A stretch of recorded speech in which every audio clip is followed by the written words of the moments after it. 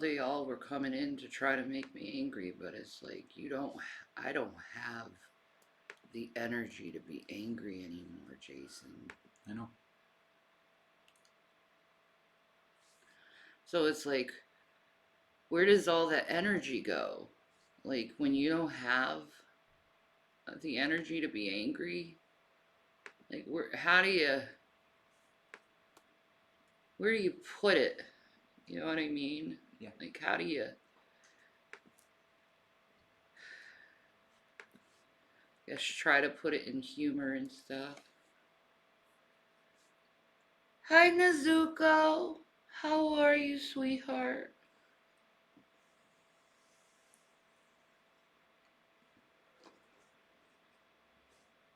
Ugh. But I don't have the energy to be angry, and I felt like that last stream I started getting upset and angry, and it's like Yep. I am way too tired for this. Way too stressed. Way too stressed. At least we have that meal situation taken care of now. That's good. We got the mail situation taken care of. We got the ride situation taken care of. We got the appointment situation taken care of. We're we're good. Not the adult stuff. Yeah. Adulting.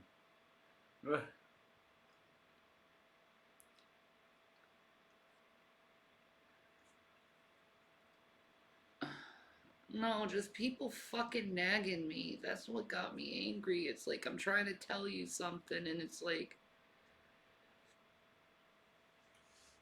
oh, shut up with your bullshit with me, man.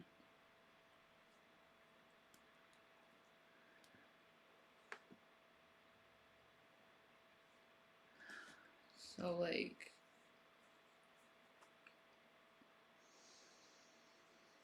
at least our mail's coming. Yeah. So we can do that paperwork that we need to do. Yeah. That's important, is the paperwork and everything.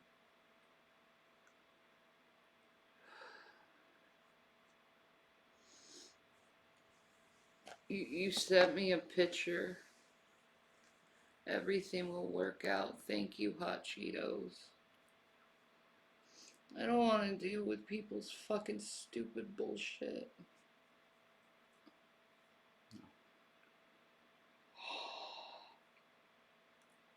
Jules! They have a strawberries and cream Dr. Pepper. Dude, I gotta try that. We gotta try that. Thank you for that, Jules. I needed something as a distraction. Yeah. Uh,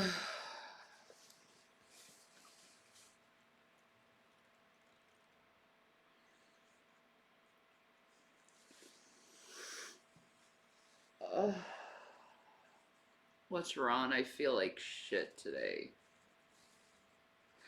That's what it is. I feel like shit today. I feel like garbage, and I don't want to wait another 13 days.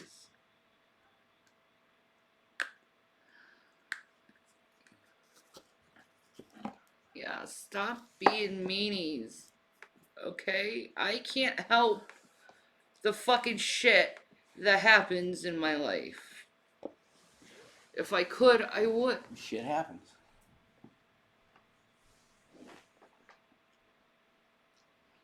Shit happens. Sometimes shit you can't control. That's just the way it is, man. Well, I want to be happy.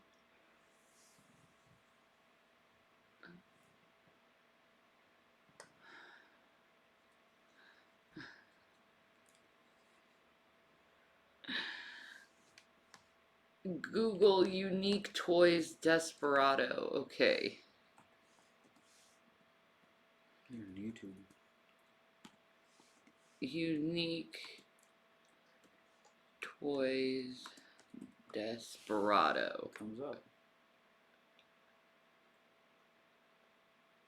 Whoa. Bro. Okay.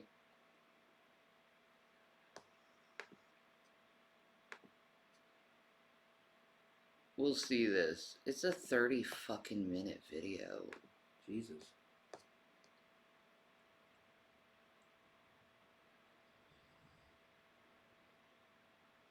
Fucking 40 Is minutes. there like another one that's a little smaller than that? 33 minutes? Jesus. Holy shit, they're all fucking just. Showing it off. Yeah. Alright. Well, we don't have to see the whole thing, I guess. You might want to. You better let somebody love you before it's too late.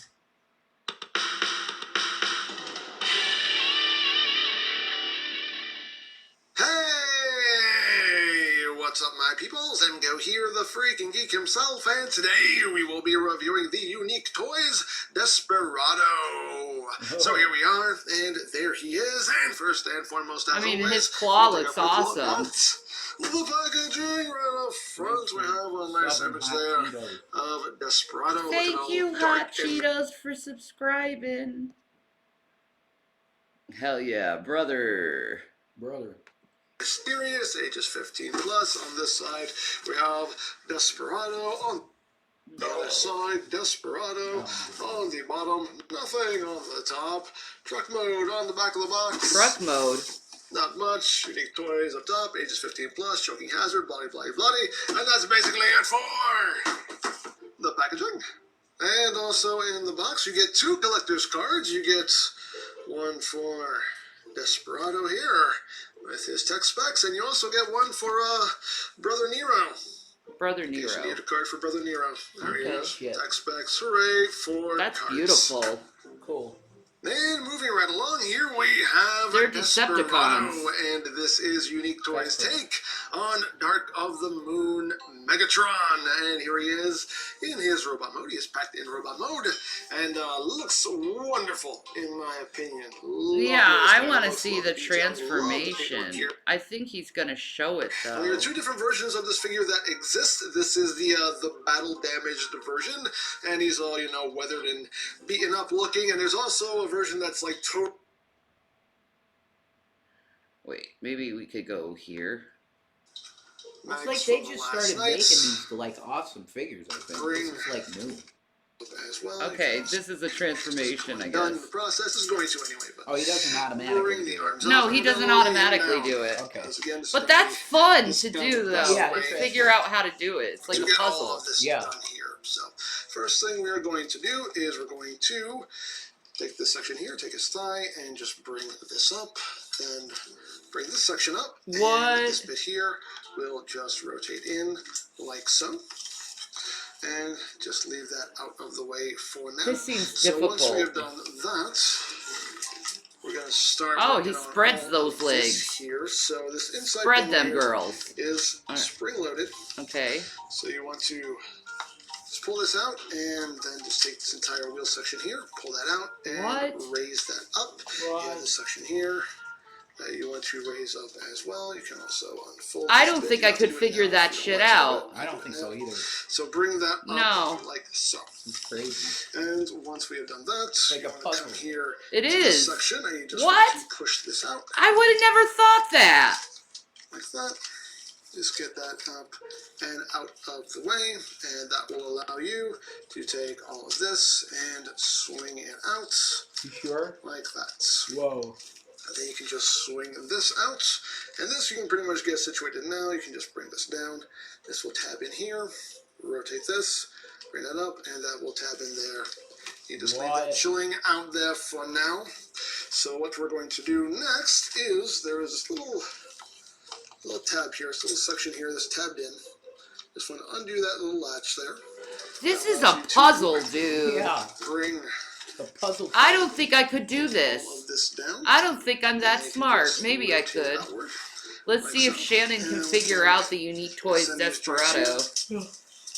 And get to work on everything else. So now what we're going to do is we are going The to figure comes with an instruction take booklet that teaches you how to do it. That's nuts. this wheel This section is here. cool. You're going to. Oops, wait, I'm doing this the wrong way. We had to flip him on. We had to flip him over onto his belly here. That's why my orientation Okay. was all screwed up. There we go. You want to take this wheel section here, and you want to not pull the tire off. You want to take this, and oh, by the way, rubber tires. You want to take this, bring it up halfway, take the wheel, rotate it around, What? and then just swing this in the rest of the way like so. You No. take the little foot here. It's like a this will Rubik's just get Cube. It up. is a Rubik's Cube toy.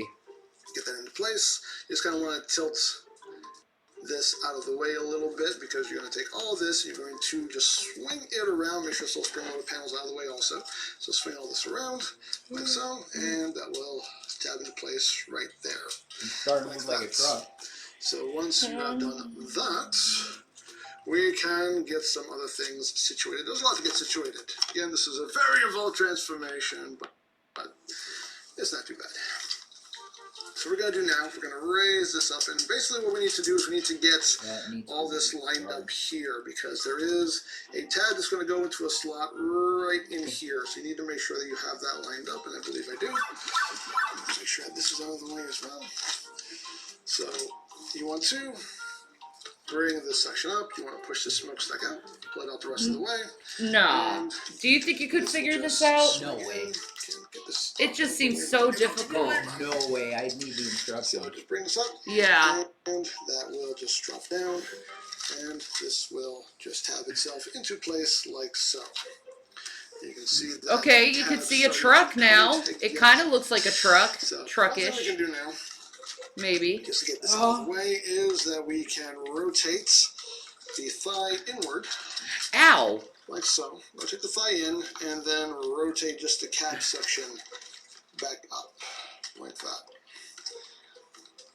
And you have that sitting like that. So now this is Got the top, half a this truck? is the side. This and is Okay. a lot. This is Let's try sharpen insane. that first. But there we go. I do it more efficiently in the JTI. But you want to take now this panel here, we'll untab. This panel here will untab as well. This will swing down and just fill in that little space right there. Oh, God. Then you are going to bring this up. There is this panel here that will come down. This is And awesome quality, We'll swing though, this if you one think in, about it. Then just take See, that's why this panel Jules here, is a good swing mod. that all the way Yeah. Good job, Jules. in, and open the door, flip out the window, close it back up, and then bring it down. There's a tab that'll go into a slot right up in here. They're like, fuck these Get assholes. everything right. Fucking with Just Shannon all the right time. down That's right. like that.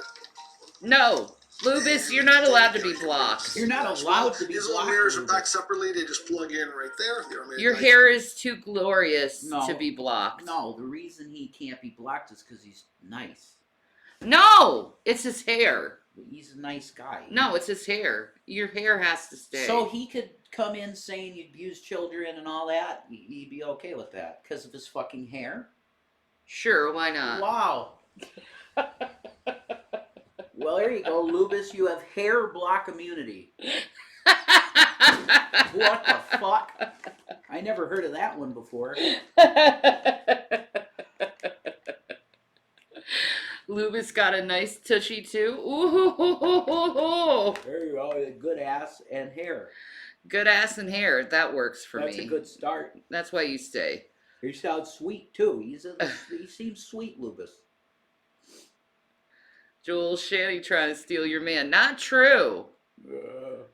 I just like looking at the hair. Cast also. And you have your side view mirror. I leave this in just so it's not something that can get in the way. And also you can bring down the spike as well, but I leave that tucked Oh, in you can again, put a so that's spike not down? anything, so you don't risk breaking it. But there you go. And then this wheel section here, there is a tab slot connection right in there. No. Bring that in, tab that in, and there we go.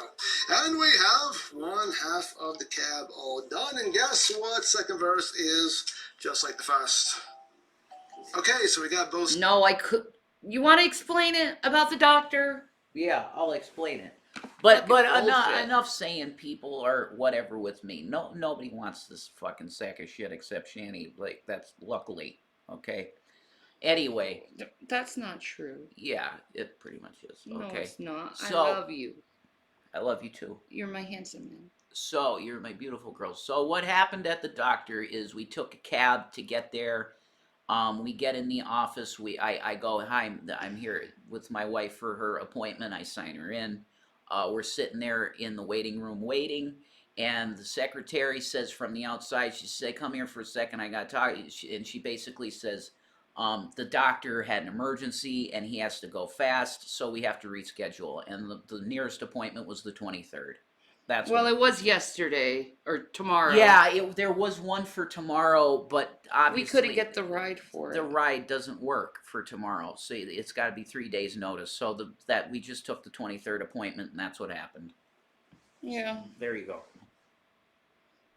Fucking shit. We didn't know there's 3-day notice stuff.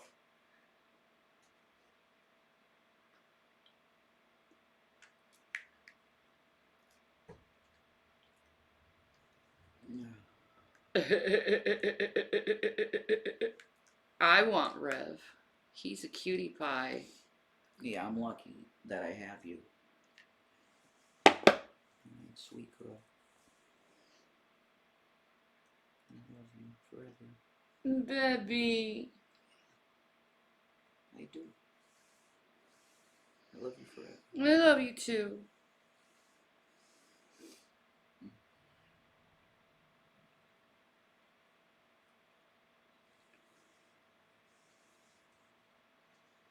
Three days notice? That's crazy. How did they pick y'all up today? We took a cab. Yeah, somebody was nice and gave money for an Uber, but the Uber didn't work because we got locked out of the phone. You're gonna have sexual relations with your unique toys Desperado? Like how? Are you gonna clip your dick in it somehow?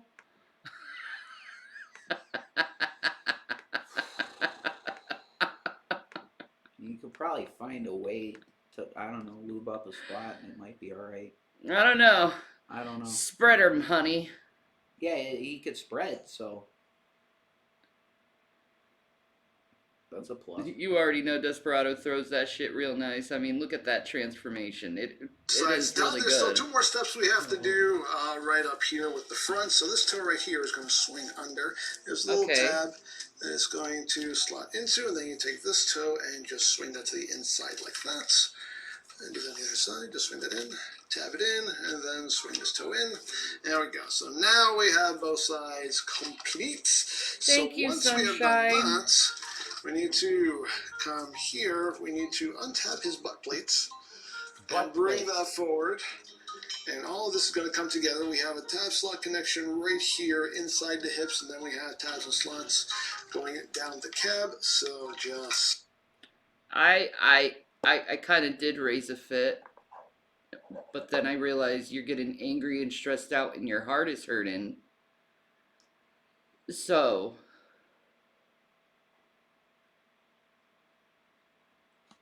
if someone gives Shanny $1,000 dono, I'll post a Desperado sex tape to only.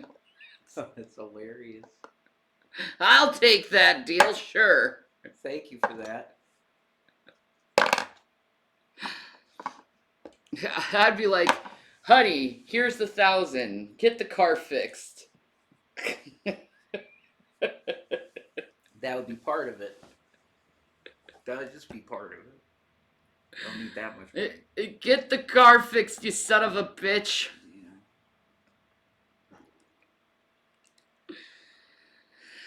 We don't have to worry about this taxi bullshit no more.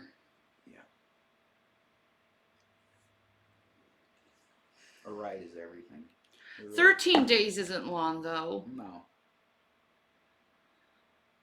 No, it's not too long. Earn it.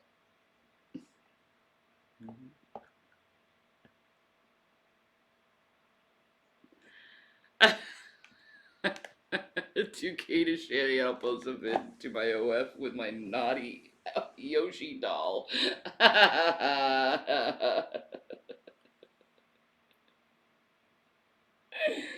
cool.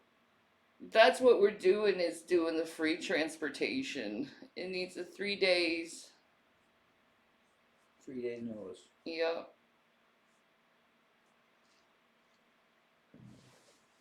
Hi, Roxy. Does the car need a battery? No.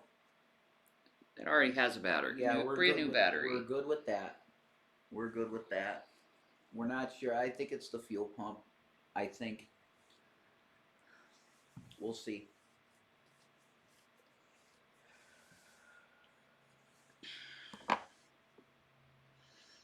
Do you have Delta? Nope.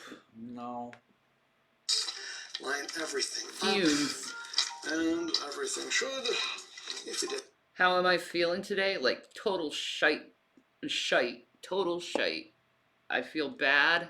It's a truck now. It is a truck now. Everything right. Everything should just come Dude! right together. Like so, like so, Dude! like so. And everything will just marry together beautifully. Okay. Like that. It's almost like fully a truck. It's the craziest transformer And ever. there we I've go. never So seen you a have this transformer little like section this. here with Nuts. the ladder. You just push that down. Oh shit. And And there are then tabs and slots for that as well. You can squeeze that together and that'll help it. Just This is a cool fucking toy though. like so. I would have So loved you this got as a that going kid, on man.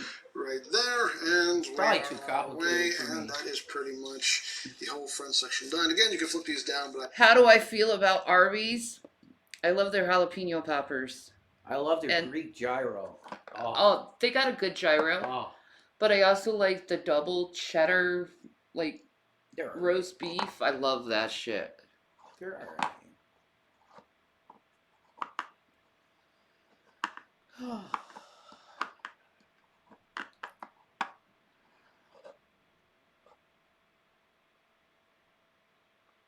I got turned away for hygiene issues. Yeah, that's what it is, Drag.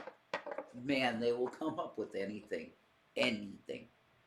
Anything except what we say out of our Except what mouth. the friggin' actual thing that happened is.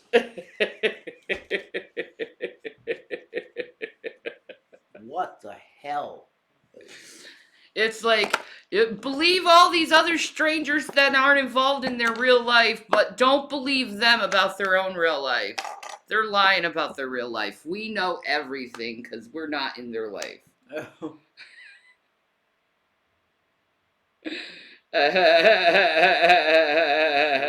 Come up with anything. Desperado wouldn't care about hygiene issues. That's true. These I are leave them up because if not, they'll just snag on stuff. So we'll save that for last. But once we have that all done, we can now work I'm on the eating my back. Now you can just drag emotions. I'm himself across depressed. Me the road. too. His face. That's was so down, cool. But anyway, I am not having a good day. And Shame. Stop torturing him.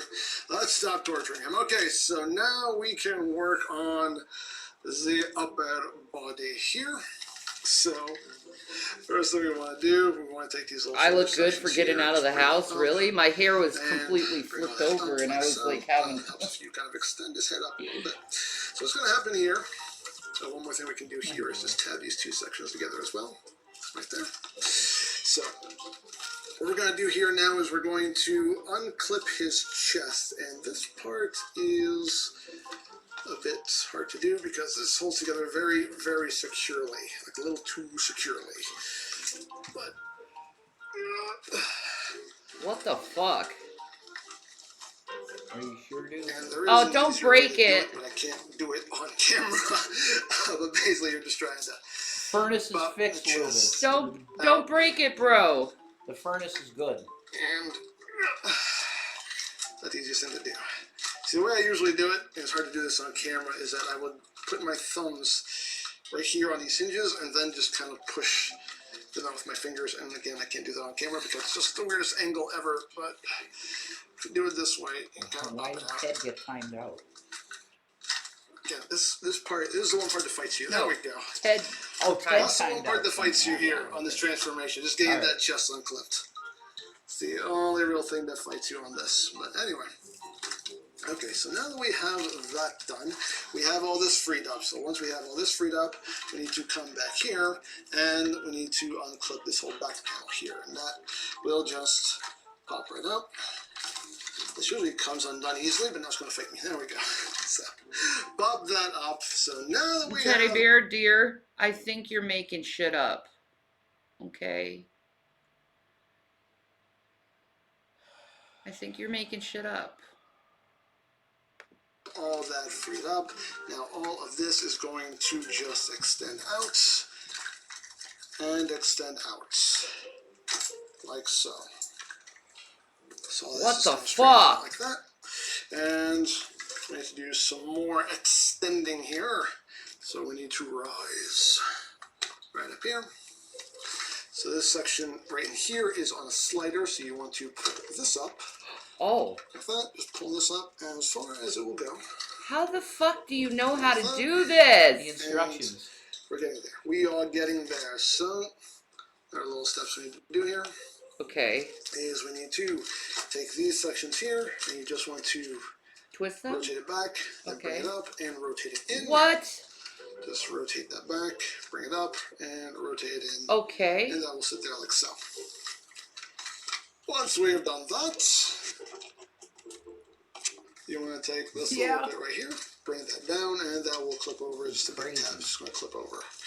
Just angle it up, and It's a that will goddamn just job to drop put into this thing place. together. I know, right? Of course, now it doesn't want to just drop into place. Why? Because the camera's on. Any other time, no problem. There we go. I just flies out right there. As always, when the camera's on, everything wants to fight you. Once we have You're all reading that something, situated, Teddy. now we can get some structure going on back here. More like your So bullshit. to do that, we're just going to now take these sections here. We're going to swing them in, and we have a slot right here that will go over this tab right here. So just take on this and swing that in. That will tab in right there. And there we go. And that keeps all that nice and rigid. Now we have structure and stability. So bring that in. Bring it. Pain management doctor? Yeah. They gave me my meloxicam. Just drop it in. And tabby tab. Not working very well. There we go. Now we got some structure and stability there with the tank, and these sections here we have a tab slot connection for these. Just bring these back. You want to make sure that these little tabs are facing down like that. Just tab those in. Oh, before you do that, rotate these 180. Tab that down. Rotate that 180, and tab that down. And those just sit there like that. I'm not a fan of these, just kind of hanging out there like that, but it is what it is. Alrighty, so there we go. It's starting to look like a thing. It's starting to look like a thing. So once we have done that, we'll try to keep things together here with the shoulders, but they're not going to. Ow, that looks painful. I'm sorry. So now what we're I gonna know do it's not is we need to painful, come but back here. it just- These little it just- sections will just come up like You so. sell these transformers? Okay, This THC. is Hasbro going to- ones. Hasbro. Again, make sure these two bits here are all the way in like that, and this will swing in. Bring these two halves up. Make sure this little bit is up.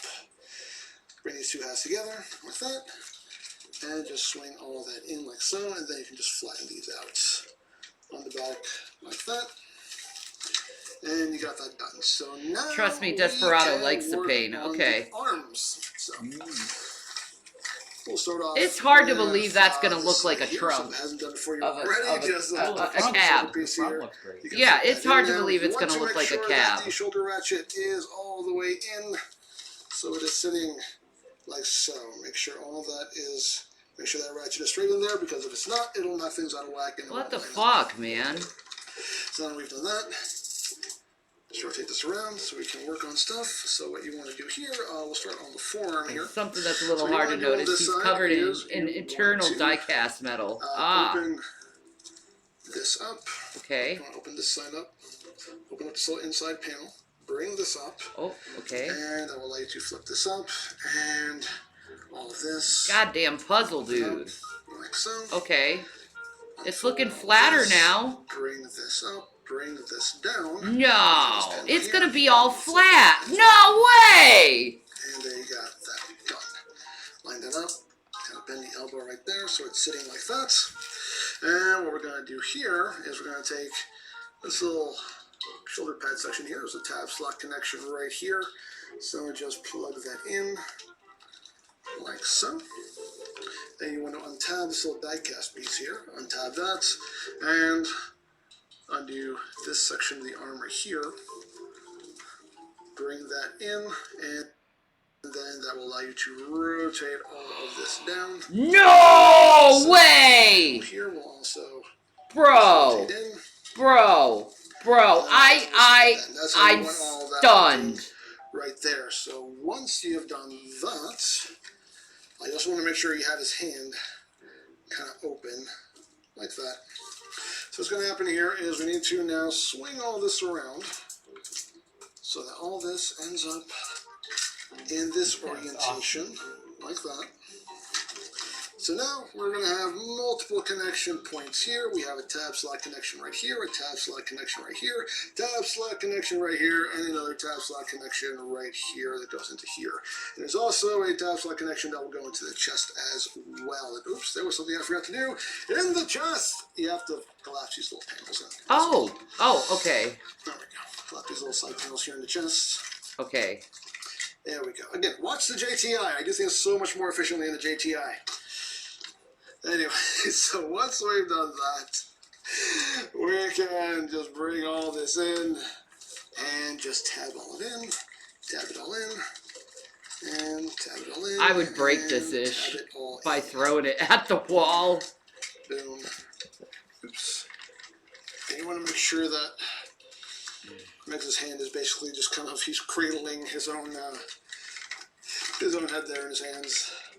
So just line all that up, and all that should just tab right in. Easy peasy, lemon squeezy. And once we have that done, there's also a tab slot connection right here on the side of the chest as well. So just make sure that's pushed in, and again, you just have him just kind of So cradling intricate looking. his head there. That's how you want that looking. So there you have that side all situated. Actually, for the most part, you just want to bring this up. That will tab in right there. And then back here, you have this rear bumper section. That will tab in right there. And lock all of that into place. This little tank, you just swing in.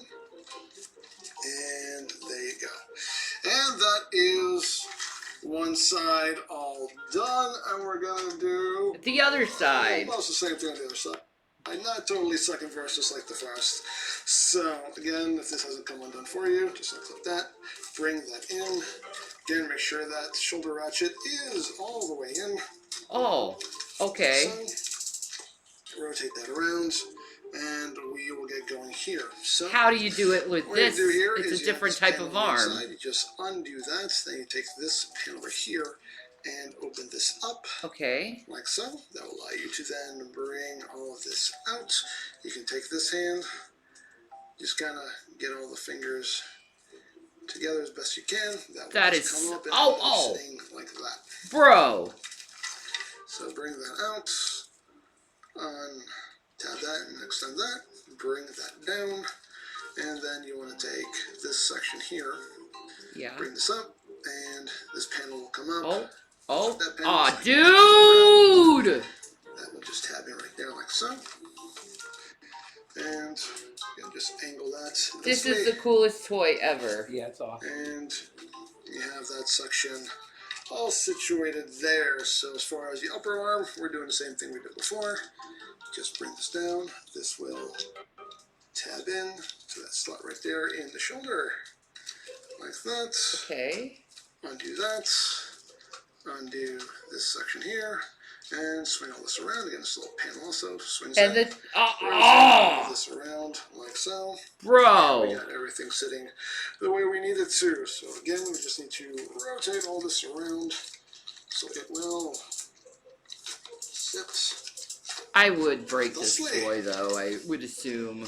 like that. And again, we're just going to be tabbing everything in to the sides here. Tab it in, tab it in. Plug it in, plug it in. Plug it in, plug it in. Like I said, it's a lot to do. It's a lot to do. It is. I've never seen a Obviously, toy it's like nightmare this before. transformation. I mean, everything works pretty well. It's just a lot to do. And of course, when the camera's on, everything wants to fight me also. But it's really not as hard as I'm making it look. Yay! Okay, so we got all that tabbed in. Again, this section just come up and tab in right there. Tab in this rear bumper, like so. Take this tank, just rotate it in. There's also a little tab slot connection right up in here as well, so just make sure you just have that pushed in on either side. Again, make sure that the chest is tabbed into the side as well. Make sure everything is nice and squozen. And that's how you want all of that looking. So we are done back there. Now just a Awesome. couple more little steps here. Bring out side view mirrors. Bring down these little front spikes here. And I think we're done. Are we done? Yes, we're done. Woo! Again, it's a lot to do, but it's not too bad. And there we have Desperado in his truck mode. Well, thank you for that, That's awesome. Transformers. That is really fucking cool. Desperado's the shit, dude. Yeah, that's cool. I don't think I'd be able to figure this out either. That's why there's instructions, you know? That's true. You're supposed to read the instructions for it, I think. Or you'll be doing that for... I get my copy very soon. Thanks for taking a look at him. No problemo.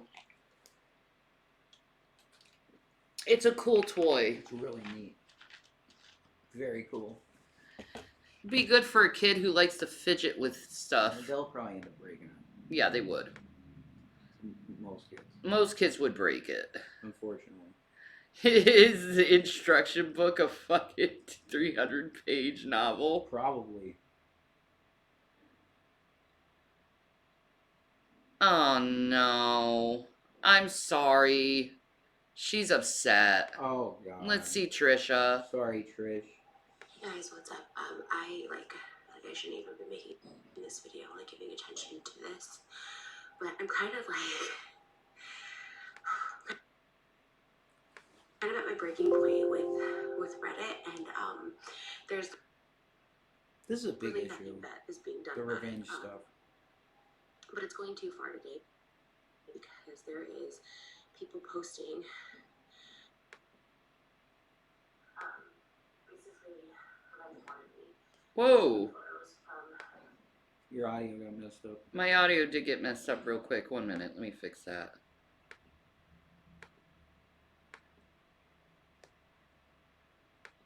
my OnlyFans, some that have been taken down, that were always behind a paywall, and posting them on public review sites and on my skincare site. And we're doing our best at working at taking this down as fast as we can. But the company that I partnered with is a small company based here out of LA, and she's a friend of mine, so she's been really supportive and trying to stick through me and trying to be like, let's just push through the hate. And you know, It's fucking with her, man. we can only do so much. But what's so frustrating is Reddit allowing them to push it. It's all coming from this Reddit Trishy Land Wifeys. It's That's all coming from bullshit. them. The original Trishy Land Reddit Shut these sites down. was taken down because of copyright infringement. They were posting stolen content from me. They still do that to this day. They still post my not safe for work content for out of spite and to really just send hate and make fun of me and discredit the companies I work with and work for, and even my own companies. A lot of that content has been since taken down because it's content that I no longer feel I want out on the internet. It was always behind a paywall. I know once it's on the internet, I don't know why he has a boom. nude on review sites that we don't even have like control over. And the ones we do, it's taking time because it's just a small business. But the Trishy Land Wifeys Reddit is encouraging this. They are posting, I have all the screenshots. They're trying to delete some. Some are still very much up there. They've been up for hours today. And even one of the moderators jumped in and was like, hey, stop posting this stuff. But yet they can leave a lot of the posts still up. So I don't know who's moderating it. I don't know what's going on over there. But like, it's like enough is enough. You know, they're posting it's been so many just false allegations, like just false, just made up stuff. And someone's like, I got sent this early and it burned my skin. It was posted on today, January 10th. No one was sent early. The name was clearly a name from Trashyland Wifeys. It's obviously this meme that Reddit has come up with. It's like this 5% was the name or something like that. And it's just like the fact that this is like resurfacing, like when nudes are going out there in an attempt to like ruin my reputation. Look, I do have an OnlyFans. It's how I pay a lot of bills. People think I'm like independently wealthy. I'm not. I make money because of my OnlyFans. And it's something that you guys know I've struggled with, especially since becoming a mom, if I even want it still up. But the fact that it's being used against me now, like when I'm trying to do something outside of it, when I'm trying to like, you know, build a business outside of that, it's like really like scary. It's frightening. I'm sorry, Not right. I honey. think, like, this is a line. Like, Reddit says, we do not stand for targeted harassment and bullying. This Trashyland Wifeys was put up again after the Trashyland was taken down. 40,000 people sharing these posts, posting my nudes on there, showing their reviews, laughing at the reviews, because clearly no one has the product yet. It came out yesterday, January 9th and January 10th. No one has the products and they're posting these reviews, but not only that, like accompanying them with like, and it's not just nudes, it's like videos Oh. that I am kind of ashamed of. I'm not gonna lie, I'm very ashamed. It's illegal though. Yeah, it is That's illegal. just- I knew that it was gonna be out there forever, but now this Reddit has 40,000 followers. Oh my god. And they're saying, well, she deserves it because she did this, this, and this. Oh, she trolled. No, YouTube you don't 10 years deserve ago, so that. She deserves No. this, and it's like, no one deserves this. No one. Like, I have apologized profusely. I've gone about living my life. I disengaged from drama for the past year and for the rest of my life because this is like insane level of harassment. The reviews, and we're screenshotting all of it. The reviews are nasty photos of videos of me with other people, which those, and I promised myself I wasn't gonna let myself cry on the internet again, but this has gone like too far, and Reddit does absolutely It's- nothing. They say they're against it's targeted like harassment. rape. I report it every single day. I report It really that site is. every It single feels day. as violating as rape. And they Nobody do has any absolutely right to nothing, and upload today their it has stuff. gone No. way too Anywhere. far. Anywhere. And you know what's crazy is that this one gets taken down, they'll do another one. Yeah. When it's enough is enough. I know I'm not the only one with Reddit just spreads like actual like lies and like targeted harassment. Mine was like Mm-hmm. enough. Like I stopped posting my daughter on YouTube because I'm just like they just make up falsities. They fantasize, these sick individuals like fantasize. They want something to be wrong with my daughter, with the way we parent. They want that so badly Yup, for her to they not do be that like to that. us. So scary. They do that to us. And I talked to my lawyer, and there's very Little there's you very can little fucking action do. to take I against Reddit. know. Even if you do, it's like just gonna be an endless just money monster, just spending money, and then they can fight it. And who are you even fighting? Like, but the fact that they can't control these things, their number one rule is like no targeted bullying or harassment. Like, what is happening? They're allowing this once again. It's literally revenge porn to be posted on their site to encourage this behavior. Mods are seeing it. Some posts are still left up. Everyone's like, and if you look at the posting on the mods, like, well, she deserves it, or it's not just from us, it could be from anyone. She No, it's from you. deserves It's it. from- Nobody deserves that. That's bullshit to use that as an excuse on why you're being disgusted and doing stuff like that to someone else. You guys are reposting this. It's escalating this whole thing. It's crazy.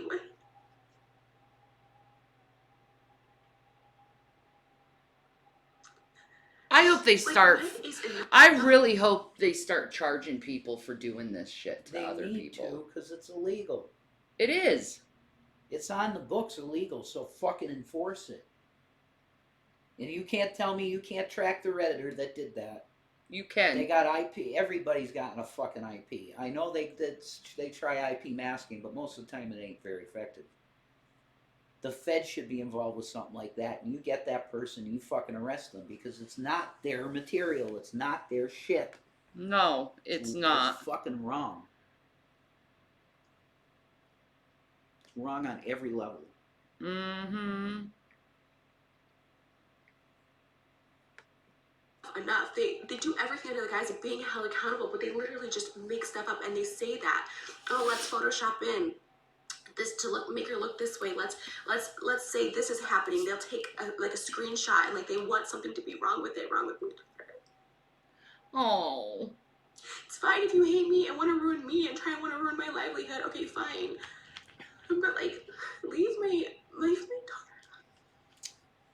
Bastards. I already struggle, like I said. Leave Malibu alone. She's a beautiful little girl and she doesn't deserve a bunch of fucking assholes doing this to their mom. Ugh! With the stuff that I put out on my OnlyFans, it's still up. Because that is my income at the moment. And I'm trying so hard to like do other streams of incomes and stuff like that. You know, I don't like talking about this stuff. It's like embarrassing, whatever. But the fact that they're taking this stuff that's behind a paywall, videos that I since deleted because I don't want to be like associated. There's a lot of stuff I've done with like other people on there that I take down because I just don't want that out there. Regardless of the money. You know?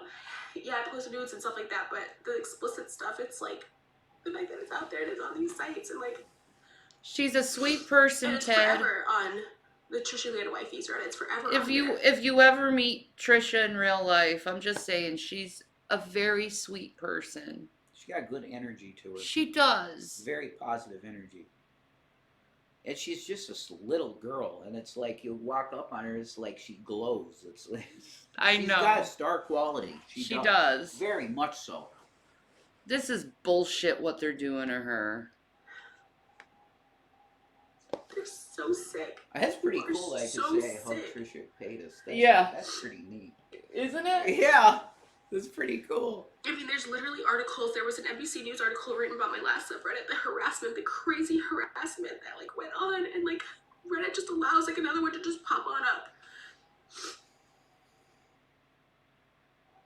They find nothing wrong with these posts. How?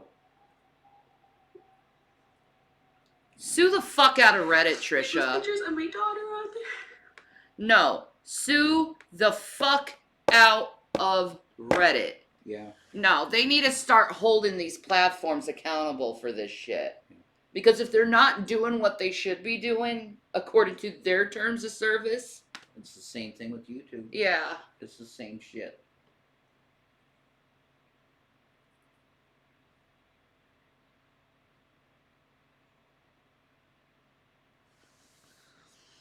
So gross.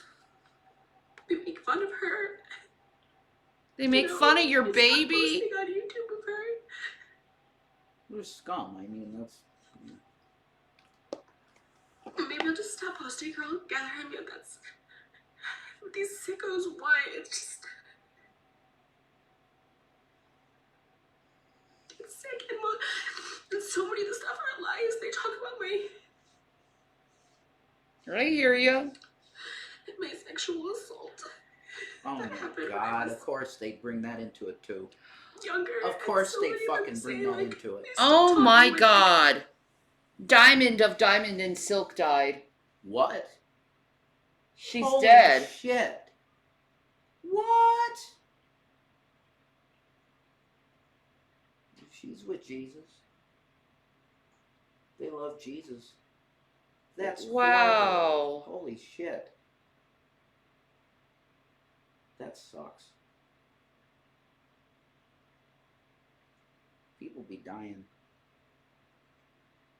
That's so awful, man. Wow.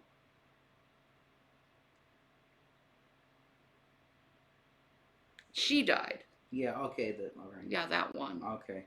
Holy shit. That's fucked up. Wow. How did she die? 51.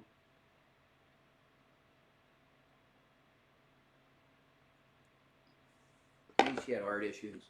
Probably. God bless her.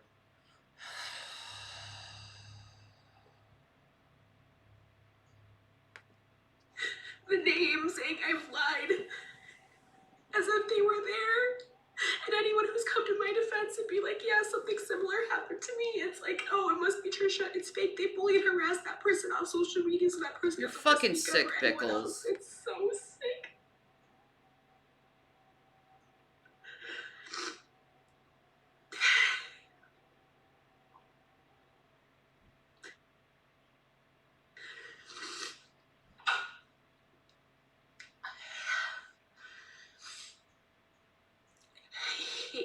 hate doing this video, but I am at my wit's end and I don't know what else to do. All I can show is this video. 1 minute, guys.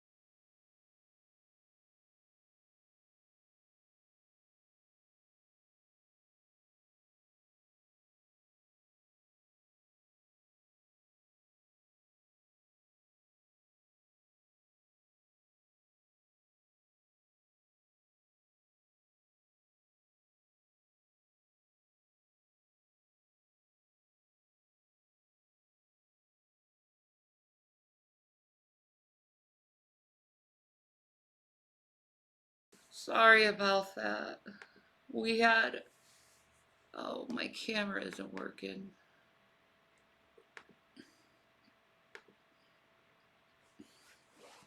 Ugh. I know, you don't want to see yourself. You're like, ugh. I hate seeing Fuck myself. myself. I fucking absolutely hate seeing myself. Sorry. That was social services coming over. And they were trying to get a bunch of appointments together for me. Uh,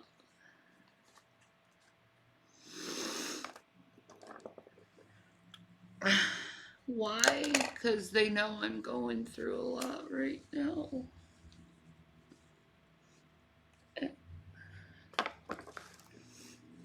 And she's like, the first thing you need to do is schedule a mammogram and get that done.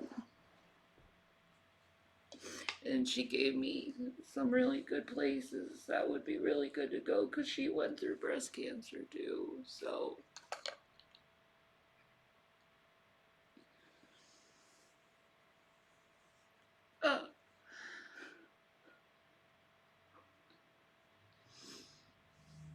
No.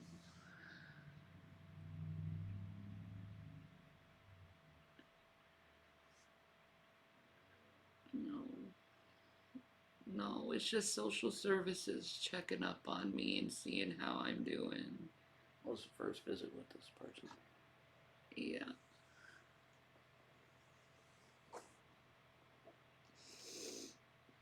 But then again, I need social services in my life because of how I am right now. Because I could lie and say I'm doing good, but I'm not.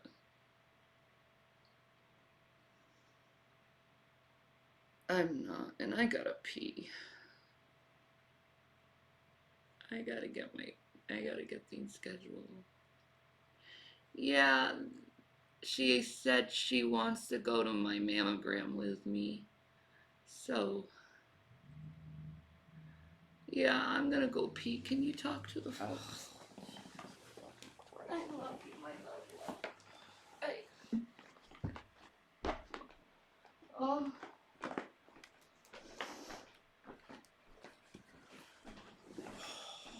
Shit.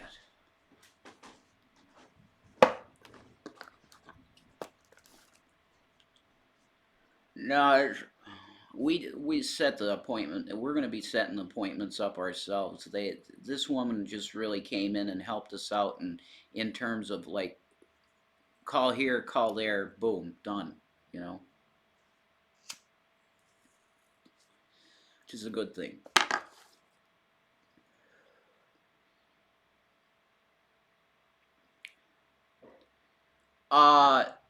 No, this was a routine. This was the current caseworker for CPS showing up for the first time.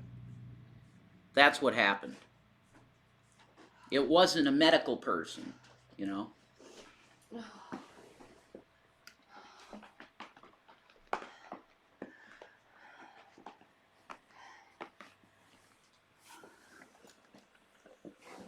Like, they want me to unify with the boys. I need to take care of my health before that happens.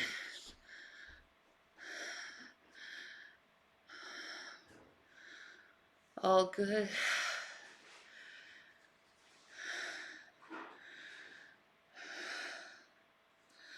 I'll catch my breath. Give me a minute. He breeds justice to all who support his cause.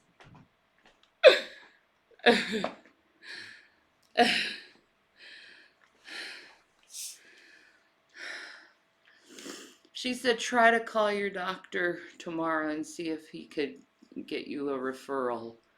So, to get your mammogram. So, I'm gonna do that. Yeah, the boys should stay where they are at the moment. I agree. No one called social services. They just came over for a checkup.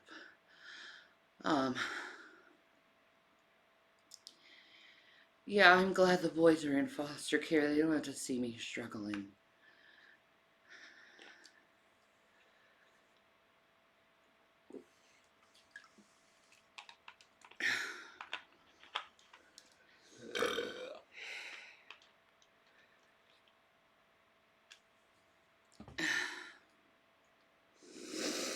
No,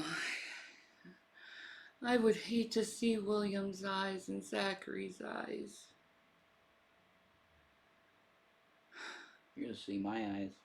I don't want to see that either. I don't want to see anyone brokenhearted. I just want a normal life again.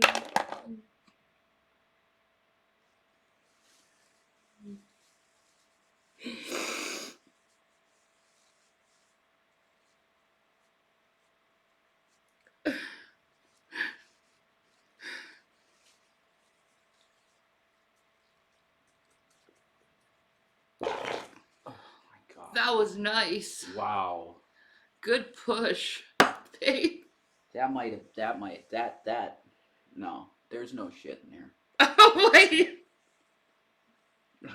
Why need that, okay? That's Well, not- good news. You didn't shit your pants. No shit in the pants today. That's a positive thing. I won for the day. God, that was wet. That sounded so wet.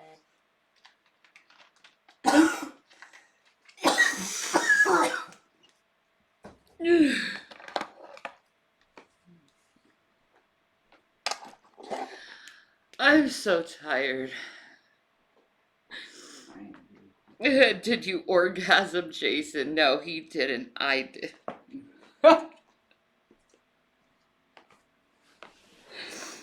You gotta take that, like Fat Photog or whoever. Like Fat Photog needs to take that fart noise. That was horrible. That was a sloppy boy. Wipe the couch, exactly. That was gross. Yeah, I broke the tension with that. So. Baby. My girl. You shat your pants in high school during the ACT? That's awful. Oh my god, that's horrible. I'm pretty sure that may have happened with somebody when I was taking the SAT. They need an emergency bathroom visit.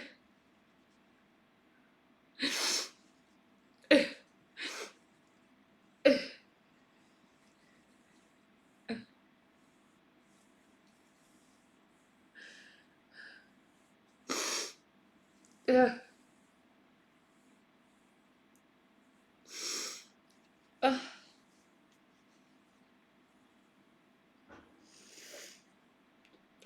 Can they flatten my titties that bad? Like, I don't, like, that's how much I can flatten my titties. Like, Because your boobs are big. My mom said she had bigger boobs too, Shanny. yeah, And she said it hurts bad. it hurts bad. Bad. It's if you're bigger. If you're bigger, it's gonna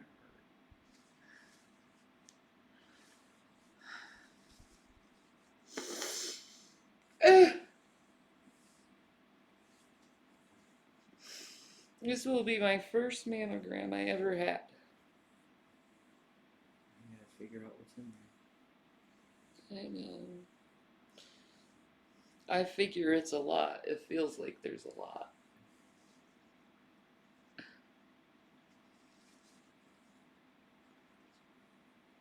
Little fucking whatever they are.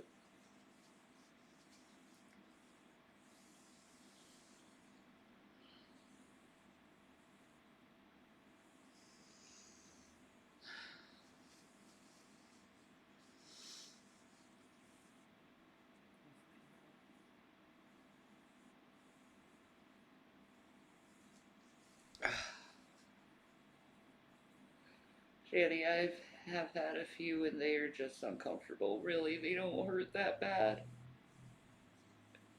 Cause it's like my boobs can only like I don't know how they can flatten it even more, and it hurts to like put pressure on it. So it's like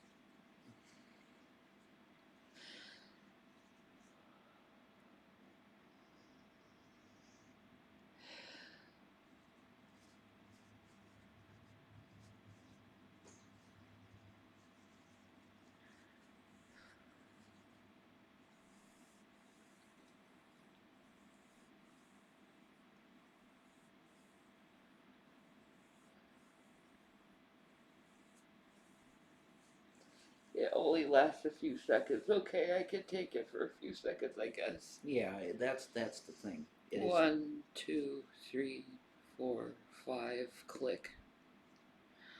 Yeah. Well, you've gotten tattoos too, so the level of pain with that. Yeah.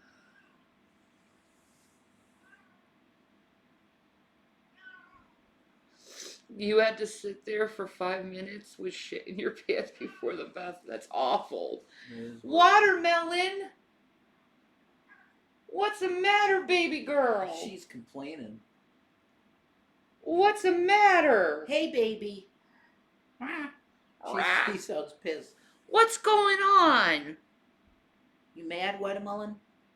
What's going on, baby girls?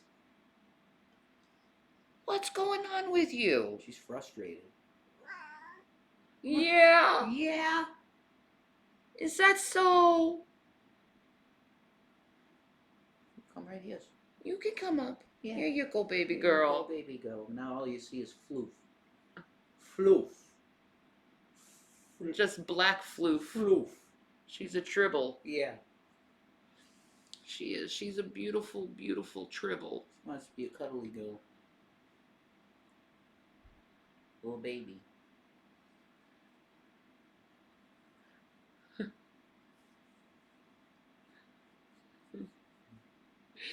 And Watermelon is a very vocal kitty. Too She's cute. very- I know. She's very vocal. She is.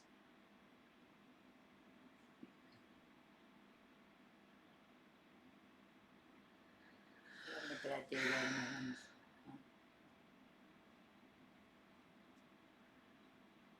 Oh. So sorry, Transformers, about that information. I heard mammograms don't hurt like they used to. They have better machines. Thank God. All right. Okay, good. That's what I was saying. She you know? was saying, like, there's 3D imaging now, and Yeah. But they still have to crush it. yeah. Like, that's what I was saying to her. 2023, you would think that they'd be able to not crush the breast and get the images they need. You know what I mean? It's 2023 for flip's sake. I just had mine, and they do still hurt. Okay. There you go. And it's probably gonna hurt with all the sores on me. You're hurting just putting pressure. I don't even want a bra on because they hurt so bad. I mean, that's that. I mean, if you got pain, that's.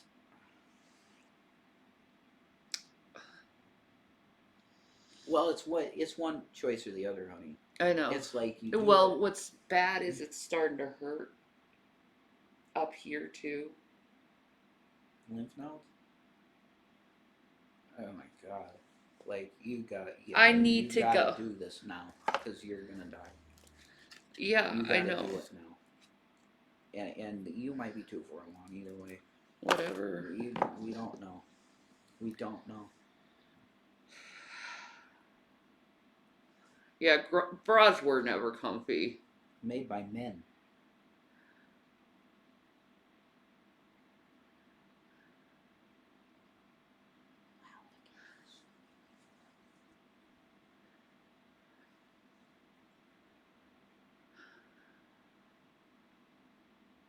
Baby girl.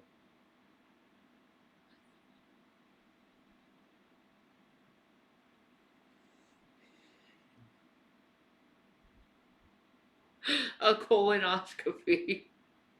I freaked out during my colonoscopy. They had the screen on, and for some reason, the fucking local anesthesia they gave me was not working. So I woke up in the middle of it, and I saw inside me. I'm like, what the fuck is that? What the fuck is that? And they're like, calm down, give her some more drugs. And then I fell asleep. I woke up in the middle of it being like, what the fuck is that? You saw inside you, I did. What the fuck is that? bro. Hershey Howling.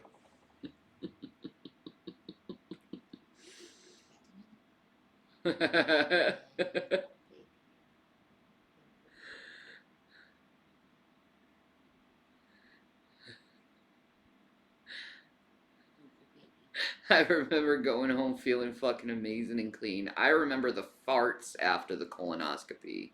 Air. Because they put a bunch of air in your rectum so it can be open. I get it. And then right after,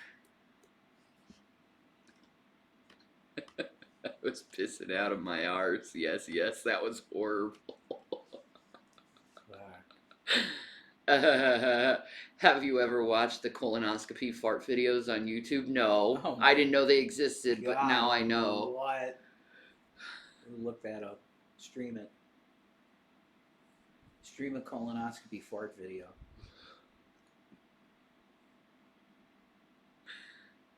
I drank a gallon of prune juice once, and I'm pretty sure shit from infancy flew. Yeah, probably. I puked on prune juice. I got constipated. I was 8 months pregnant with William, Okay. and I got really constipated, and I tried to eat prune juice, and I ended up throwing it up instead. Dude. And I remember this one time, he took me to Golden Corral, just like, I think I was like 34. I was huge. I was huge. Right. Just very, very pregnant. Just a Yeah. couple weeks to giving birth to Jason, or to William. Okay, Mom. And I just remember, I am so pregnant because I couldn't eat anything. I just felt so full Really? in my belly that I could not eat anything. Anything? The kid was almost was 10 pounds. Oh, that's crazy. So That's crazy. I threw up the glucose test too. I have told that story before. I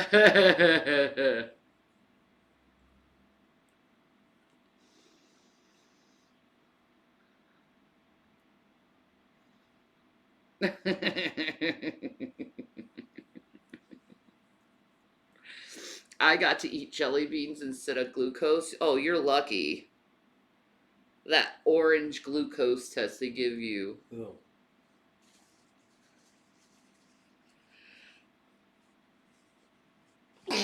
Oh. Bless you.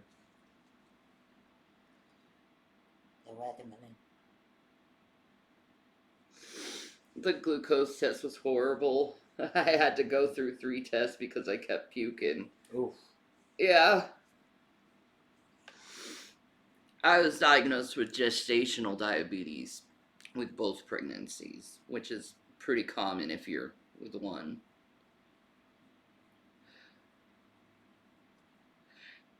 See, so the test won't even hurt, but gave birth twice. It will be a walk in the park. Probably. Yeah, probably. Yeah, I guess so. probably.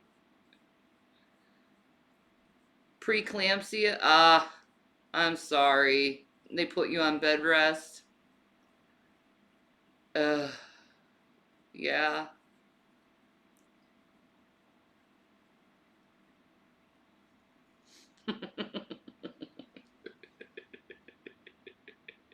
It is a huge tube.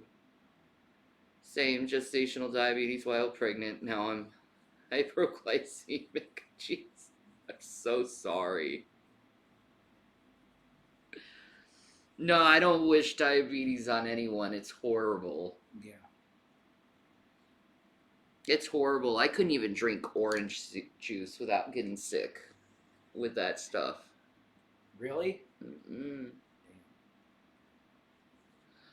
Nope. Orange juice would be like automatically dizzy vom feeling. So it's like, nope. Gross. But hot damn, it disappeared fast right after I gave birth. Mhm. I had my kids vaginally normal.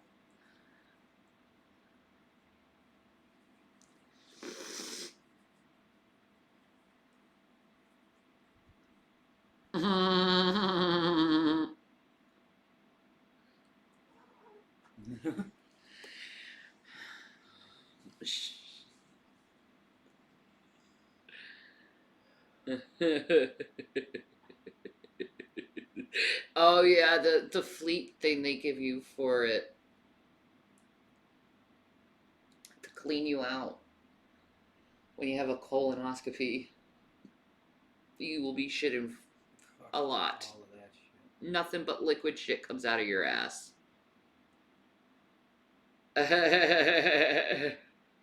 Your piggy's got pumpkin spice ramen noodles? That's cute.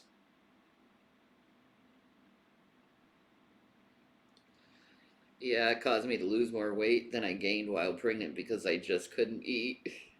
Colonoscopy party. Fuck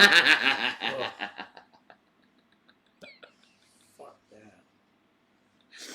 You're getting to that age where you're gonna need Oh my one. god, get the fuck out of here. You're gonna need one. Get the fuck out of here. You're at that age. I don't care. And a fucking tube shoved up your ass. I'd rather be dead. You don't feel it. I don't care. I want my asshole to be virginal. Thank you very much. You want a virgin ass? I want a virginal asshole.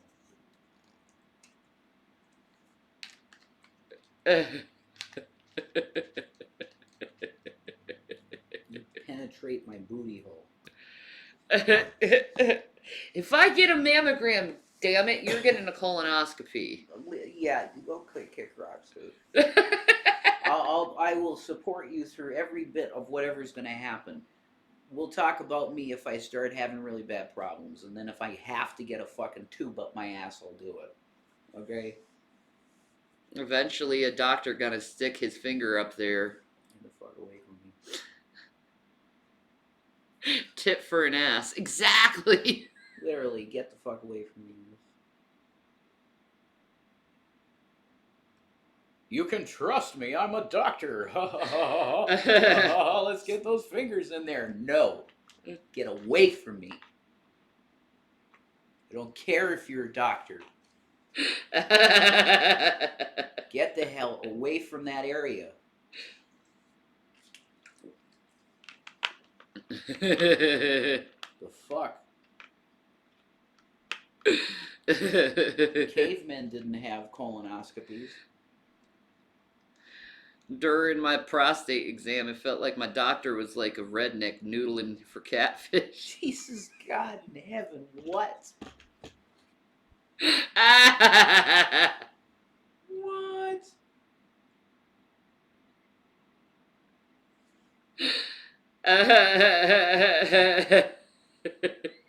Holy shizen. Nah. Nah, man.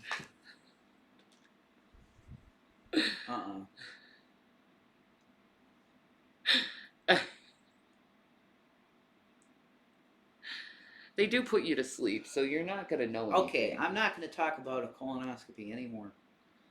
Okay? Is it too much? Yeah. I'm not going to talk about it. Fine. Oh, Watch a video. you want to watch a video? You should watch a video. Okay.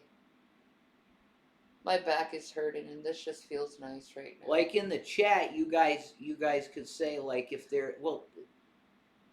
I think Joel said she sent you something that we should watch. I think. It's just a Yoshi ride. Oh, okay. Well, that'd be fine too.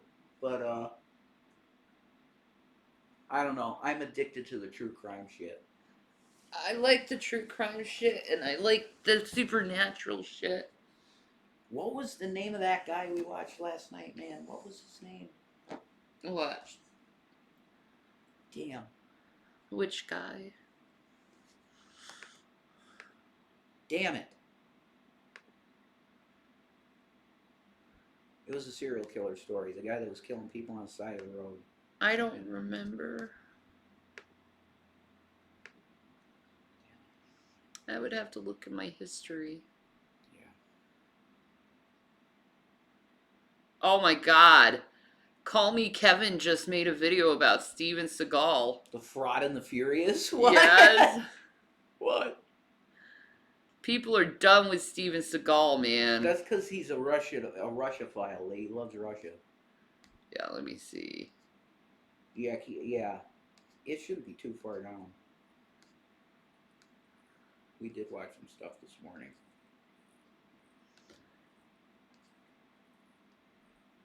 There it is. The Which one? Swamp Torture Killer. That's the one. Oh, that psycho? That guy. Shrouded Pee-wee. Hand. Pee-wee Gaskins. Yeah. That, I'm going to tell you folks right now, there should be a disclaimer that's on that video because the details of what he did to women on the side of the road is absolutely shocking shit. I have never heard of the shit this guy did, man. Yeah, it's just that one instance, like that you're capable of taking a human being and wantonly doing something with a knife like he did. Ugh. It's insane. It's insane. You have to be demon possessed. There's no way that guy didn't have some kind of crazy murder sex demon in him. No. He's nuts. That was horrible story.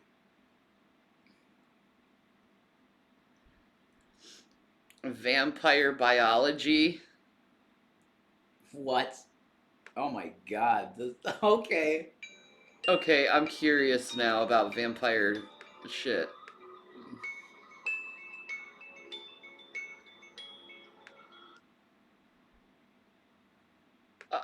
Is this like it says it's from the mid 1960s? What? Yeah, if you want to look up what I'm talking about, just look up the video that's called The Swamp Torture Killer. Just look that up, Swamp Torture Killer, and you'll find it right away. But it's just one, this dude wrote a book, man. Feel how warm that is? Watermelon. This dude, and I think it's a pretty big That's book. warm, isn't it? It's his autobiography. And the maker of the video refused to go through all of it. But it's literally a play-by-play of what he did to these women, man. And it was just one of the stories that he told, and I couldn't believe my fucking ears. I was like, somebody is capable of this? Yep. They are. Somebody is capable of... Yeah, I can't even discuss it, man. I can't believe the video is allowed to be on YouTube by telling the story, even. Mm-hmm. It's so grotesque. Like, they want YouTube to be a kid platform. Well, you're going to have to take down all of the videos on true crime, most of them. Because most of it is rape stories and horrible murder/rape stories and molestation stories. I mean, this stuff is really traumatic, but the interrogation stuff, like, really fascinates me. The interrogations are the thing that fascinates me the most. The stories about these rapists is like, oh my god, dude. It's seriously hard to believe that people like that exist. Oh. Berea pot pizza. Oh my god. Oh. That's insane. That looks fucking. Oh. I'd love a cheesesteak. That's a sloppy boy. I'd enjoy me some cheesesteak. You'd have one of the fat bastards, dude. I love cheesesteak. That's one of the best foods ever. Yeah, I agree with that.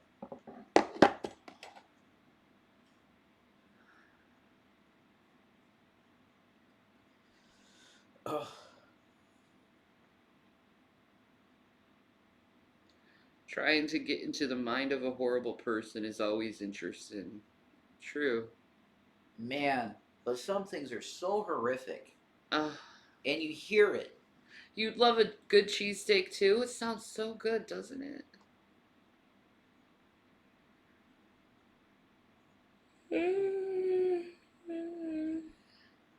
So crazy. Steak and cheese with everything and garden and toasted in UK. Oh.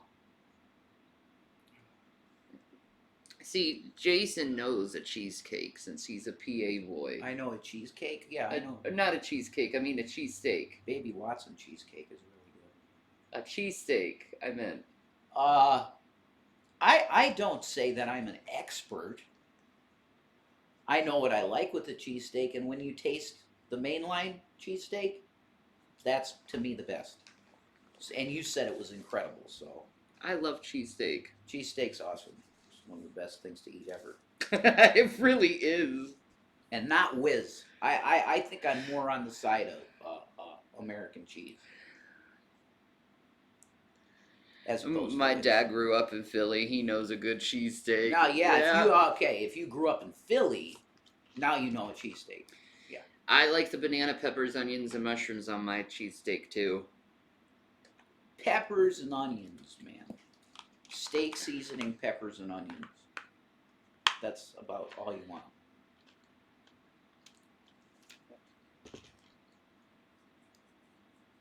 Provolone or nothing. Oh, yeah, you know, a cheesesteak with provolone is incredible. I'm partial, I think, to American though, because it's got that really, I don't know, unctuousy, melty cheese type shit that goes on. Really? Yeah, and it just melts. I would prefer the provolone in my opinion. Well, yeah, An you American. you don't like American. Yeah. Or do you like cheese whiz on it? No, No. I don't. But see, that's the traditional Philly cheesesteak.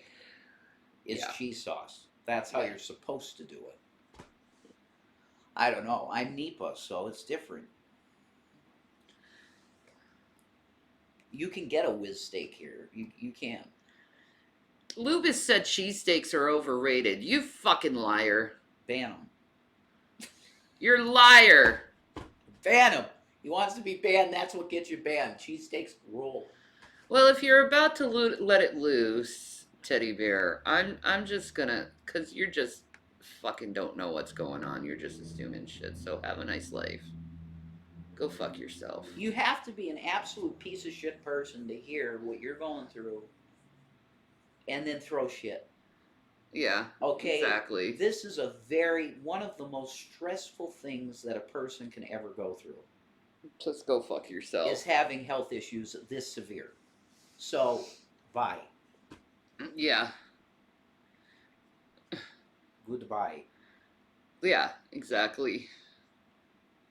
I don't need to put up with his stupid bullshit. No, Fuck him. you're right.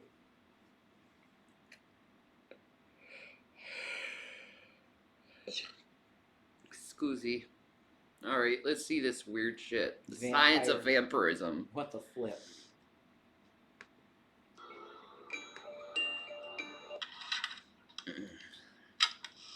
Mythical creatures have haunted us for eons. Stories of ogres, werewolves, dragons, yetis, giants, and other terrifying creatures lurk in every culture and across all recorded time. And though societies I got rise and another fall, appointment it seems on the the tales of 23rd, otherworldly baby. creatures are harder to kill. One such creature is said to stalk the night, seeking any unfortunate souls upon which to feed, each victim providing the creature's immortal body with a dark sacrifice. Suck this fucking thing dry. And then tomorrow I'm gonna call my I need to call my doctor and hopefully he can schedule me a mammogram tomorrow. So.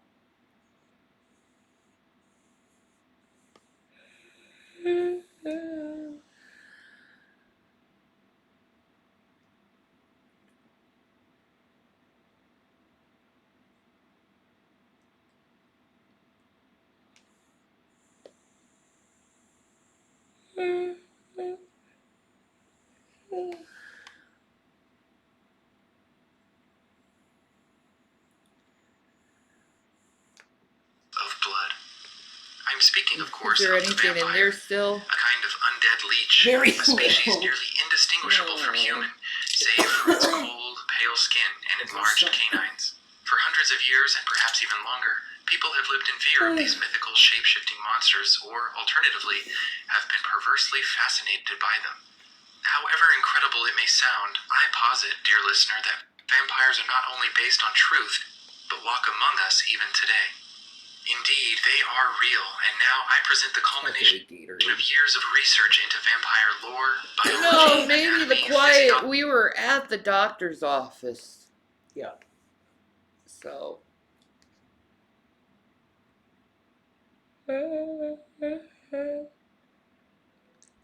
Go to a pain specialist? Yeah, I could try that. Maybe he'll do that. Who knows with him? And behavior.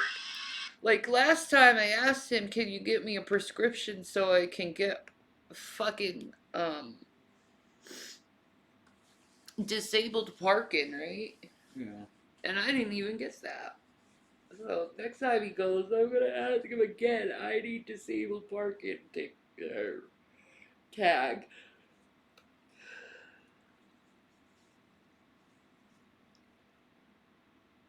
Uh, uh.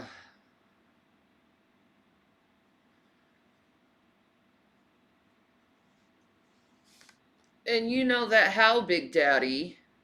Huh? Go fuck yourself. Big Daddy, roar.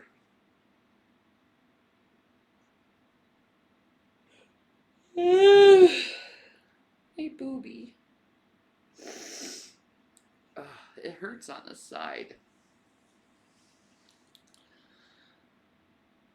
Just gave the girls fresh blueberry muffins again after picking them off the bus, thinking of what to make for dinner. Aw, yum. Blueberry muffins. I'd take some of that. Blueberry muffins. Oh.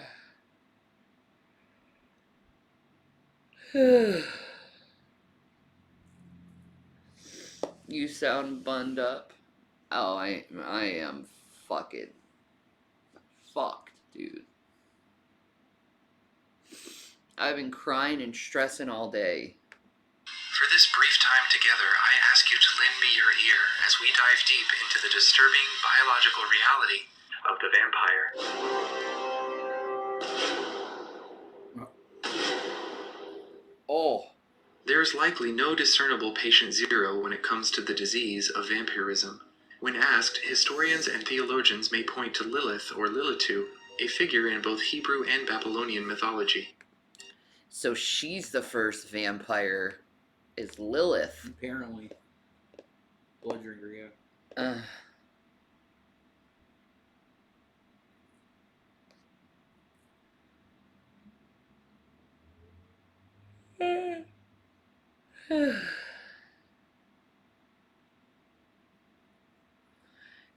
You want cheesesteak pizza badly? Oh my god, Ted, that is so fucking good. Good shit.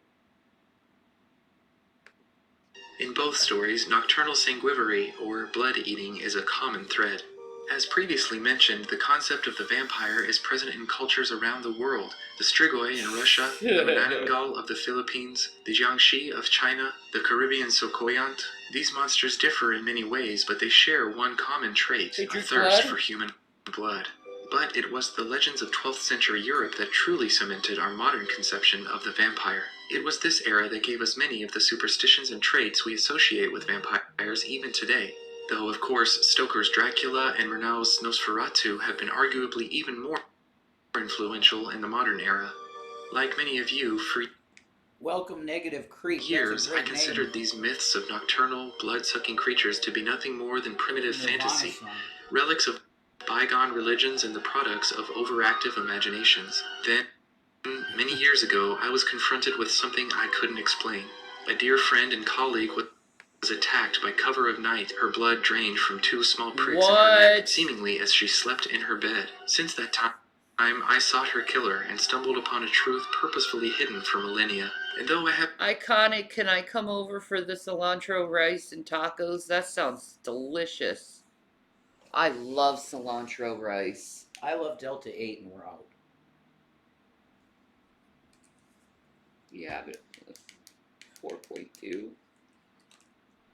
Yeah, it's pretty fucking out, isn't it? It's dry, dude.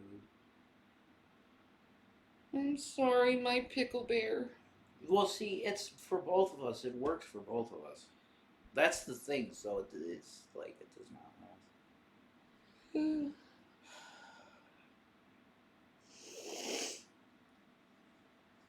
Uh.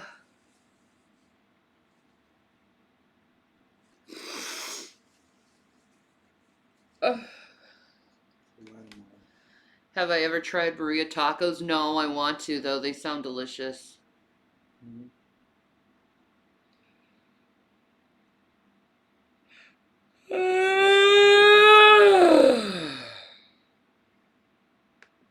Haven't yet filled in all the gaps, I now believe that I have enough evidence to draw a conclusion. Vampires are not supernatural beings as the stories tell. They are as real as you or I, but as the result of a mutagenic virus, they possess abilities that I am only beginning to Well, if it's the worst fucking thing, the prognosis, you know what I'm gonna do for the rest of my life? I'm gonna get my green card and just smoke up. Fuck it. Whatever.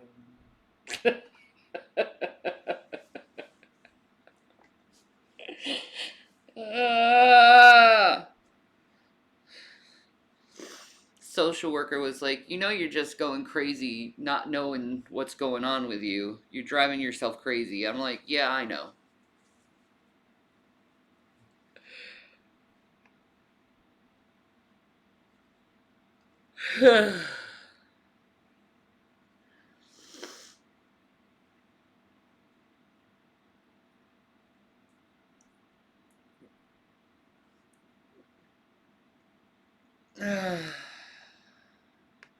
comprehend. I hope that you'll withhold your judgment as to my level of sanity for just a few moments longer.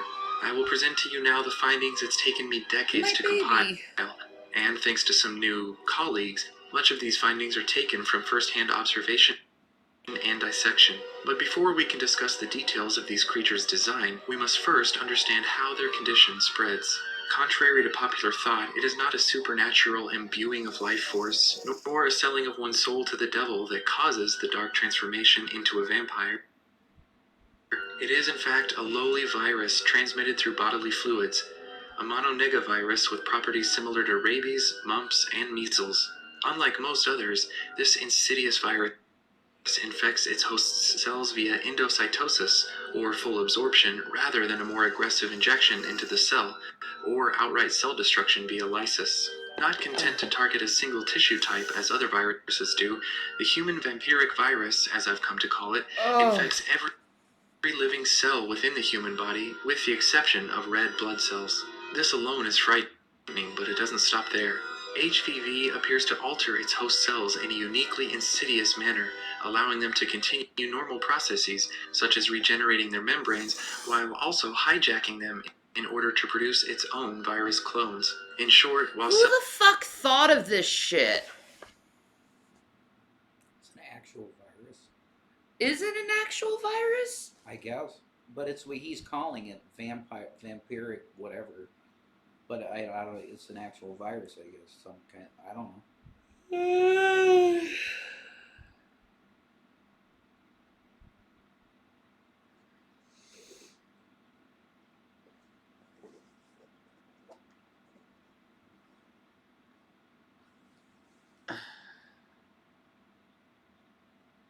I think it's lore. Maybe. Yeah, maybe.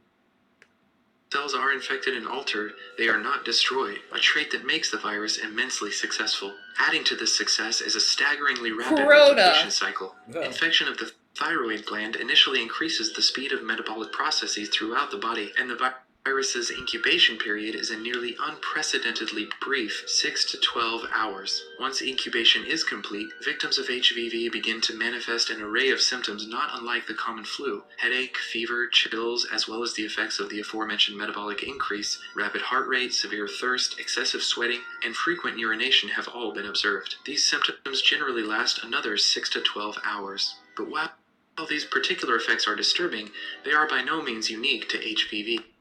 12 to 24 hours after these symptoms first appear, however, the victim will slip into what I term a vampiric coma, and it is this state of active unconsciousness that begins the true transformation. If the victim lives through this... How the fuck? Vampires pee a lot. I guess so. Yeah. Anyone gonna see Nicolas Cage's new Dracula and I want to see Renfield. I will see all the Nick Cage movies. I love Nick Cage. Hell yeah. Like, all of his movies are interesting. They're all good, really. Yeah. They're all very decent. I don't think he's made a bad movie, to be honest. Nah. It's not the first time he's played a vampire either, so No. I'd like to see how he actually does Dracul. How he does Dracula himself, yeah. Yeah. How do you do Vlad Dracul?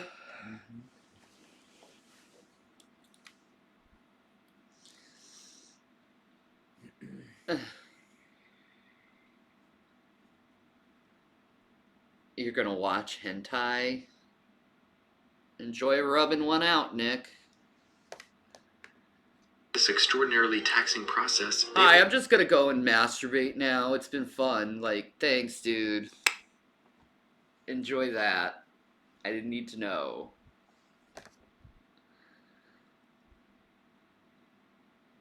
Yeah, Nick is sexually assaulting himself right now.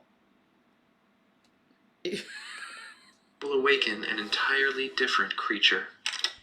When Bram Stoker set out to write one of the most He influential should pieces try of Gothic horror to... poopgasms? Dude, it's happened to me twice. I'm not high enough to do it on a stream. It is a thing, though, that you can have an orgasm while taking a poo. It is a thing.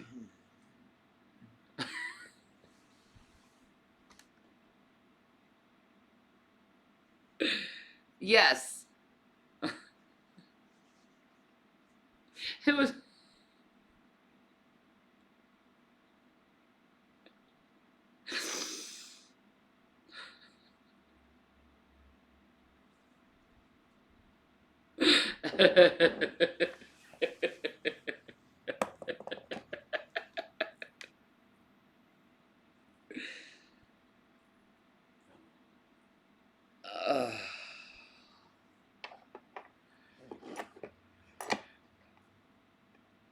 Crazy shit.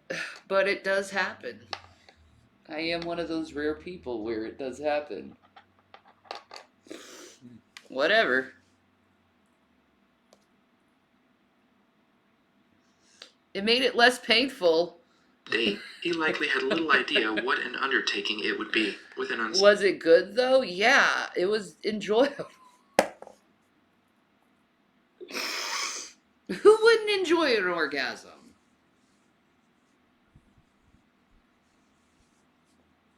It was unexpected though, because it was like the worst part of the nervous poo and very painful, and then it happened and I was like, okay, well, this is interesting. Congratulations, honestly. Did the poop ask consent? I don't know. I don't think it did. I'm a horrible person for that. Ensemble of fleshed out characters and a world rich in history and lore, at times he likely felt as overwhelmed as many modern novelists, world builders, and even dungeon masters do. If only he had access to World Anvil. With World Anvil, even the most complete... The human body is weird. It was like, okay, well, I went downstairs and I told Jason that.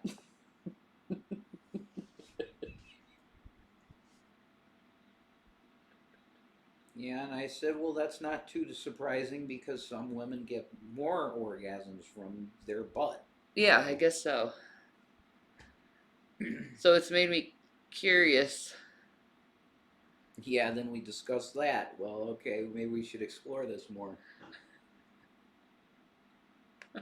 Complex world building is a breeze. With its robust tools, you can write up detailed accounts for Explore each of your more. species, Yeah, characters, you got races, to. regions, Let's check this out. locations, and you can use the built-in autolinker function to Will Jacet make it work? My poos made it work. I think I could really make it work if you just pooped, and if that's what goes on in that hole, okay.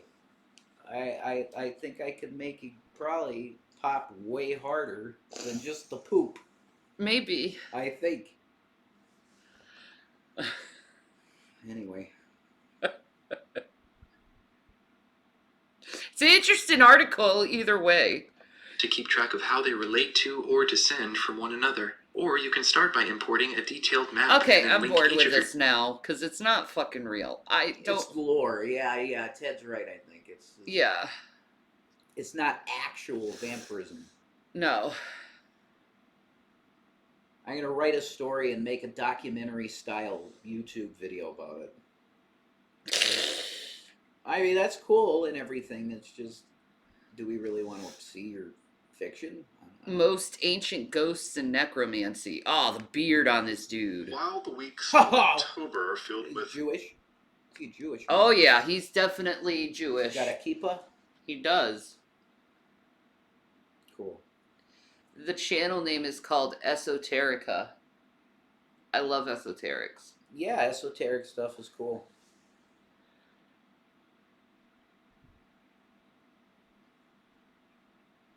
Ugh.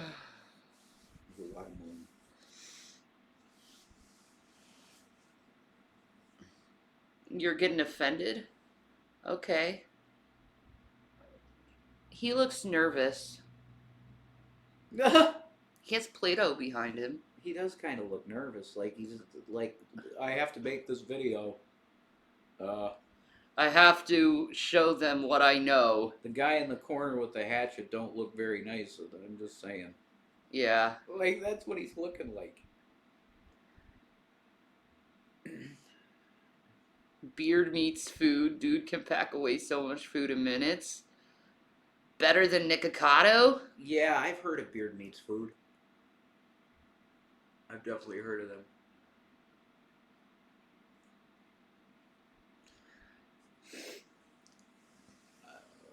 Watermelon, you're a good girl, and you're my friend. Yeah, she's a good baby. You're a good friend. Yes. Good girl. Yes. It's a tribble. What's the name of the channel? Esoterica. Esoterica.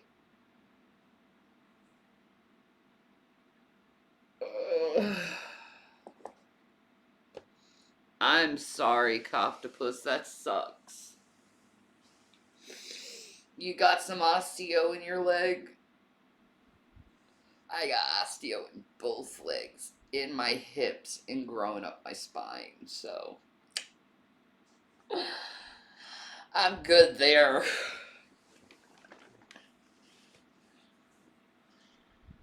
And yes, I said growing. Progressing. There. Festive spookiness, it's still a bit warm in the afternoons. Vibrant Degenerative colors disease. abound, and first snow still seems distant. That's true. It is a degenerative disease, and it's going to get worse through time. That's what I was told. Yeah. Now, my prognosis with my osteo is not good. Sounds like you're slowly being turned into a stone. That's how I feel. Like a stone.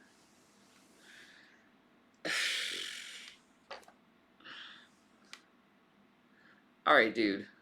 The twilight of December, only a couple of months later, stands in stark contrast.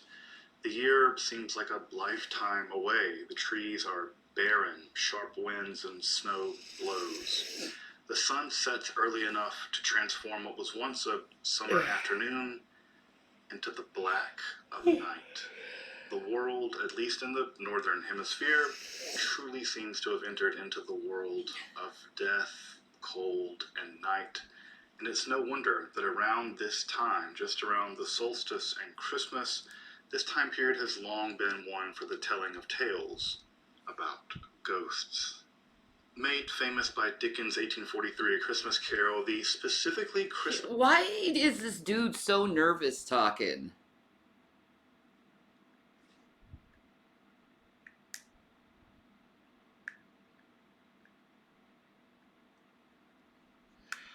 It's been a sleepy day. I wish I could see my man today. Yeah, he's got shifty eyes, man. Oh, it is a good day for cuddles, isn't it? It's a good cuddle day. Like, cuddle me.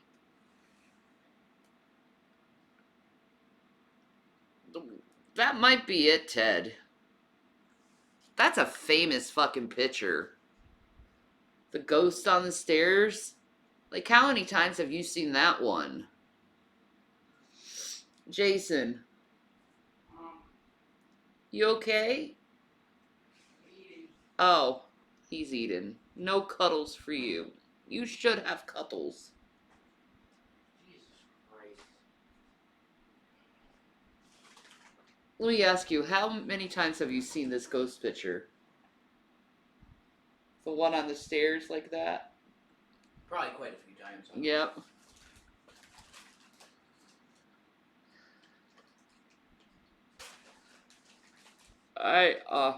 Ted offers cuddle services. There you go. Free cuddles for all. I'm pretty sure it's the first Google result when you look up ghost. I think it is. Like, I've seen this picture, like, forever. Ugh. Christmas Eve ghost story was a Victorian staple, and here at Esoterica, we're trying to bring that tradition back by producing ghost-related content in celebration of the Christmas season. How else would we celebrate Christmas here at Esoterica? This year, I want to wind the That's how path we all celebrate the way Christmas to the here, very is we beginning. talk about ghost stories, because why talk about Jesus? Because we're Jewish. Well, that's true. Eh. They could talk about Hanukkah.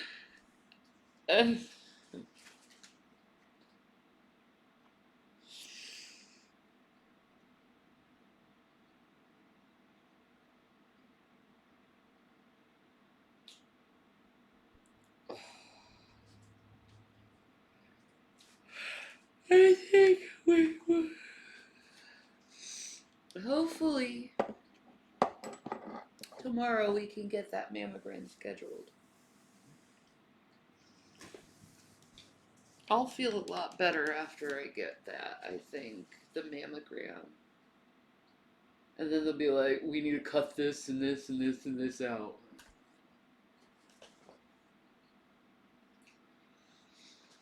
Will you guys be there for me when I go through all this shit? Because I know I'm gonna have to, and I'm not looking forward to any of it.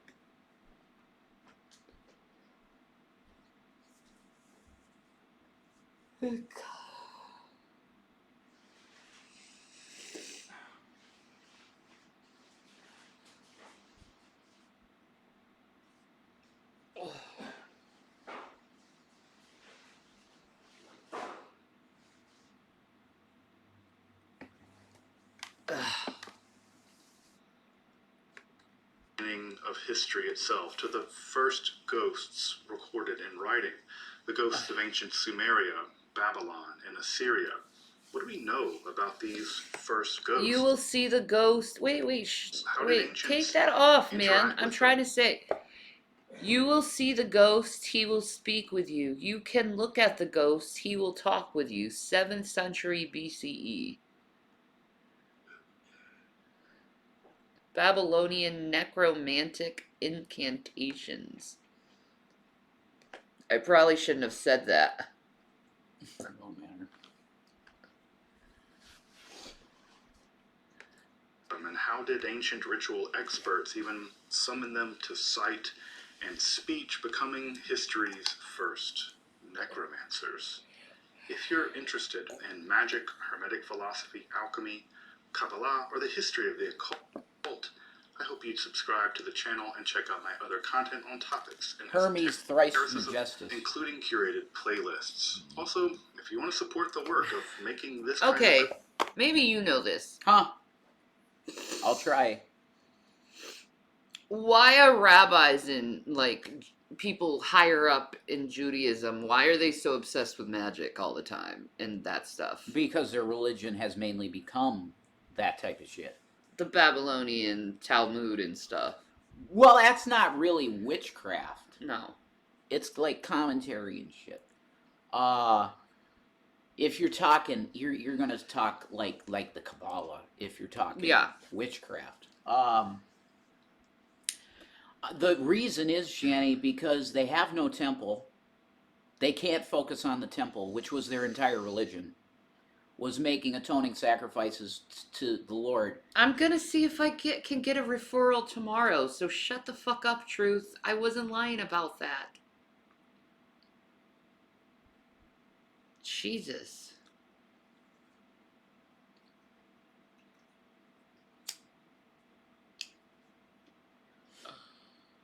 The truth is, the Jewish people are fucked. Why?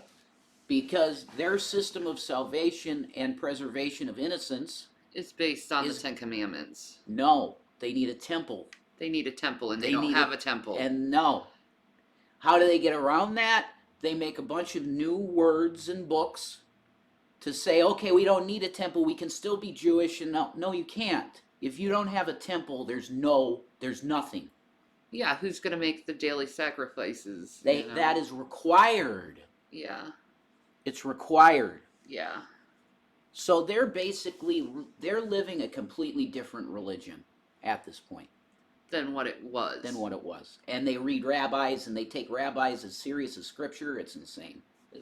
It's just as bad as the Catholic Church. Jason's very experienced with dealing with people who are Jewish well, and quite a knowing. bit. Yeah. He studied it most of his life. Yeah, a lot of my life. And he's talked to very higher up Jewish people. Tobias Singer. I mean, I was on, Yeah, Tobias Singer. I was on the phone with him multiple times. Yeah. And his bottom line: you show me Yeshua in the Torah, and I'll believe. Yeah. And I said, you look at the Genesis 5 genealogy, brother. You cannot tell me that doesn't just scream Jesus at you. And he's like, no, that's not what I'm looking for. I need to see him as he appeared in history, in the scriptures, the Christian scriptures, in my I Torah. can't believe you had that conversation with Yeah, Tobias. yeah. That's right. awesome. Yeah. Him and his co-host were on the line.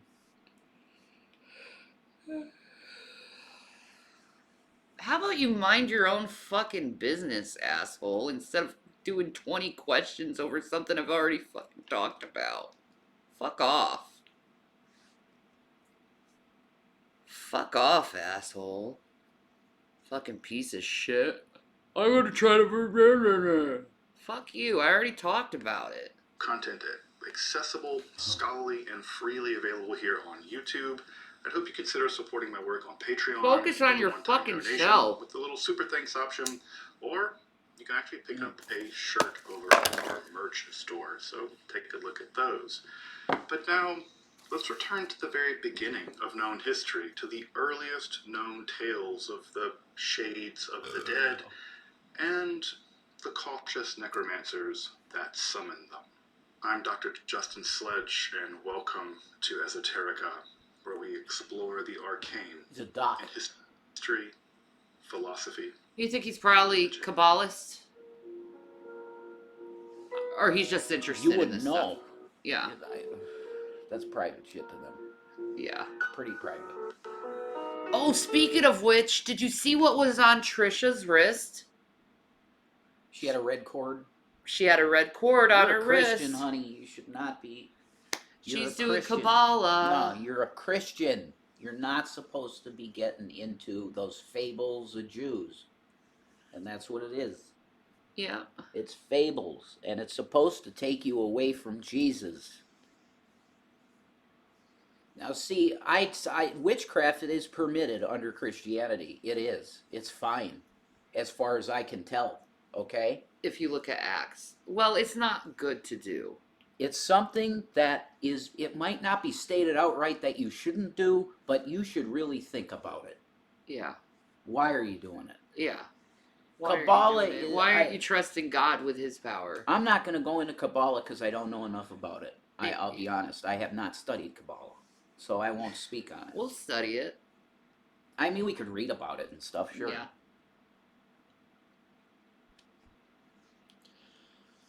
I think there's a lot of prosperity stuff with Kabbalah, bringing fame and money and shit. Jesuits are the scariest of all the religious zealots. Yeah, that's pretty accurate. I don't mess with Jesuits. They will kill for the Pope. They will.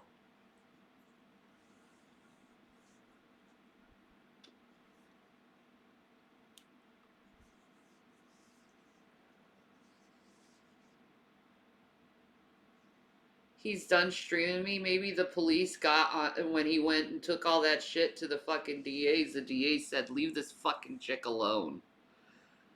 This is harassment. You're trying to get her in trouble with the law, with no clear evidence." That's awesome. Is that what happened? I would assume if he's not doing any more videos of me, that's probably what they told him. Oh, okay, move on. Well, yeah, go find somebody that maybe actually be doing bad stuff. Instead of picking on a woman who's dealing with a health crisis. Or you could just leave people alone, which is probably the best option. You could do that. Or you could review videos like I do and not fucking fuck with anyone. Yeah. You know, you can review videos and not be an asshole about it. Yeah. Or constantly being like, oh, they're up to something, I just know it.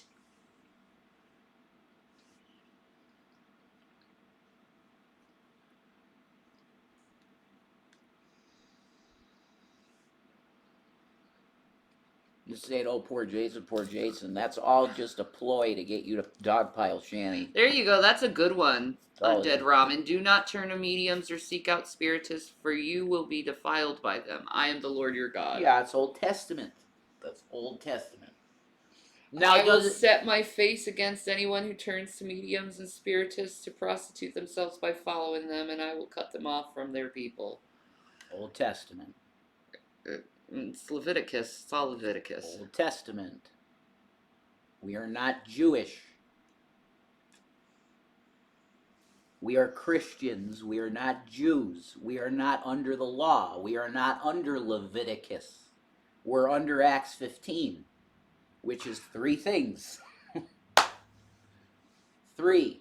And witchcraft is not one of them. One of them, I'm guilty of 2 of them in my Yeah, life. you've done... Yeah, you fornicated up a storm and you drank blood. So yeah, you're 2 for 3. But you weren't a Christian at the time. No. So it don't matter. You were a heathen. They do that shit. I was a fornicating blood drinker, yeah. They fucking blood, they drink blood, they everything with blood. They love blood. Yeah. So we are not. I told you I was a reprobate.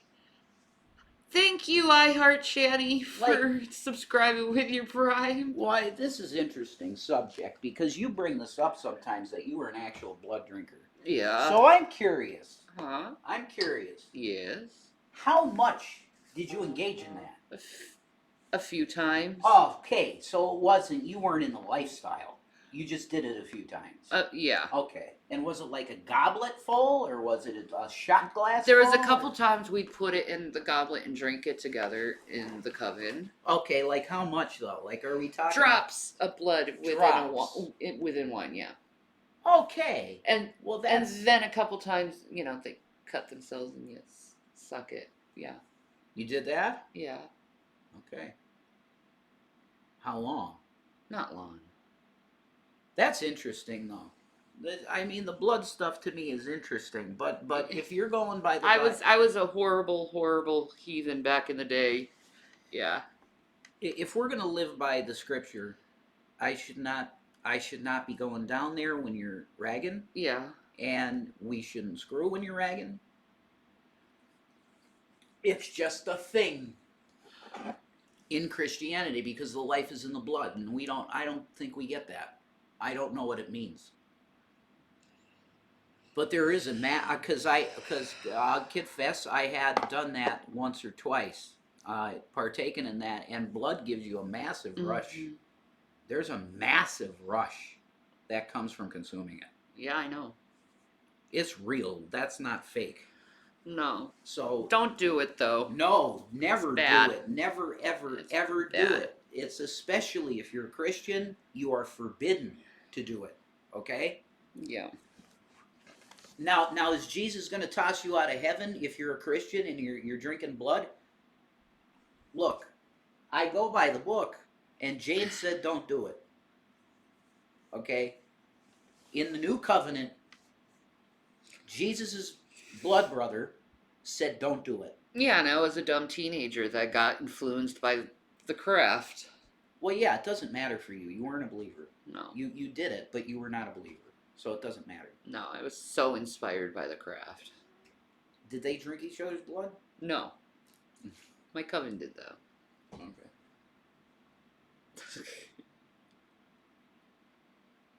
Oh my God, watermelon. It's like you. Am I this comforting to be around? She's like, I need you, Daddy. Am I this comfortable? She likes your hands. Maybe. She's a good girl.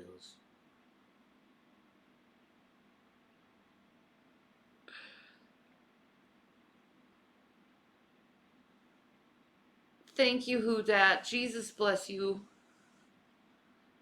I love you, girl. Hey, honey, is there anything left in that vape? I don't know. I gotta check. I don't think there is anything in the vape. Well, I'll go. I'll shut the fan off. We should shut the fan off. That's a watermelon. Good Lord. The cats are obsessed with him. Not Gavin is cuddly and everything, but not like her. She's like constant. Oh, she's constant.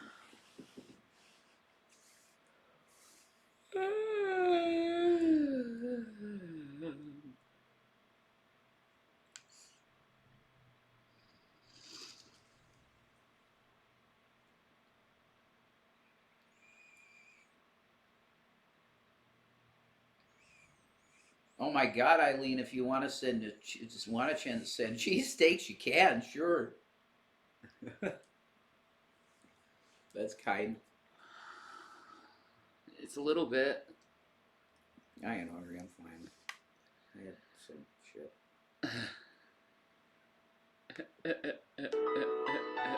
It's empty. It's getting empty.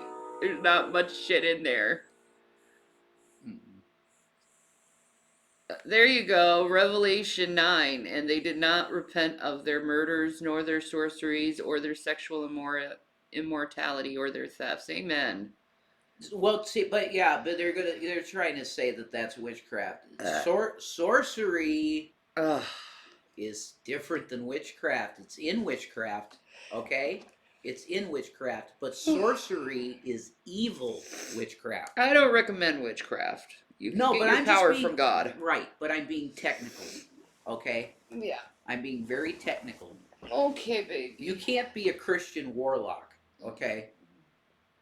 Like, I pretty much made a spoof of that, or, I was saying I was a Christian warlock for a while to troll trolls, right?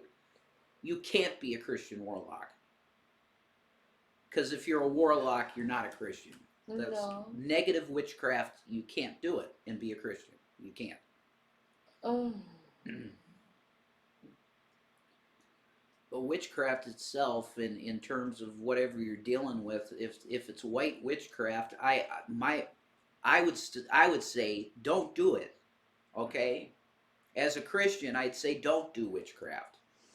But if you're a Christian white witch, I'm not going to invalidate you. Period. Now, if you're a Christian saying you're a black witch, no.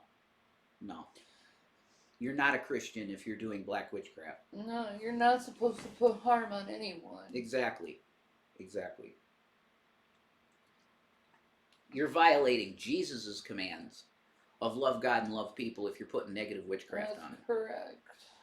So you're violating the second command of Christ. Oh my God.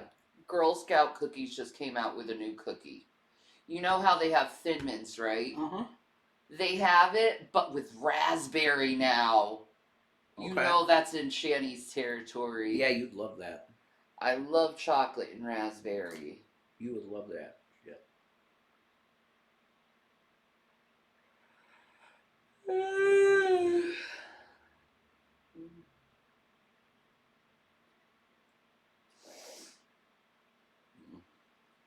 Oh.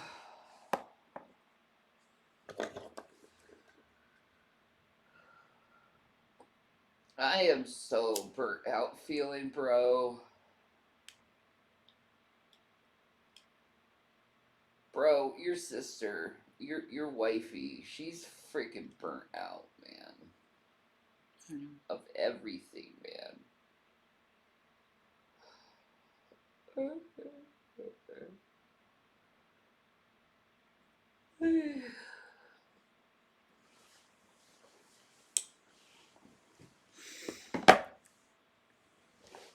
Oh, exciting cookie news. I know, right? Oh, what place delivers and where I send them. Eileen, get a hold of me on my Instagram. Yeah. Oh shit. What the fuck was that? Oh, that's TikTok. It will give you the information.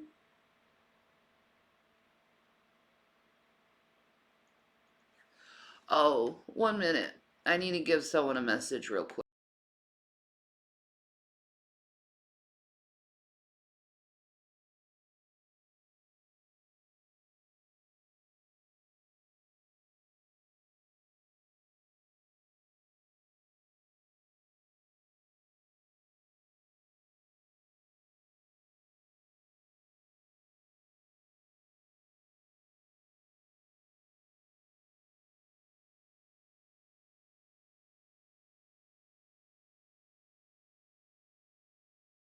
Alright, I'm back. Sorry. Melted down. You don't have an Instagram? How about Twitter?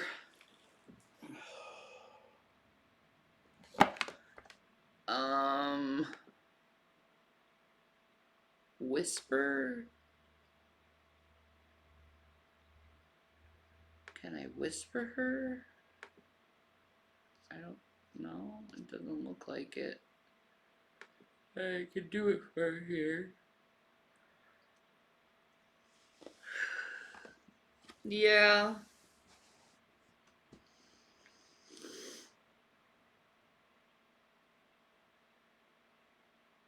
That's true. Monkey Toast blasphemes against the Holy Ghost will never be forgiven. That's why I don't understand why these people do that blasphemy test.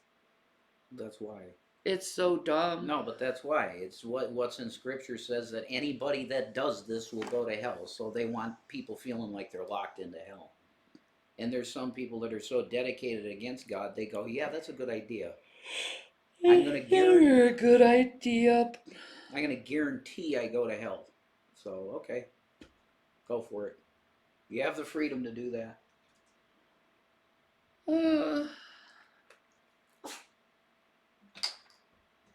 What a boy. Alright. That's okay, Eileen.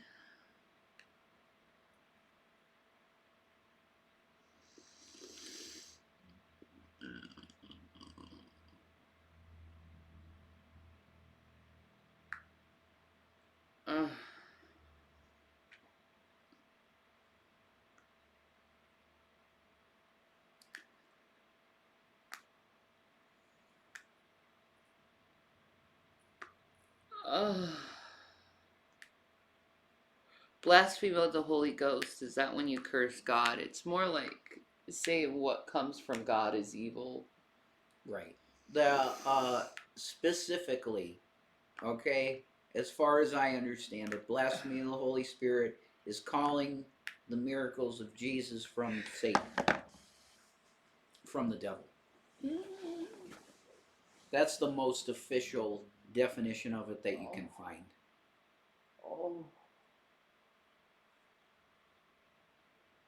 So warm. I didn't sleep good last night either. I didn't sleep good at all.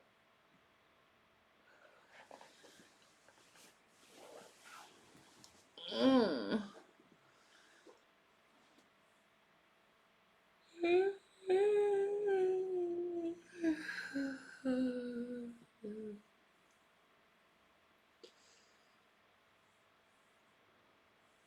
She didn't see that drag. What? What did he say? Curious why. Ask Rev is the death note he wrote for me was Christian or not. No. It's not Christian. He's a piece of shit. What? The death note he wrote to Drag. G-Man. I didn't write any death No, note to... G-Man wrote a death note to Drag. Oh. Is that Christian? No. No, it's not. It's insane. He needs therapy. Like, next time you talk to G-Man, you should really try to tell him to go to therapy. Straightforward Drag. Tell him to go to therapy. He needs help. Okay, he was already put away because of this shit before. And he's starting this shit again. He needs to go away for a while and get his head straightened.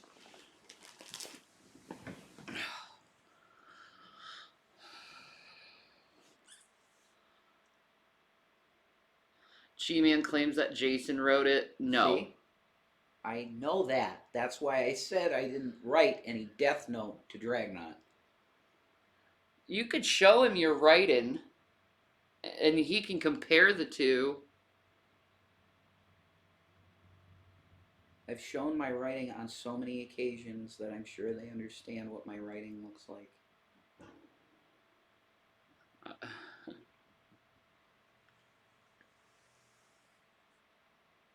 Why would I write a death note to anyone? Why? No. That's just not in my personality at all. Not at all. G-Man's just looking for shit to start trouble with. Yeah, for views. He said himself that he likes picking weaker victims so he can go after them and practice. Whatever that fucking means. He's a fucking sociopathic or psychopathic narcissist. Oh yeah, that's what that sounds like. That's what it means. That sounds like something somebody would say at a confession. Yeah, you know, I like to pick my victims nice and vulnerable. Actually, that's what that rapist guy said that I was telling you about. That's exactly what he said. I like to find the most vulnerable women on the side of the road to take advantage of. That's what they say. Exactly what he said. So there you go. That's pretty close to what G-Man said. Okay? He's psycho. It's predatory. It's complete predatory. They're like sharks or something. I didn't even get into this at all. I'm not even in the mood to watch anything. I'm so farkin' tired. That's my problem, is I'm farkin' tired. I had such an incredibly busy day today, and just stress the whole fucking day.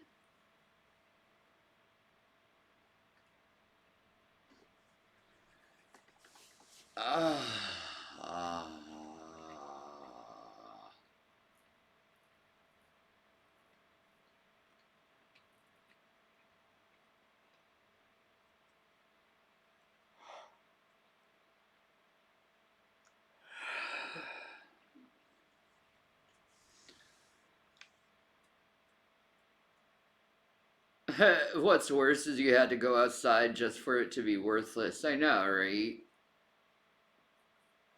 So now I'm like super tired. Stress puts me to sleep. Doesn't even get me angry per se, it just knocks me the fuck out. Hey, I think my body's just like going through this thing where it's just like, I can't do this anymore.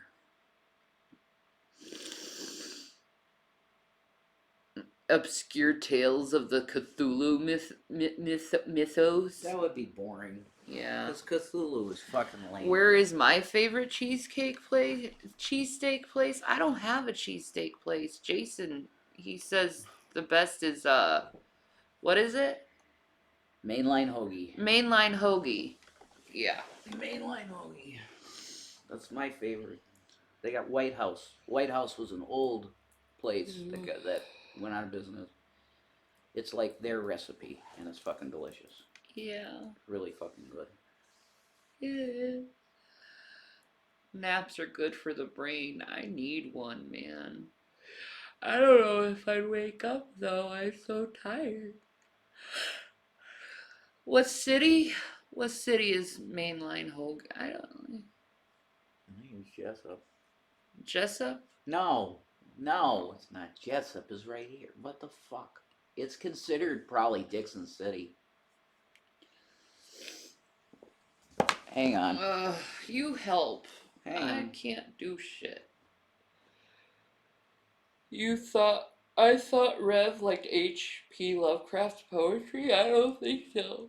I don't like anything Lovecraft. I'm not big into Lovecraft either. They're closed right now. Oh, they're closed? Yeah, it's considered Dixon City. I am correct. Oh, then I know shit. Yeah, they're closed. Sad Satan's Sinister Legacy? What the fuck? Ah.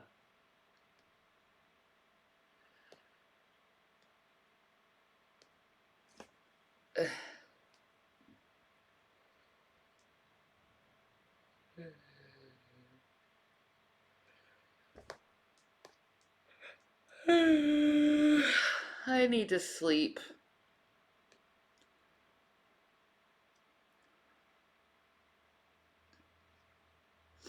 Mike Lindell is still going off about the fucking election, really? The hubby's doing something to help you, I do not want to be on camera right now at all. I'll just keep fucking queuing fucking farts, and that'll be my contribution. He's just farting again. He's a fart boy. Yeah, it's pathetic. I'll call and order it. You could call in 15 minutes to give your address. Huh. I guess that would work. What? I don't know. They're closed, dude. They're closed? Yeah. Main line's closed. Bottle that shit up, someone will buy it. Rev's Poos. So Rev's Poots. Hey, if it made good money, I'd do it. Rev's Poots. And that's what we call it, is Rev's Poots. My farts really don't stink, though, so it's going to be hard to prove that I actually did it. My farts don't really stink either. Mm-mm. Unless I have fucking gut rot. Mm-hmm. And then they'll stink.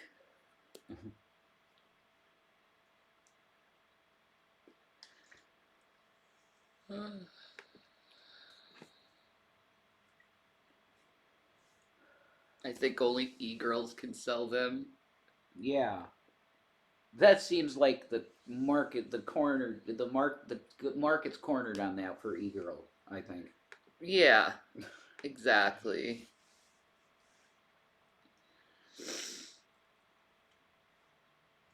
How often does one get gut rot? Not very much.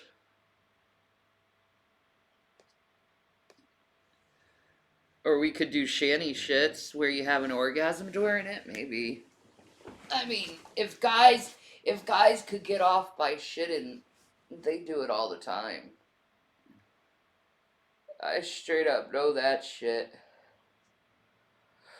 I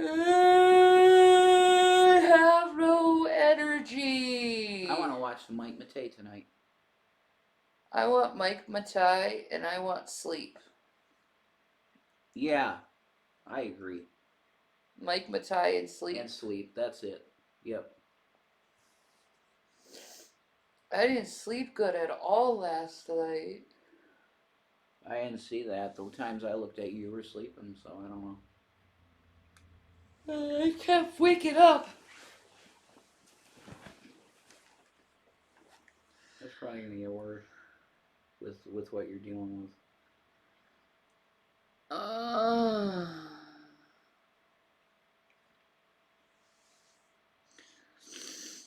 I'm innocent, folks. I guess I'm muted. No, you're not. You're not muted.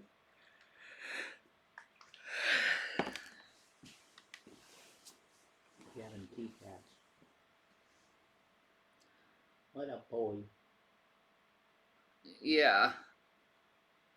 I haven't received anything from the Amazon, so other than what someone else got. And nothing you said you were buying, Patrick. So why you do that to my cart, man? Why you troll me like that? I'm an old woman.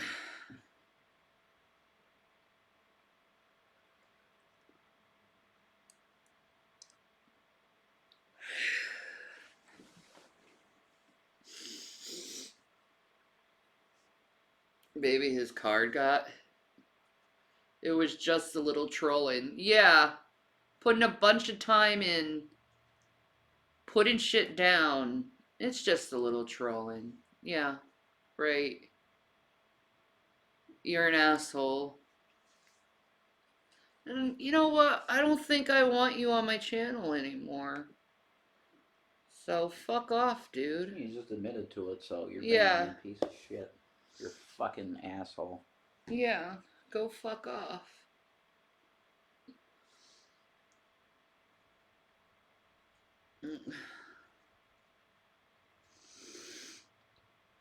I don't got time for someone just to be an asshole, and be like, it was just a little trolling. Yeah, no, it was an asshole move. That's what it was. An asshole move. So I hope you enjoyed. You wasted your time, you wasted my time, and you wasted other people's times.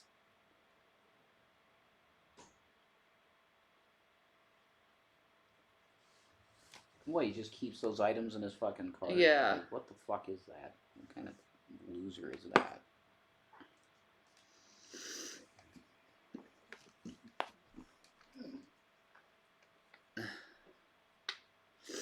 There was a man from Nantucket, and then he went, fuck it. That's me. I'm that man from Nantucket. Jesus. Why does she look so huge in that? Is that her new picture? Holy shit, she looks huge. The whole reason this guy's on YouTube is me. You're a hypocrite, piece of crap loser, and I don't have time like you garlic stale crappy toast. I'll be going after your channel. What is going on, guys? Welcome back. Commentary for you. Good God.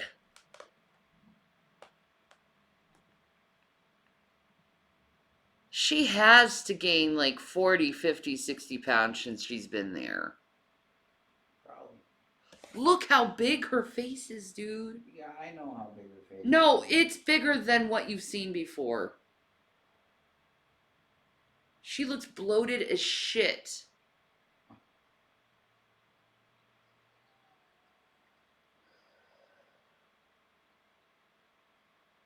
No wonder she's wearing that to hide her face. Let her hide her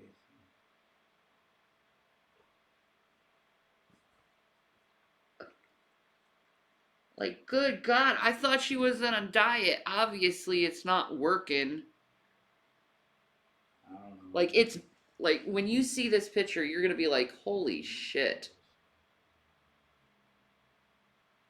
I'm not kidding you.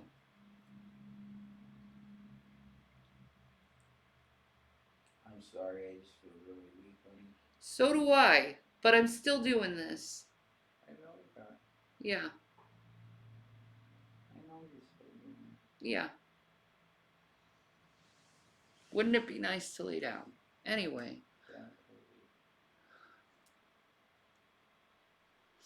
Well, this is fun. Yeah. You need to see this picture. At least, please me. Since I'm talking about it right now.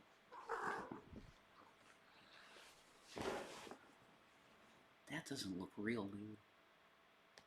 It's her newest picture she posted. How the fuck did she gain that much weight in such a short period of time? That's heart failure or something. I know, she looks bloated as shit. Whoa. Like, okay, I want to show you guys. Holy Look at this. shit. That's Like, this is what I'm talking about. crazy. That's like, wasn't she on 2 days ago? A few days ago, but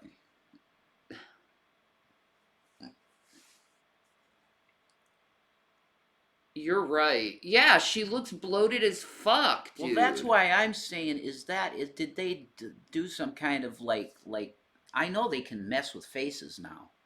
You know what I mean? But that doesn't look messed But with. That see, looks she real. does use a filter too to make herself look smaller. So it's like, Huh? A filter to make her look smaller. yeah. But no, that's a real pic.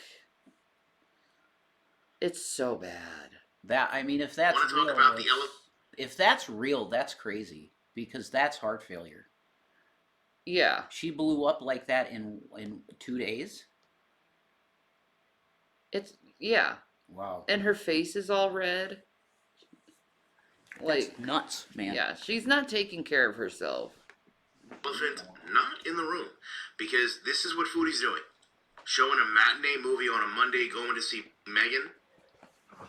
But if you look at the YouTube landscape, everything, and I mean everything, that would check boxes for her to be online right away is there. Remember when Mr. Shabib first came out? She was online right away. Still had Emil and Robert to defend what had happened. Now she's nowhere to be found while he's filming an MTV Cribs Somebody episode. ban that piece of shit. You've got Natter showing a couple $1,000 necklace he bought Dee Dee. Pause it. Going over. I was not commenting on this because I was fat shaming anyone. I'm commenting on it because she looks sick, guys. That looks like heart failure. That's that why doesn't, I'm saying she looks bloated. Yeah, I'm not fat. Could I fat shame?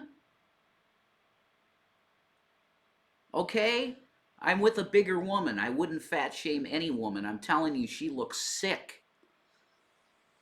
Very ill. Burner Concerned. accounts, text messages, voice notes. You've got Pete's saying BBJ is sick, having some type of seizure, that he's unaware of what to do. BBJ's having seizures? Thanks, Becky. What is she? Oh my god. Pete doesn't know. Take the cat to the fucking vet. See, this is the problem listening to these videos. Yeah, because sometimes they get they messed just up. lie. And you've got the community basically saying Foodie's out here using a very important Beezer's account to defend her integrity online, but the only place she isn't doing that is YouTube. And the only response we have is... No, that, like, her face is swollen. She looks so sick. She looks ill. That's why I was commenting.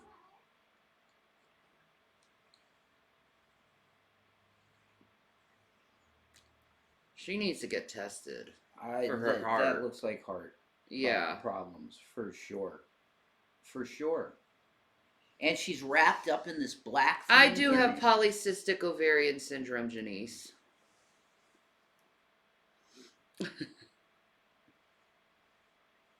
Yeah.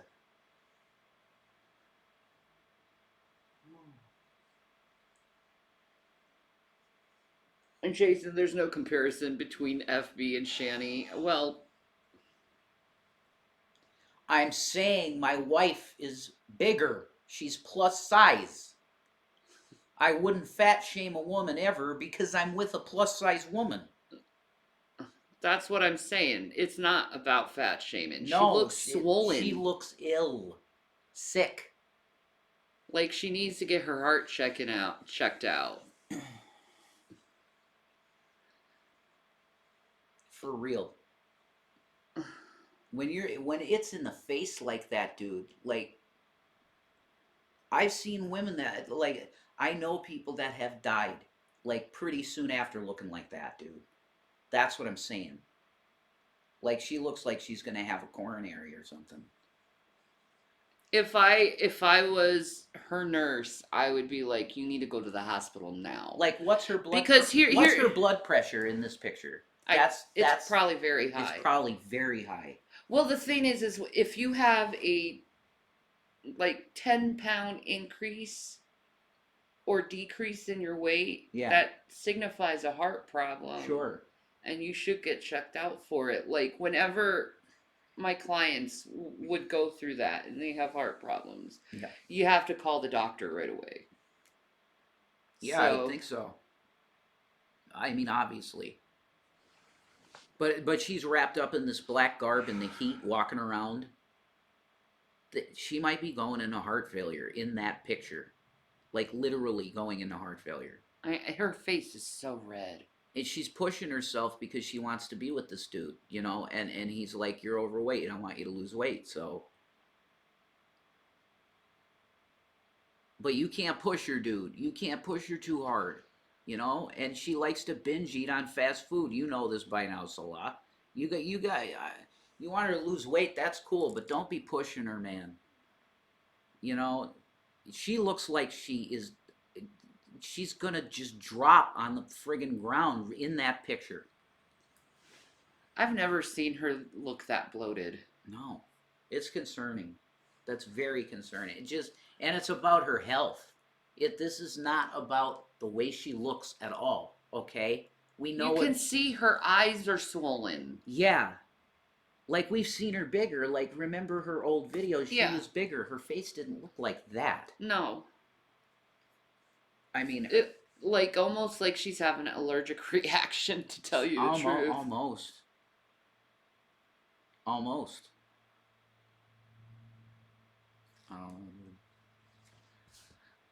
Whoops. Is Pete saying Footy said she was going to take a break? Need I remind you the last time Footy said she was going to take a break, we couldn't go 24 hours without her admittedly saying, I can't stay away from the internet. I can't stay away from the community posts. And I think ultimately that's what got her.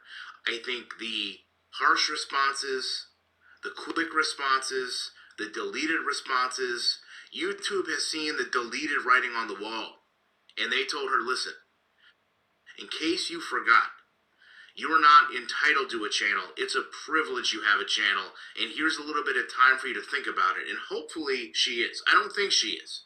But hopefully she's taking this time to create content and seeing that the whole community out here isn't solely dependent on her. We can create other content, different content, and be just as successful.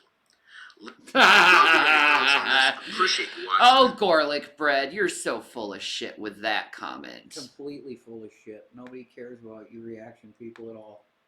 If it's about you, they don't watch you at all. You're full of shit. Exactly. Because they don't care about you because you're not interesting. No. That's just some facts.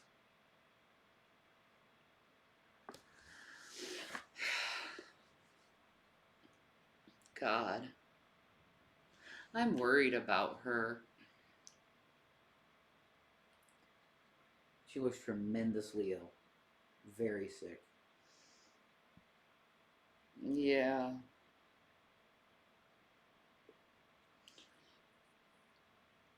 I'm sure people feel that way about me. Like, you could see it in me, though. Like, I see it.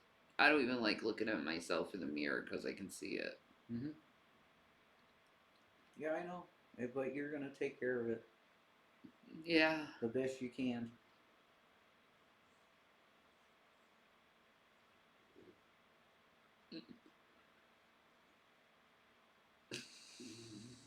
That's why I suggested watching the Seven Deadly Sins episodes of her. Okay. Let's see. Seven Deadly...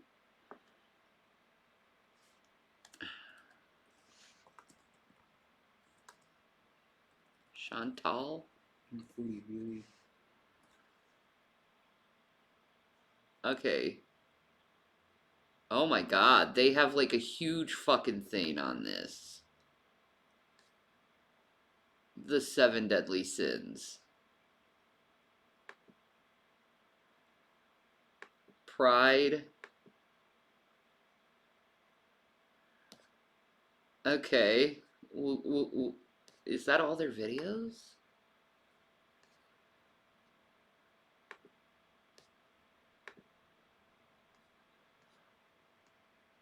Yeah, I guess it starts with Pride. They haven't gone through all of them yet.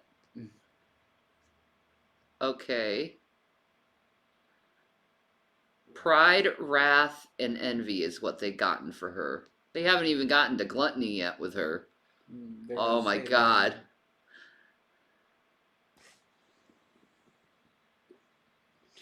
Now, that Gluttony, are they gonna show when she's pouring the freaking French dressing down her gullet?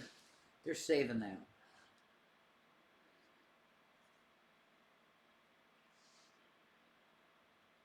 Well, let's look at Pride.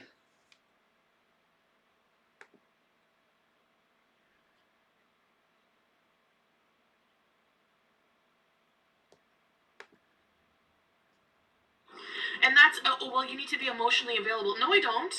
No, I don't. I don't. You have to be emotionally available. No, I don't. What the fuck? Like, you want these men to be emotionally available to you, but yet you don't want to be emotionally available to men.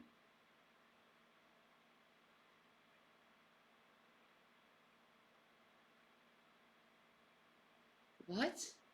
Okay, before we go any farther, Yeah. you do realize that you're pretty much doing some reaction community work right now. Probably. Okay. I'm just interested. Just as long as we know that that's the case. See, her face doesn't look nowhere as swollen here. Not That even is true. close to it, man. That's why I was asking you, are you sure that isn't like a doctored picture? Yeah, because of how swollen she was. Yeah. Yeah, because I've seen them distort her face horribly. Mm-hmm. You know? That's what I'm saying. Her face was swollen. It's not that she's fat. It's Right. like she's swollen. Swollen. And red. Like she looked flushed and red. And you guys, I hear that where she looks thinner, it's filters that do that. That make her look thinner, so she normally looks bloated. I don't know. I don't know if I believe that. Filter thing. I've heard people say that. I don't think that's true. I don't know. I don't know either. Her eyeliner's messed up. And her lipstick's weird.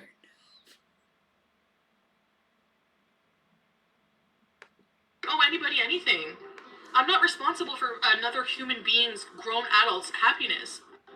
I'm not responsible for their feelings. At all. Like, why am I responsible for Pete's happiness? Maybe do a reaction video about... Why are you responsible for Pete's happiness? Well, maybe as a friend you would want your friend to be happy? Yeah, it's not the same one. She's not responsible for... No, she's not, but you'd think she'd want him to be happy. Of course she wants him to be happy. Of course she does. She's saying it's not on her for him to be happy. Oh, Celeste said, Chantel, you were responsible for the cat you dumped on him. That's true. That. What?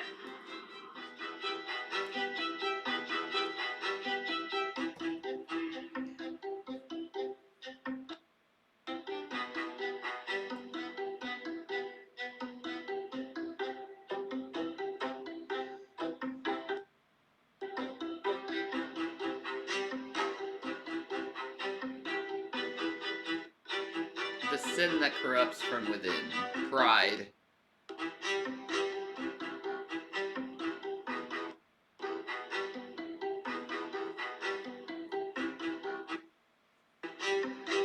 With pride, we're gonna slow things down just a bit. The point is bigger than the production.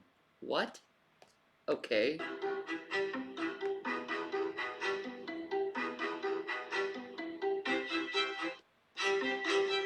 Pride is the deadliest of all the 7.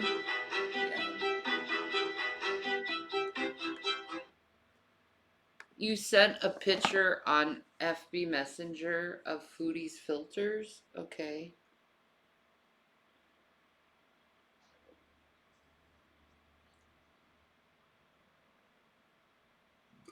Excuse me. Yeah, I see that. But she still doesn't look as bloated in the unfiltered one. Yeah, but that's not a. What kind of filter, man? She's just angling it like that so that she. It clears her blemishes and stuff. I don't know, maybe. Her eyes are a lot whiter than what they should be too.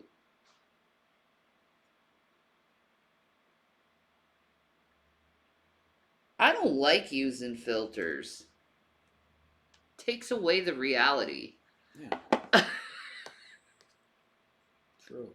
Or maybe I'm just old school like that.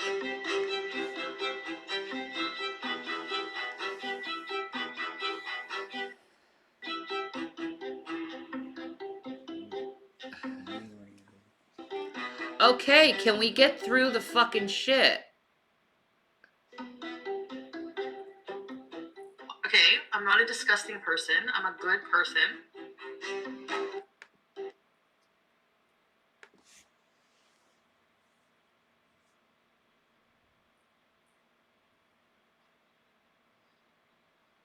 When Foodie says that she's a good person,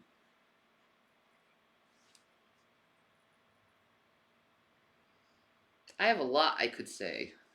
Anyway.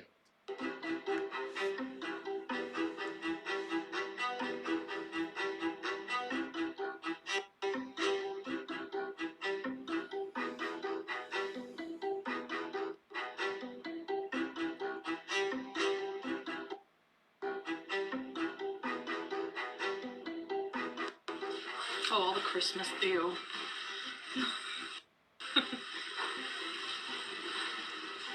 Oh, all the Christmas, ew. Okay. I spent 38 Christmases with my family. The abusers have turned over a new leaf. No, just be respectful about certain things that I'm trying to change, you know?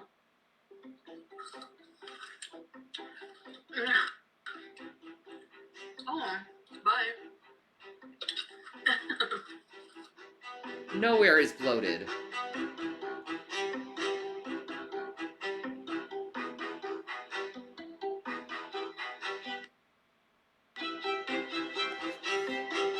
Yeah, that is weak. I say ew to Christmas decorations too. Like, oh God, this thing again.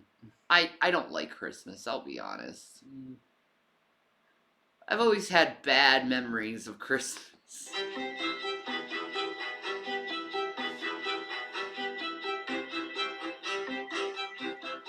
I've had some pretty shitty Christmases.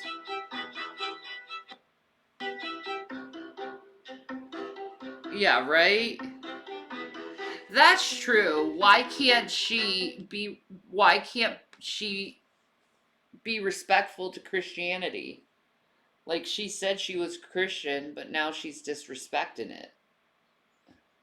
Like, she disrespects anything that doesn't agree with her to where she wants to be now. Whatever. I kind of don't care about this shit, to be honest with you. He doesn't. And now I feel like we're being a reaction channel, to be honest. Yeah, with you. never This mind. Is really gross. Yeah, I'm not doing Like, this. I feel dirty as fuck right now. Alright, I'm not doing it then. I really feel dirty. Don't touch my soul. There we go. I'll stop. Thank you. You're welcome.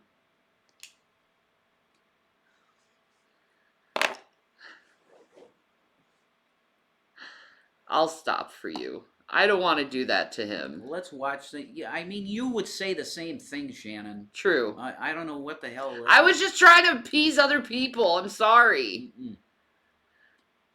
No, that's reaction shit on personal stuff like that. No, let's not go there ever.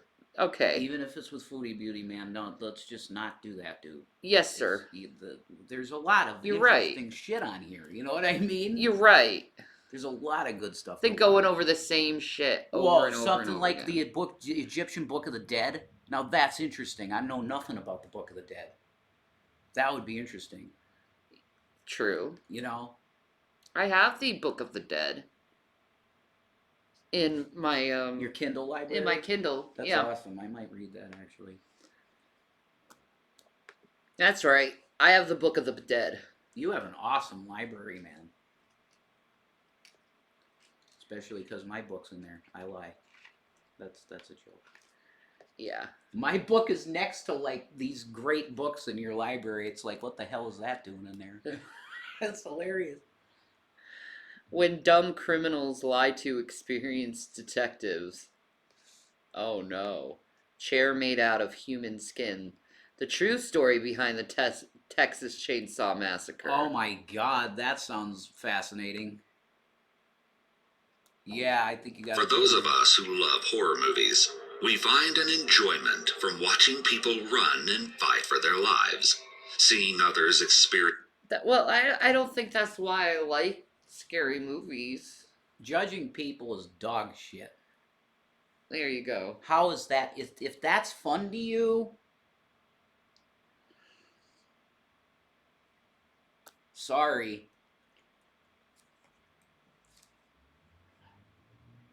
My husband rebuked me and I took his advice. You see Well, I'm that? not rebuking you. I'm just saying we are becoming a reaction channel. Yeah. Do you really want that? No, not really. Like let's. I just like watching this shit. I don't want to go. That's and make why fun of let's people react per to se. this. Exactly. Yeah. Let's react to this because this is interesting shit. Yeah. And it's not personal attacks. You're know? right. You're right. It's not you're if you find enjoyment in judging people, you enjoy watching people picked apart and dissected, and that's sick. Why? Why do you want to do that to anyone? She's already feeling bad enough as it is. Exactly. I mean, she's not even around. Exactly. She's on the corner, and it's the same thing with Shani, man, and me. Like, why would you continually stomp dead horses that are pretty much dead, man? Just let the people alone. Let them alone. They don't need to hear your judgment. They don't need to hear your bullshit. They're dealing with their own shit. They don't need it. It's not fun to judge people, period. It's gross. God judges. There you go. God is the judge. Amen. So yeah. CG man, that's what it's called to submitting to your husband. Anyway. That's how that looks like.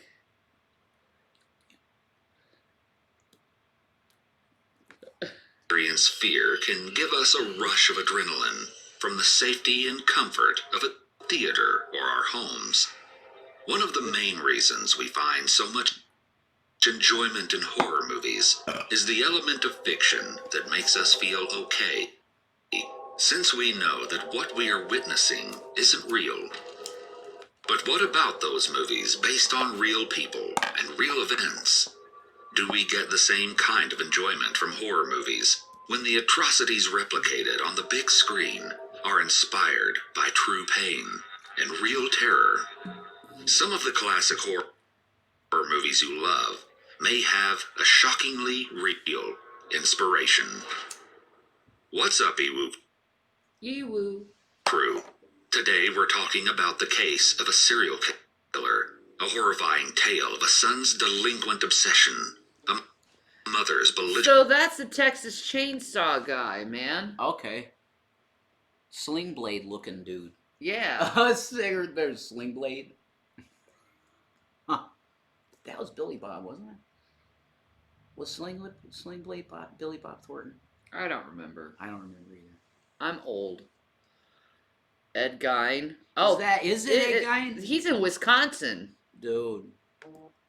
rule, a delusional psychosis, and unspeakable crimes. Ed Gein? It will make you question He's Wisconsin. everything you think you know about the limits of depravity and change the way you see modern cinema forever. This is the story of one of the most influential serial killers, though you may not have heard of him. If you enjoy true crime, mysteries, and true stories, be sure to hit the like button and subscribe. Let's get to it. It was a chill day on November 16th, 1957. Oh, okay. The crisp bite of winter air had wrapped itself around the town of Plainfield, Wisconsin, the first few bits of snow blanketing the earth in white. It was a peaceful place by all accounts, and residents of the small town lived relatively scandal-free lives. But strange events just were afoot that $26 day. more dollars and Events we'll that would have lead to the enough for uncovering fucking Delta. of unspeakable horrors. And though no one knew it, the $26. gruesome scene police would discover that day would haunt the town and the world forever. It was noon, and the citizens of Plainfield were growing concerned. Warden's Hardware So why was is it called? Why are they saying that Ed Gein is the original Texas Chainsaw Massacre when that's in fucking Wisconsin? I think elements of Texas Chainsaw are inspired by Ed Gein. I didn't know that. No, I didn't either. It's interesting.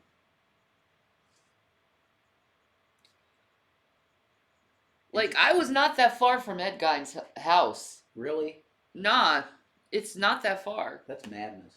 From Duluth. It's right outside Superior. Man, that's creepy. I know, right? That's creepy. You want to pick a creepy place to live by, it's that. I think it's like a museum now. Yeah, I'm pretty sure it is. They got stuff in there relating to the case and stuff, I think. Oh, $2. For Rev on the next smoke. What the heck? There's Jay smoking.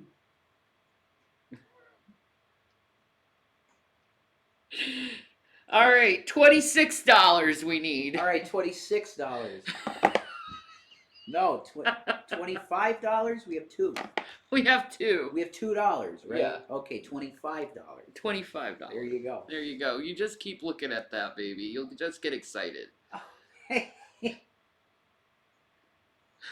This is what happens when you're too attached to your mommy and get lonely after she dies. I don't know. always open at this time of day. Yet when Pause patrons that. attempted to enter the store, They said this is what happens when you miss your mommy too much? No. I miss my mom worse than you could imagine. I soaked my fucking pillow with tears for probably 3 months straight. I didn't turn into this. Okay, so let's move on from that. There's no way. There's something else going on there. Psychopathy. I see implements and seeds, and all I wish it would say is cannabis seeds.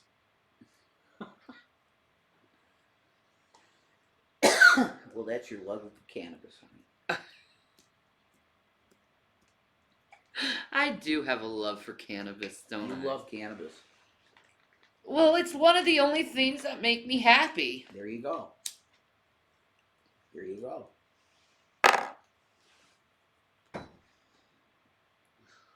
Takes care of your pain in a lot of ways.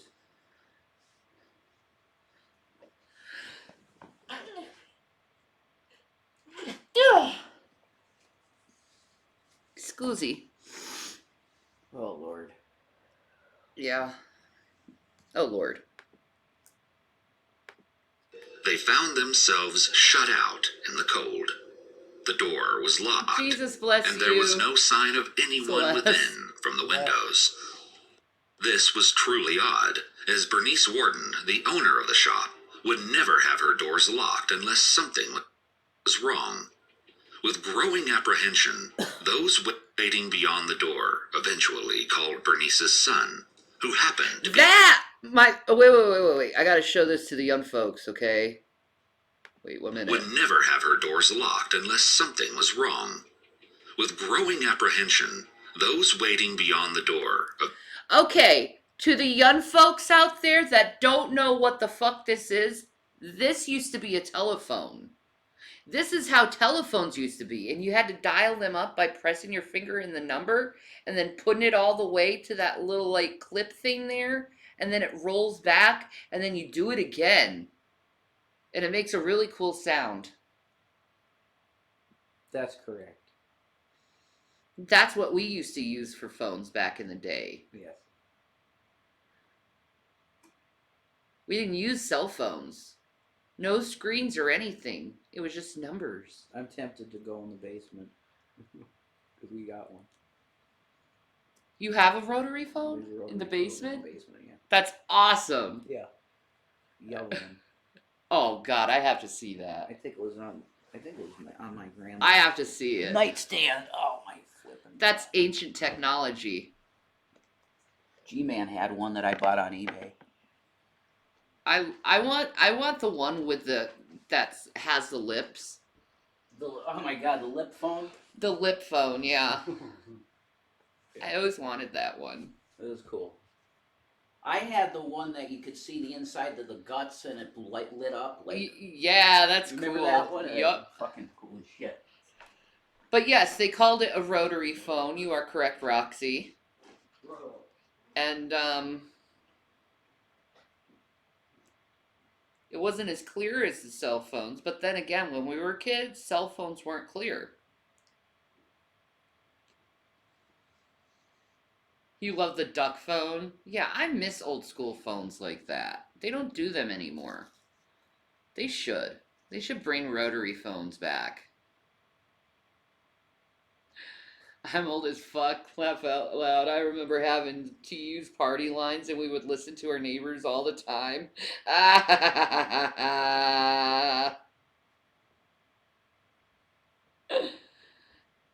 Nah, it won't fit in my pocket. Well, yeah. There's that. Oh, look at that. That's beautiful. Old school. Oh, look at this. An old school rotary phone.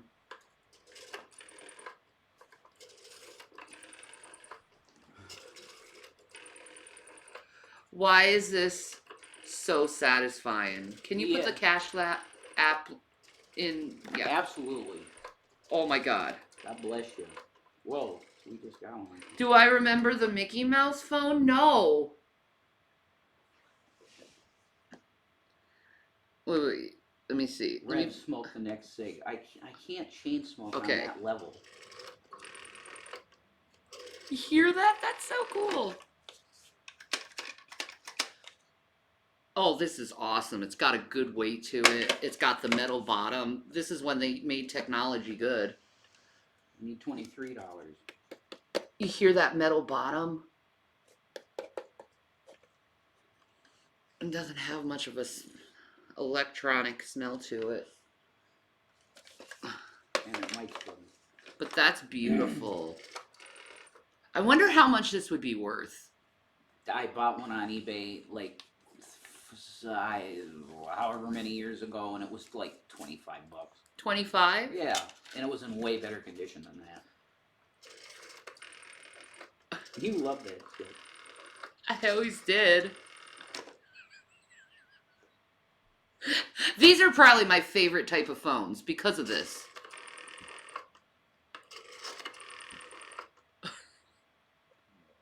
At least make an app where you could do that with your cell phone. So people could have this satisfaction of this, okay? This is satisfying. Like ASMR people would love this shit. Yeah, you had to start over again. You had to click it and start over if you messed up. The link, honey. Oh, you put it in? It's above the guy. Yeah. Oh. Oh. Here, I'll pin it. There's my Cash App. Boom. There we go. Cool. I see it, my love. All right. Yeah, but if you messed up, you had to start all over. It was really freaking annoying.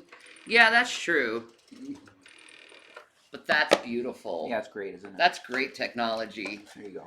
Great old school technology. So, for the kiddies out there, that's what we used to work. And it's about 5-7 pounds, that phone. 5-7 pounds. Yeah.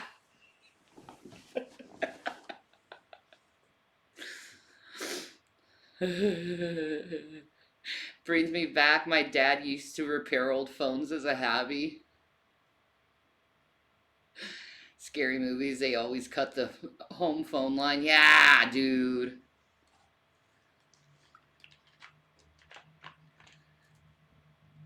Does anyone even have a home phone number anymore? I don't even know. I'm 39, Roxy.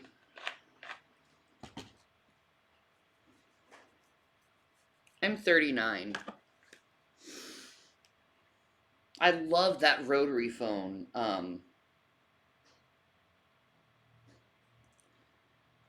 That old school rotary phone toy with the eyes. I used to love that when I was a kid. Yeah. I don't even know my husband's phone number. Laugh out loud for everyone's safety. We really should keep a little book with everyone's phone numbers in it because no one remembers anymore. That's true. That is true. Your mom still has a home phone? Wow. Yeah, I did. She kept that old technology? No, you can't use rotary phones anymore. Yeah. Not anymore. It has to be at least touch dialing. So we have $4. Yeah. We Okay. need 23. 20 tweet dollars. I can't smoke the next cigarette, bro. It's like I chain smoke, but it's not like I can't do that. I give myself a heart attack. Nah. It made me vomit. The older we get, like being fucking old farts. Yeah, you slow down smoking, you slow down drinking if you still drink, you slow down drinking, you slow down drugging if you drug. You slow down. You can't do that shit forever, you die. That's true. It's true. To be an old fart in my hand. But it seems like tobacco, cigarettes, you increase as you get older. Well, it depends on your stress level, and our stress levels are super high. Yeah, right now. That's what it is. Yeah. It's true.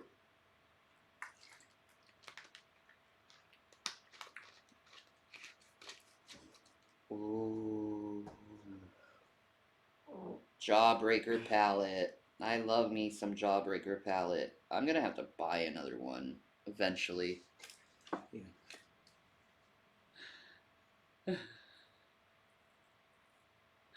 Yes, she's 86. She also has a cell phone and calls international on her tablet. That's awesome. That's neat.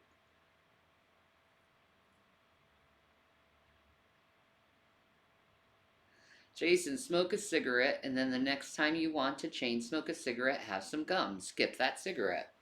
Yeah. Gum is that does work. He loves gum. Yeah, especially when there's no cigarettes. He does. Yeah, I like gum. My favorite gum is cinnamon. Yeah, man, Big Red. What's your favorite? Me? Yeah. I think it's still Juicy Fruit. Juicy Fruit? Yeah. What about Fruit Stripes? That's good, but most of the time it's stale. Yeah. Like 99% of the time, it's stale.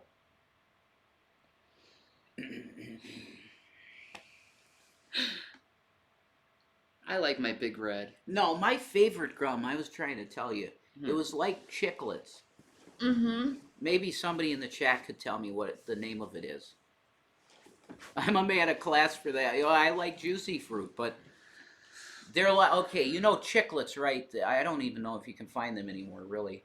Apparently you can get them at Walmart or something, I don't know. But the little white candy with the coating on the outside.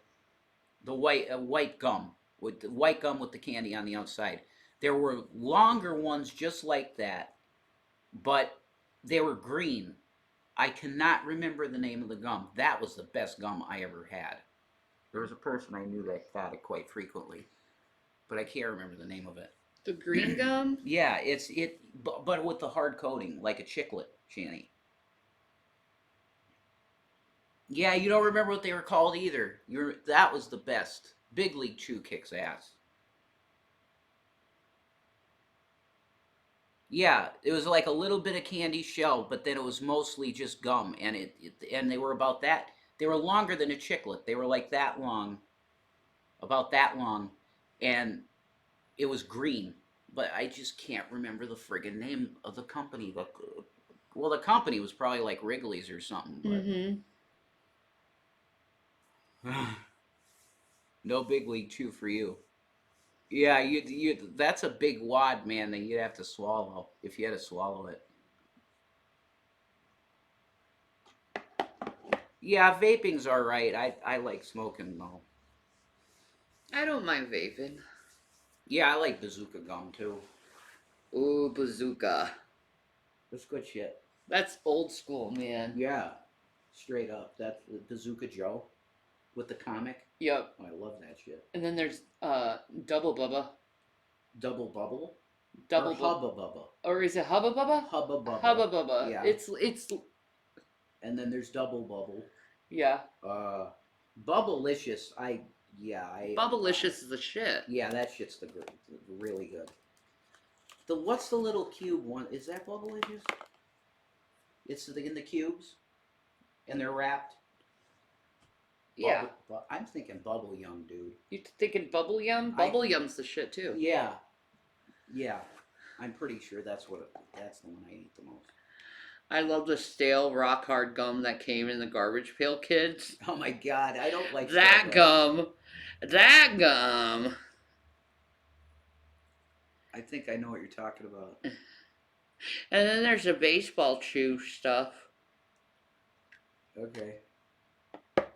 I love Hubba Bubba. That's Australian. See? Aha. I like it too. I think it's nice. Big League Chew was meant to, mimic Chew. Stuff and Chew. Big League Chew is the shit. I love it. My favorite is the grape, definitely. I like the gum with the clear gooey center. What was that? Yeah. I remember that. That shit's good. I don't know. I can't That was remember. the shit back in the day.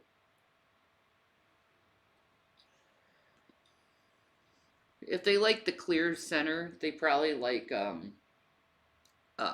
Gushers. Yeah, Gushers are the shit. I don't know. I'd rather have Gushers than gum.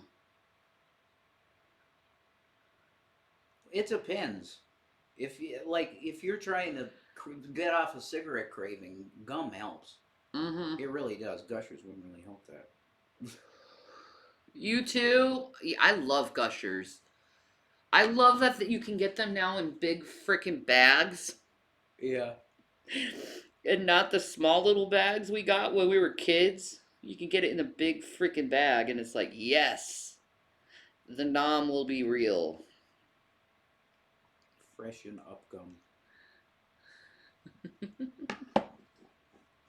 Okay. Freshen up gum. I don't think I've heard of that. No. I'm still a kid at heart. Oh, yeah. Same. Big League Chew is still enjoyable to eat, man. It's fun. I bought those cinnamon hard candies, ate 4, and my tongue is burning. Aw, those are the best. What are they called? Atomic fire bombs? No, Atomic the fire cinnamon. They come in the like, they're like the discs, and they come in the with the red wrapper on them. discs. Okay. They're cinnamon candies. All right.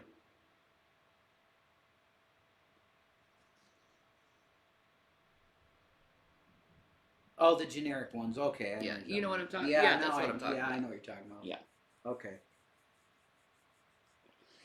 I like those. I always appreciated getting those for Halloween. I liked atomic fireballs a lot. I always thought they were tasty for some weird reason. No, they are. Oh. A good fireball is good. I just Oh. like cinnamon. Freshen Up gum had the squirt in the middle. Oh. Yeah, me too. I love fireballs. They're really good. Well, I mean, he's doing it. He's washing himself. He's a big boy. He is. He's like, I gotta wash myself. Let me just lick my paw and rub my balls. There you go. Garfield. Yeah, that works, I guess. Cats are awesome. It's Garfield. I clean myself after my lasagna. My favorite food is pizza, always. That will be the number one answer for all time. Well, it's hard for me to answer, but honestly, my favorite food is Indian cuisine in general. But I think the thing that I enjoyed eating the most in my life, aside from the food that you've cooked me, was that it's a goat cheese, fig, balsamic reduction pizza from Uno. Like Oh. I would have eaten that thing every day, easy. You also got $2.43 in your chime. Okay. So we got $6. Okay. So we need $21. Yeah.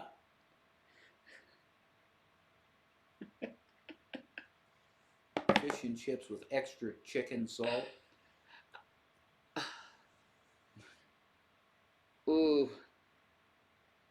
Fish and chips. That sounds really good. Fish and chips. It's always a good thing. Get me some coleslaw with that shit. I'm just happy with the friggin' malt vinegar, man. Malt vinegar and pepper. I like pepper on it too, but like the fried fish. You eat it just like my mom does. Yeah? Yep. She always ate it with the malt vinegar. Oh, it's so good. In my palate, it's really good. I don't know.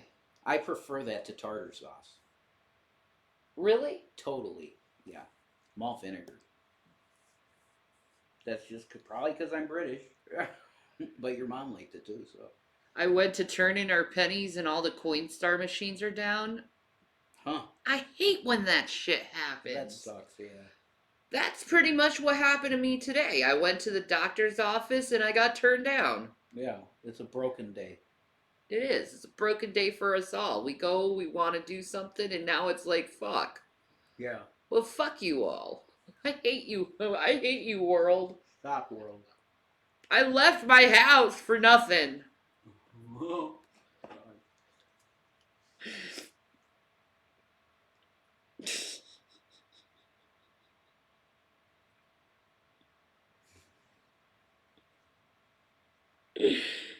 That's just how I fucking feel. I know. I hate leaving. Oh my God. I don't like going outside.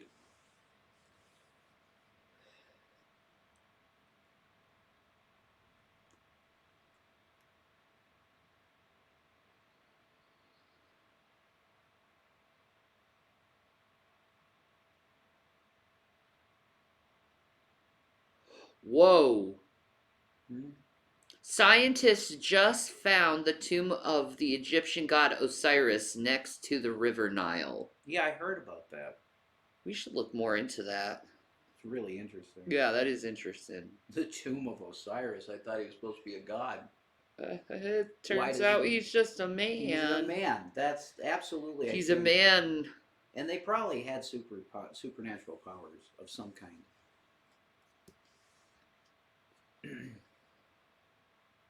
But they were probably mortal men. The gods, or maybe an alien. Could be an alien too. What's the trivia question?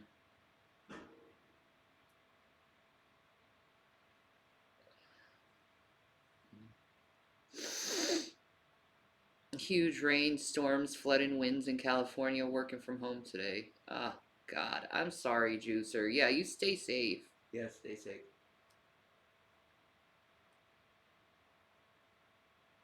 Why they paint barns red? I don't know. It's because cows see red? I don't know. Why do barns get painted red? Oh, yep, I was right. What? Really? Wow. That's amazing. Holy shit, I guessed that right. You guessed it right. Wow. It's pretty good. Hey. Oh, it's traditionally the least expensive paint. Red? Really? I don't know that. I didn't know that either.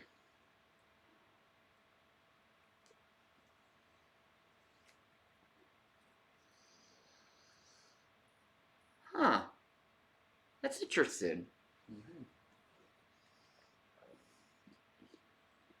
So all they have is red barns because of that. Because it's cheap paint. I guess that makes sense. I hope it doesn't have lead in it. I'm sure there are some freaking old red barns that have lead in their paint, though. I don't know, man. They used to have lead in paint all the time back in the day.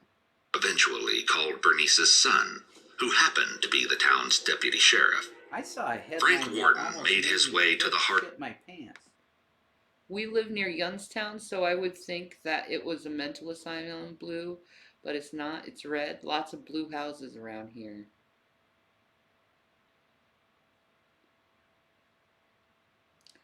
Huh.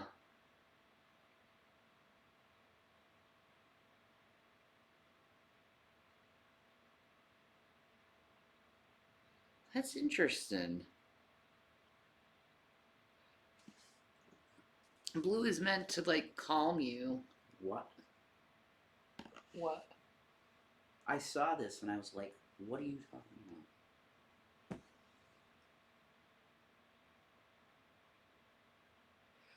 This PA county is about to start a hand recount of its 2020 presidential election results? What the fuck? What? Lycoming County. Could they bring Trump back? I mean, this is nuts. It would prove the Bible right. Anyway. Holy shit.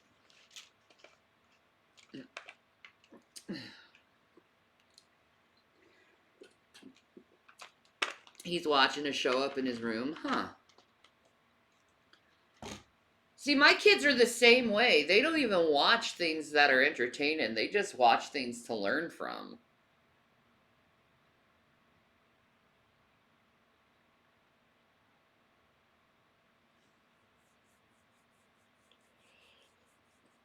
Let's recount a freaking election that happened 3 years ago. Okay.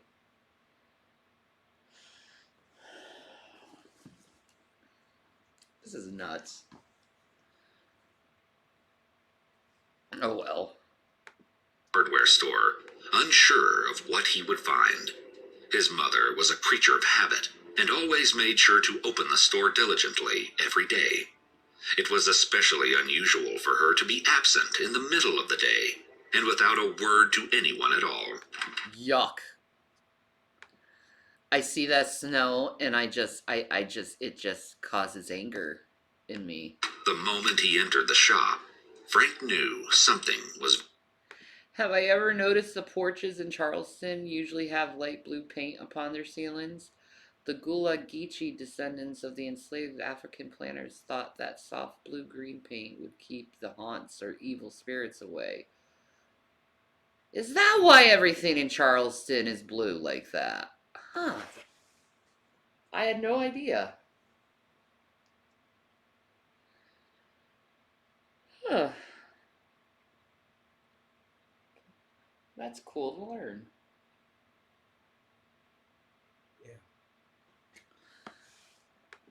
very wrong.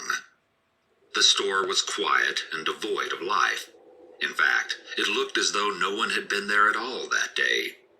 Frank made his way toward the counter and noticed that there were bills littered over the floor. The till was missing, the metal drawer forced open, and bits of coins and bills spilled randomly around the store. Frank would have labeled it a robbery had he not found something even more disturbing. Behind the counter, he found a large pool of blood, and spatters and streaks leaving a horrific trail out the back door of the store. It disappeared shortly thereafter, but the deputy's panic at his missing mother was stayed as he was certain he knew who was responsible for the obvious foul play. Oh man. They took the deputy's mother, Brew. That's messed up. Ah. Antifreeze.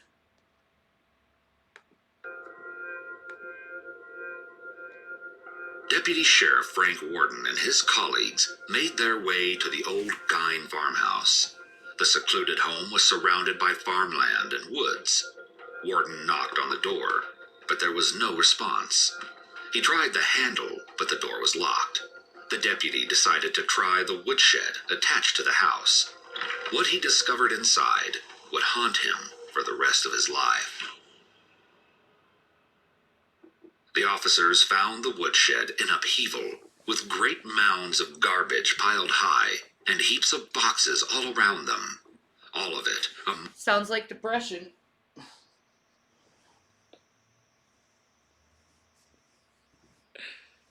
I think it is depression. Me thinky depression.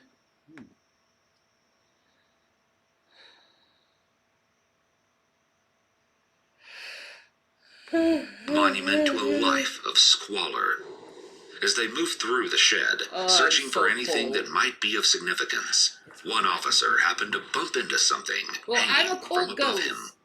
Drawing his flashlight over the ceiling, he uncovered a grisly sight. Tired ghost. Bernice Warden's lifeless body hung from the rafters, strung up by her feet. Oh, Jesus. After being fatally shot, she had been decapitated. Her head was nowhere to be found. What? And her body had been gutted as though she was cattle, left to bleed out as she hung. The horrific sight of Bernice was only the beginning. So that's how he got As caught, the officers made their way deeper inside Gine's reputed house of horrors, they uncovered one of the most shocking crime scenes discovered to this day. Edward Gine, born in 1906, and his older brother Henry grew up the sons of Augusta and George Gine. Their father, George, was an alcoholic, rarely seen without a bottle in hand. Most people in Wisconsin. He was a timid man, one completely at the mercy of his overbearingly religious wife. In the Gine household, Augusta ruled with a fanatical brutality. Her verbal abuse was almost a ritual, routinely mocking and shaming her sons and husband. As a devout woman, Augusta used religion as a way to separate the family from the rest of the town. In fact, Ed rarely left the abusive family farm, departing only to attend school service. Even when her sons were young. This is why you should not be overbearing when it comes to your religion toward your children and stuff. It fucks them up in the head. Let them decide that themselves, man.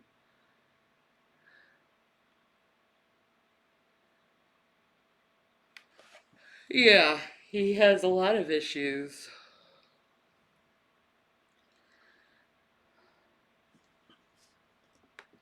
Augusta repeatedly told the boys that women were evil and preached about sin, carnal desires, and lust. In Augusta's eyes, women would lead her sons down an unholy path, and she made it her mission to stop that from happening at all costs. Despite her domineering personality and religious views, Ed idolized his mother, and the devotion he had for her became increasingly alarming to his. So you love your mom, so you end up killing and skinning people? How does that? How does that work exactly? Oh. I don't know how that works.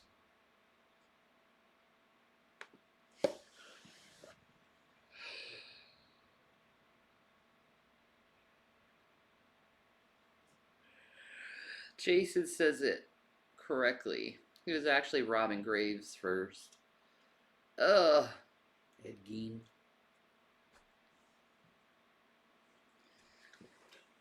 Ed Gein. He's a total asswipe. Anyway, he's a piece of shit. Fucking killing people for the sake of killing them. It's fucked up. I'll never get that mentality.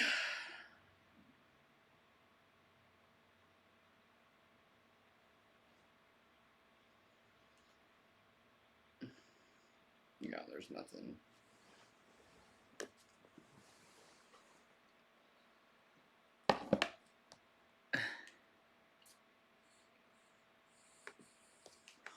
His brother Henry.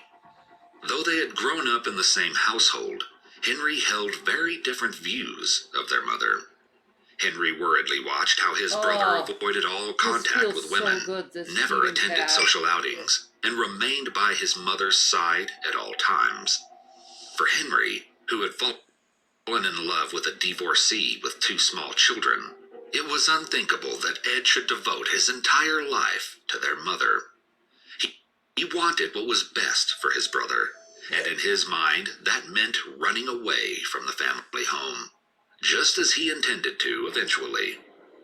It was this difference of opinion that would force a wedge in their relationship, and would later cast doubt on what was once believed to be a tragic accident. After struggling for some time with his alcoholism, George Gein ultimately suffered a fatal heart attack in 1940 at the age of 66. Wow. To survive, That was a Ed hard one. and Henry began to pick up more handiwork around the town and on the farm. On one fateful... That's a TJ Kirk moment.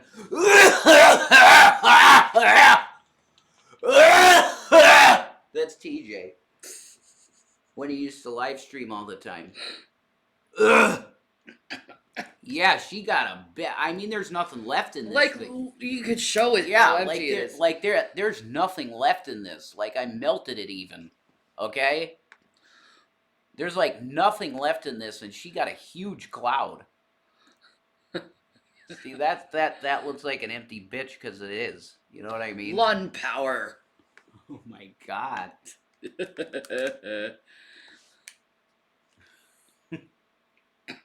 You know I'm right, Monkey Toast. If you listen to his old live streams back in the day, man, TJ Kirk, the fucking amazing atheist, he'd take those hits and it sounds like he's having a fucking heart attack. Some dank shit he was getting.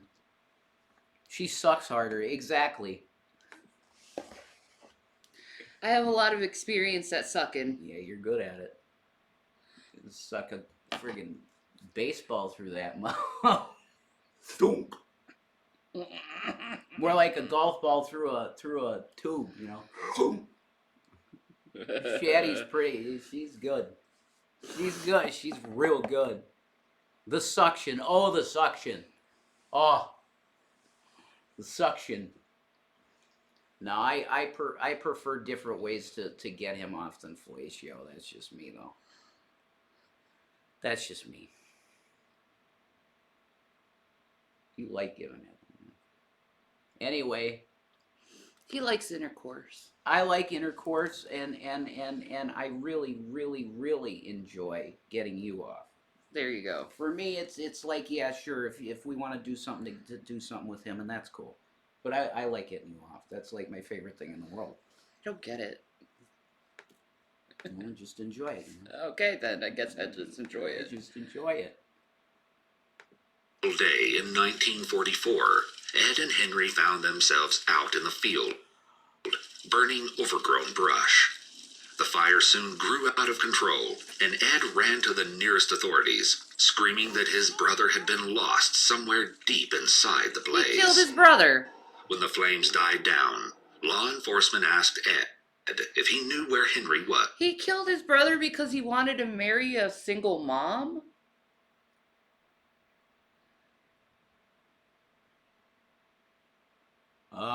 That's really fucked up, dude. I'm trying to figure that out. He just wanted to kill. He just wanted to kill. and he chose his brother. Yeah. Well, Cain and Abel stories. Mama's disappointed in you that you're marrying that wicked woman. That floozy. With children from another man. She already been married, man. She's been defiled with the males. You can't do that. So you die. Why, son, would you pick that floozy? She has 2 little ones. Don't you want them to be your little ones? Lord have mercy.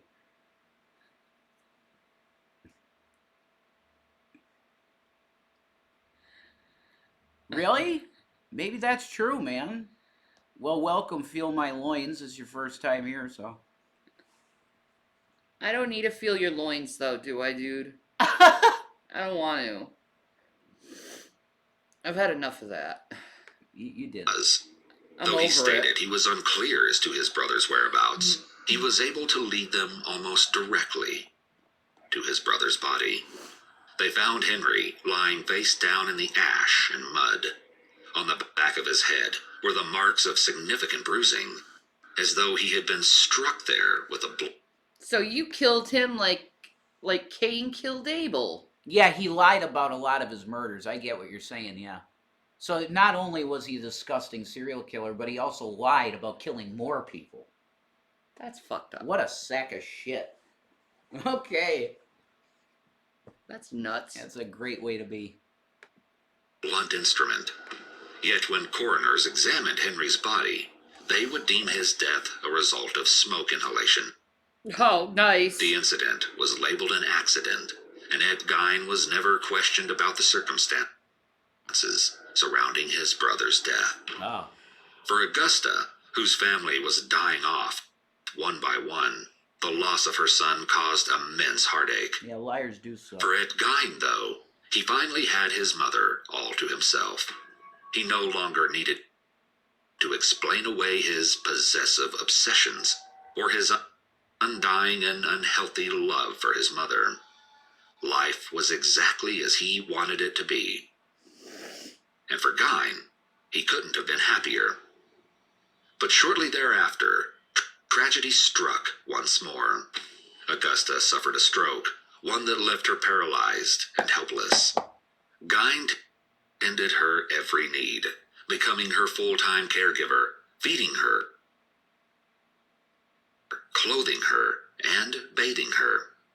He was at her side day and night, leaving only to work nearby at the Central State Hospital, where he performed odd jobs as a mason, carpenter's assistant, and medical center aide in order to support maintaining his mother's needs. For nearly a Did he have caretaker burnout or something? What the fuck? How can you go from taking care of your fucking mom like that to murdering people? That's a great question. That's a really good question. Well, they said he had a very dark side, though. That he was into very lascivious shit. And if you push that stuff down long enough, with some people, it's like the stovepipe. It just comes out, and then they do shit like this. You know what I mean?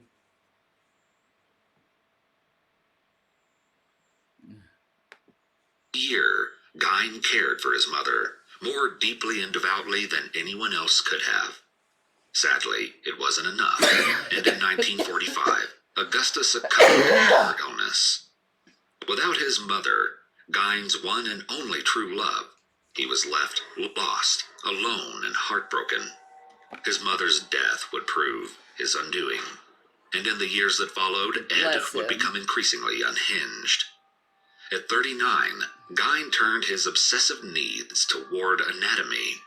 In wake of his mother's death, he developed an intense fascination with the human body and began to collect anatomy books by the dozens. He scoured the pages, absorbing as much information as he could. He went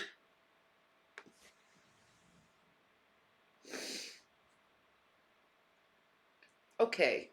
Maybe he got pissed off at God. And he's like, you know, you took my fucking mother, I'm gonna take your creation off the planet. Like, he's like obsessed with the human anatomy of the body. So did he want to kill people, or did he just want their anatomy? Well, I think he wanted to kill people. I think he wanted to kill people. You think he was just finding better ways how to kill people? Yeah. By looking at the anatomy? By the books. I think that's the point. He was trans? What the fuck, really? Huh. as far as books would take him, but his newfound interest was piqued and would not subside easily. Ah, no. The compulsive drive led him to believe he needed a real human body, something he could explore with, get his hands on, and this obsession led him down a dark and gruesome path. One early morning, shortly after Gein had risen and dressed for work, he found himself sitting at the kitchen table, reading the news. Did he ever just think about going to school to be an MD or a mortuary or something? Yeah, a mortuary guy. That's what I'm saying. This has to do with killing people. Yeah, like, It like, you could do things that are legal if you want to go and explore the human body. Like, you don't have to kill people. my God. This is insane. Yeah. Newspaper. He scanned through the paper until at last he found the obituaries. We'll never truly know what made Gein bridge the gap from fantasy to real life, but somewhere within those hallowed obituaries, Gein saw the answer to his sick craving. He needed a body to touch, to explore, to understand intimately, and the newspaper had told him how to get one. What followed was a new fixation, an unseemly preoccupation with the dead. Gein would comb through the newspaper day after day, waiting to see who was newly passed and when the funeral would be. Then, as quickly as he could manage in the dark of night, he would steal away to the fresh burial ground and would dig up the deceased. What? He would then take the body. Are you serious? I mean, they used to do that back in the day when they were just discovering the anatomy, like back in the 1800s. Like, doctors would steal bodies from graves. I've heard this before. And look into the human body and, like, you know, dissect it and shit. Wow. Like, God, it's so that's a lot of disgusting. work digging up a fucking grave. That's so disgusting to do to someone's loved one. That is so. You have no respect in your body at all. Something tells me he did this to animals as well. Probably. Holy shit. It's so disgusting to think it's okay to dig up a body and do shit with it. Like I don't even like what Egyptologists do with opening up tombs and stuff of mummies and stuff. Yeah, but yet I there think is- they should leave them in their freaking burial ground. Yeah, but there is a historical thing with it. You know what I mean? That's true, but people could say that about us in 2,000, 3,000 years. You know? Yeah, you're right. Fuck that. Yeah, Respect the dead. exactly. Respect the dead and respect where they're placed. And I think God is with that too, because the guy that went into Tutankhamun's tomb, He got cursed. oh, that was bad, dude. Yeah. I think God's with I that. think there's a curse that comes with disturbing the dead. I agree with you. I don't think you should do that. No. Let them rest. I mean, a sick fuck like that, God would be like, yeah, demons, go get that guy. Yeah. Like, get him. Yeah. That's Yeah, gross. you can take him. Do what Have you fun. want with that guy. Yeah, have fun. Yeah. What a dick. Have a day with them demons. That's it. Bodies home with them, a sick form of companionship that seemed to fill the void his mother had left behind. His Once mother. alone It's not an together in the excuse. privacy of his Jesus own Christ. home, Gein would engage in dismemberment, evisceration. But as Ed explored the darker side of his own psychological needs, he grew less and less satisfied with the deceased company he kept.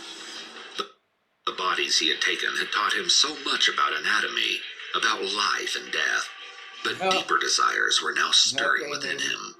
He was no longer satisfied with robbing graves. He wanted something fresh, something new and exciting. Uh-oh, now you gotta The kill. sun was just beginning to set on the evening of December 8th, 1954. He's like, no, these dead Long bodies are shadows not began enough. to grow I need as a the last fresh bits one. of orange light died over the horizon, and a local man in Plainville, Wisconsin, made his way over to the Pine Grove Tavern owned by Mary Hogan. He was on his way to buy some ice cream for his daughter, but the purchase would never happen. As he entered the bar, he instantly realized that something was very wrong. Chairs had been tipped over, laying across the floor as though there had been a scuffle. Just beyond were bits of cash from the opened register, so, too. and a large pool of blood covered the wooden floor. Terrified, he turned and ran, eager to get as far away from Mary's wrecked bar as he could.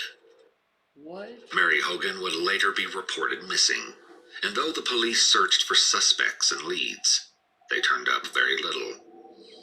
Day after day, the locals of Plainfield would gather at the tavern, trading bits of gossip and hearsay about Mary's whereabouts.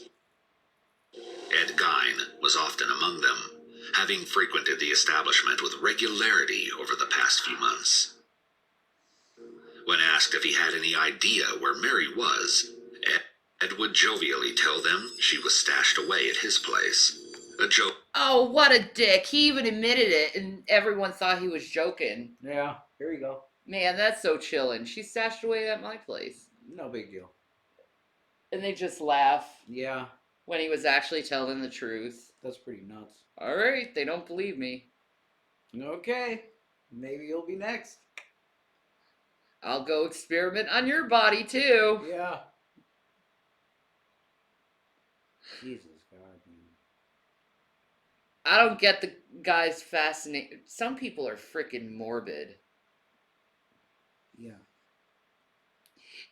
Ed Gein is just as morbid as that one artist that like had like the blood flowing in those like Siamese twins, those dead Siamese. What twins. the hell is that about? Yeah, the performance art shit. Yeah, right. Really weird, man. That's It's just as sick as the things that Gein did, but they can legally get away with that shit.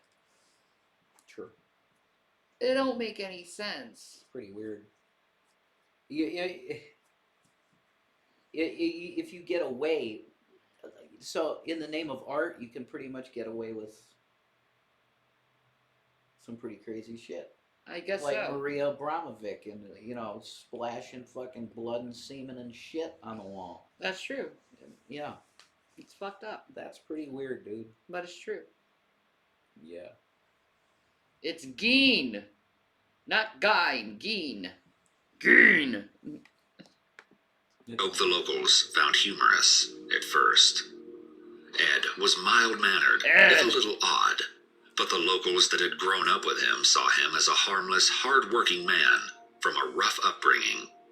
He had proven his worth to the town over and over again, putting his best foot forward, always giving more than he got in return. He was a trusted handyman and babysitter, caring for the local children and fixing the homes of everyone in town. Was Ed Gein a fucking what's the fuck, a Gemini? I don't know. He had to be a Gemini. He's got With that level of two-facery, Dr. Jekyll and Mr. That's what I'm Hyde. saying. He had to be a Gemini to act this way. Let's He's see. he's like this perfect guy, caring for his mother to death, putting his best foot forward to the community, and then he's doing this shit. Let's see the best way to dissect someone's body. Like, what the hell, man?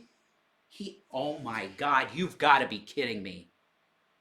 He was born on my birthday. What in the name of Christ? He was born on my birthday. Oh my God. He was born on my birthday. I don't recall you ever mentioning that one.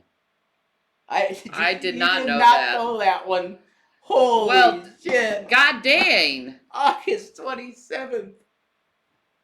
He's a Virgo. He's a Virgo. Oh boy. He had a 1 in 365. It had to land.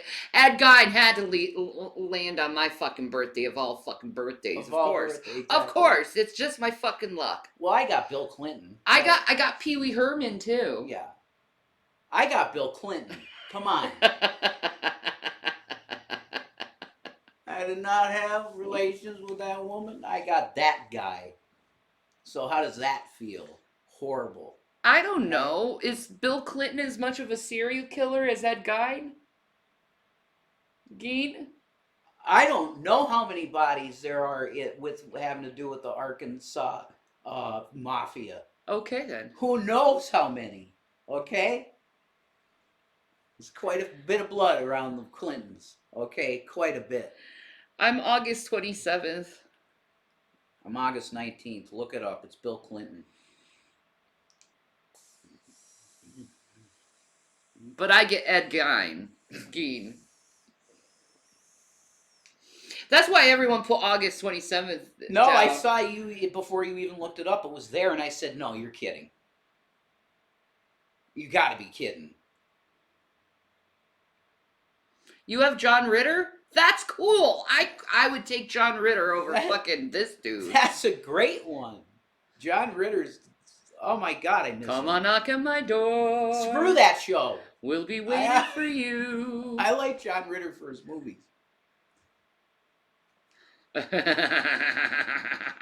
Yeah, I got Bill Clinton. I think that was the most prominent one. Isn't that a coinky dink? Mm-hmm. They're just wondering what his birthday is, and there we go. Yeah, let me look up mine again and see. He has to be a Gemini. No, motherfucker. He was born on my birthday. Man. I just saying that because he's so two-faced. You know? It's just proof you don't fuck with a Virgo. We can go crazy. Yeah. Famous people. Fuck. Ugh, I fucking hate phones. Born on... You got Marlon Brando? That's awesome. You got The Godfather on your birthday. That's great, yeah. Oh my God, Matthew Perry? You got Matthew Perry? I got Matthew Perry. Where's the list, man? Coco Chanel? You got fucking Coco Chanel? I guess. John Stamos? John Stamos. Matthew Perry. There's a bunch of like TikTokers. Yeah, Coco Chanel. That's fucking awesome. There's some great people. Well, I better have some great people for my birthday. Yeah, we'll look yours up next. Yeah. Yeah, but my most prominent is Bill Clinton, and I would definitely say, I mean, I love Matthew Perry, so whatever, Matthew Perry. All right, let's see you.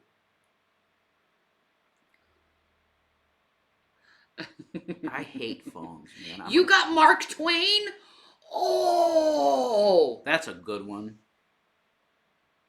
I love Mark Twain. I love his Tom books. Ford, Aaron Paul, Alexa Panavega. Okay. Okay. Who's that, bro? I got Zach Choi. Zach Choi. Okay. He's a ASMR eater, mukbanger. Okay. Okay.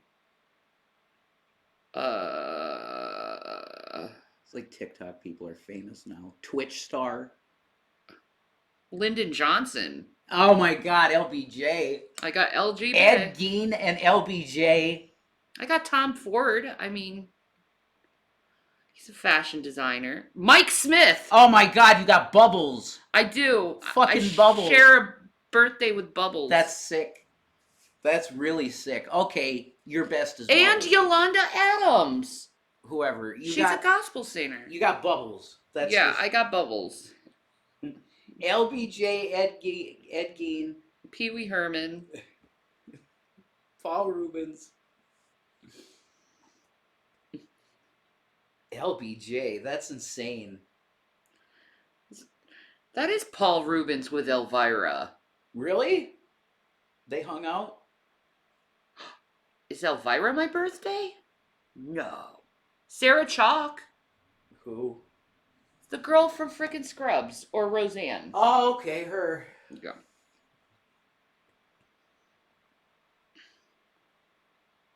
Okay, I gotta check if Elvira's my birthday.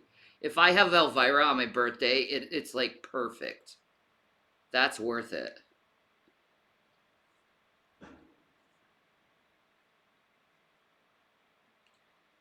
No, she's September 30th. Oh my No, God. wait. That's a horror movie. Never mind. Wait.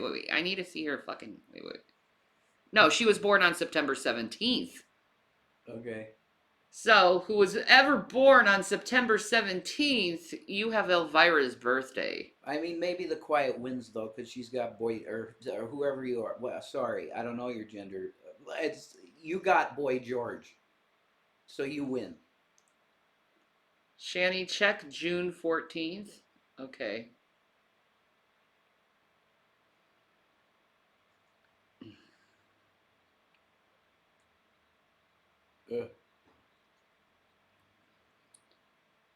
Boy George, Lucy Hale. Oh, you had Mark Twain. Okay. Jennifer Lawrence. Betty White. You got Betty White's birthday. Betty White. Emma Stone, George Clooney, Seth MacFarlane, Rachel McAdams. Holy shit. You got great people on your frickin' birthday. Elvira's in. Donald Trump. Yeah. Celebrity juicer. You share a birthday with Donald Trump. Ha ha ha ha. He's the most hated man in the world. Ha. It's rough. People are just fascinated with Ed here. Donald So Trump. you got the worst birthday. You got fucking Trump.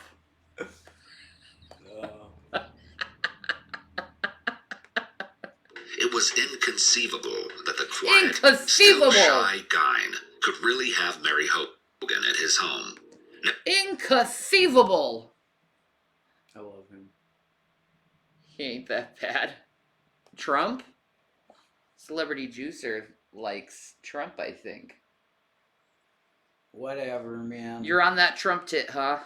No, I don't think so. Like, no, I ain't MAGA or nothing. It's like. Not really. Like, I ain't MAGA or nothing. Chode. And you ain't no SJW. Go ask your doctor. Amen, celebrity juicer. Get that woke shit out of here, bro. What the hell is that mindset? Never mind boast about it to them. But there were those who were not convinced that he was only a little strange. Only In a little. fact, many women of the town would comment that Ed sent their skin crawling.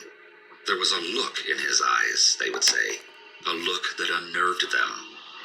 For the next 3 years, Mary And Hogan... Shani, if you noticed, lots of us remember your birthday. I Yeah, know, that it makes was- me feel special. That was sweet. They all were like, oh my god, it's August 27th. What? I couldn't believe it. And that was all because I said he's got to be a Gemini. Yeah. That's funny. Nah, man. Nah, he's a Virgo, and he's a Virgo right on your wife's birthday. That was like God getting me. Why are you judging Ed Gein, Jay? Why are you judging Ed Gein at all? He believed Guess in me. what his birthday is, actually? Oh. You got me, Lord. Okay. You can't even judge Ed Gein. You don't know. You don't know. Logan's disappearance went unsolved until one fateful night on November 16th, 1957, when the world learned who Ed. No, I won't wear Jason's skin, but Jason certainly wears my skin, if you know what I mean. Rah! All up in Time the truly skin. was. As police and law enforcement officers Ew. entered Pine's home that night, what they found I lick a would lot of shock and skin. amaze the world for years following. In the kitchen, They're like kids. You say something like that, and they're like, ew! And it's like, ha ha ha ha ha. Yeah, but the thing is, like, quite a few people loved our porn, man. So I don't know what to say to that. I know, married people have sex. It's a shock. Some people really like that shit. Okay? I come back to this. I know, sorry. Rev, shh. I want to talk lascivious like the rest of the world. It's a spirit in the air, bro. You get it? I'm cooking. Oh, what you cooking? What you making?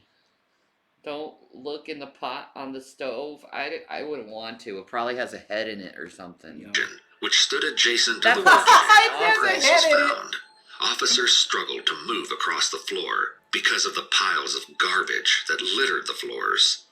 Pieces Whoa. of furniture and trash was littered over every inch of the home. Christ. It was a disheveled wasteland, and hidden beneath were true horrors no one had ever dreamed You of. need Really? holy water for As that. officers took a closer look through the refuse, they uncovered shockingly disturbing things. Among them, Wow. soup bowls that had been made of human skulls, What? jars filled with human organs, and a significant collection of body parts. As Body upsetting parts. as these were for officers, Hey, folks. He'd make bowls out of skulls. He had a significant collection of body parts. Oh, Pello is making some fucking tamales. I love tamales. Oh, man. that's some sexy shit. Tamales kick ass. Oh. You thought the freaking town burnt down? We got another $1. We smoked cigarettes. It's from the same person. Brother, could the next cigarette be like a $23 cigarette? If you're gonna throw dollars for cigarettes, my God, what insanity!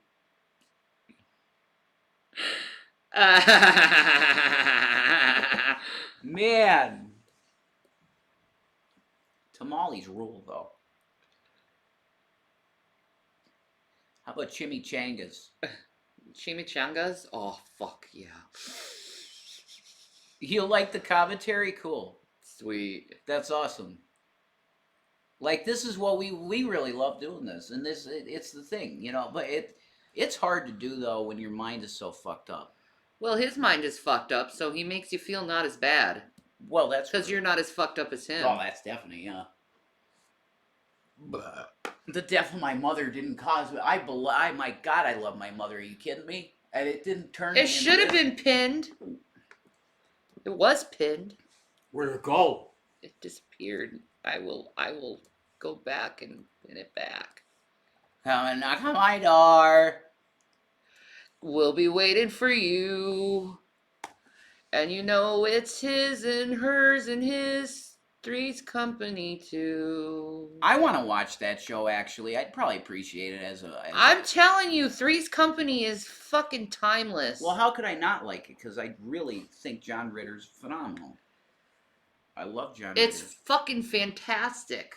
It's funny. Wasn't John Ritter in the Problem Child movies? Mhm. He was the dad, right? That's what I mainly remember him from. I love those movies. You hate them, right? We got another. For Rev wear blue jeans. Okay, I'll Okay. wear blue jeans. Okay, we got we got a total of $10. Hey, this is phenomenal. We got 15 left. Do you have blue jeans? No, you don't. No, put, I. put on your blue jeans. Yeah, I will. $17 more. Is it a $17 blue jean deal?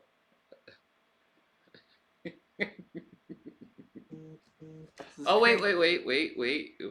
We got something else now. This is funny as shit. I love this. This is hilarious. Wait. For commentary. Girl. Oh my god! Wow. Now see, that is a good individual. I want to say thank you to that individual. Yeah. You're the shit. Now I think if you add that to your thing, Mhm. you'll have enough. Let's figure it out. Okay. For commentary. Now that is, see, that's an actual person, that's an audience member, and they're like, you know what? They did content with commentary, so I'm going to give them a tithe of, excuse me. The original Three's Company was better and dirtier. The one that came from England. Whoa. Hang on. Yeah, it was the UK. Not yet. Oh my god. Thank you. Thank you. Okay, for Reverend But Blue yeah, I do want to You check got out it, the original absolutely. Three's Company from UK because I have heard about that. Get their cash tag. That's funny. That's a great cash tag. I almost want to plug them and say give them money. That's funny cash tag. All right. Oh my god. This is insane. Tonight's very weird, man. Today has been fucking weird Jeez. all around. Okay. More for taxes? You pay our taxes. Thank you. Thank you. She's hilarious. She's freaking hilarious. These people are amazingly funny. Have I ever seen The Bad Seed? No, Jesus. I haven't. Thank you, guys. Thank you. You guys are awesome, okay? Seriously. Thank you. You made me laugh and you're getting me my medication. And Shanny's too. Like, thank you. Seriously. Jesus will bless you incredibly. Look at that number. Daddy's gonna be a happy boy. That's insane. Daddy's gonna be a happy boy. You guys are amazing, okay? Now I Look at it. I gotta get my blue jeans. I should show my butt, you know. You should show your butt to all the girls. In the blue jeans. Oh. For them. For the guy. For that person. Well, baby, I could take a picture of your butt and we could put it on Twitter. You take a picture of that. You want me to take a dick pic and put it on Twitter? No, I don't want to do that. That'll disturb people. Not every woman wants to see a dick. They're like scrolling through and then dick. Every girl that's seen mine so far has said I have a nice cock. You do, but that's besides the point. Because, you know, that's all I'm saying. No illicit dick pics. No, I sent one to the prostitute. I know, you're dumb. I'm fucking sick in the head. Yes, you are. But every girl that's seen it has said, that's a nice dick. Every one of them. Twitter would be on fire with a picture of Jason's butt. I know it would. I did spread. It's out there already. Remember my... Oh yeah, they put a fucking nose and... They put a nose and shit on it! googly eyes on it. On my asshole! See, that's when the internet's good, though. Okay, so this is for Amex. Could we get a shot of the... Oh, yeah. He wants to show his ass. No, it's for Amex. Yeah, okay, No. wait. Here. Here's the ass. There you go. Okay. Horrible lighting. Not a production at all. But you got your blue jeans. Rev blue jeans shot. Okay? God bless you.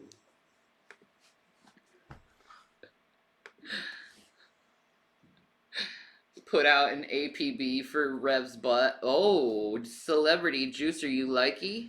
Oh my god, it look horrible. You It's- like? I It's got missing. Oh. What? You have no ass. Yeah, that's what it looks like, and it's the lighting's terrible too. You can't see shit. No, these are too big in the ass, to be honest.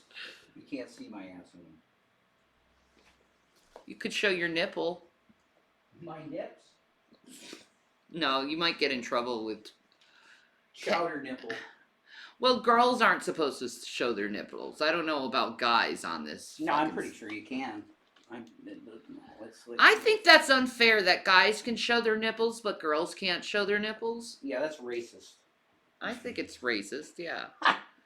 It's fucking racist. Bolo for respect. Bolo.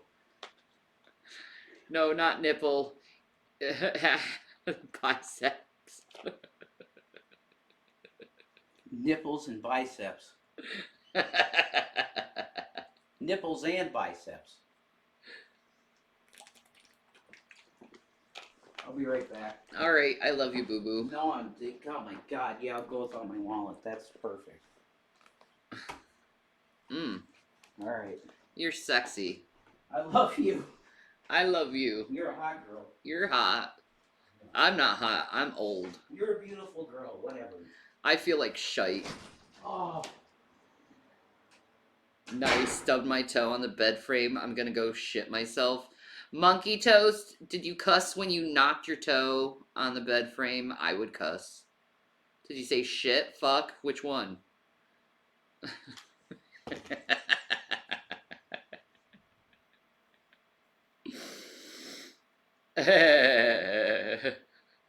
Dude, I screamed like a rooster.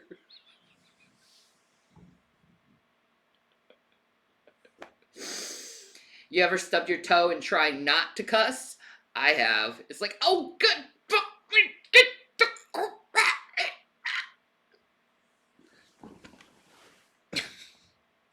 That's the worst. Toe stubbing.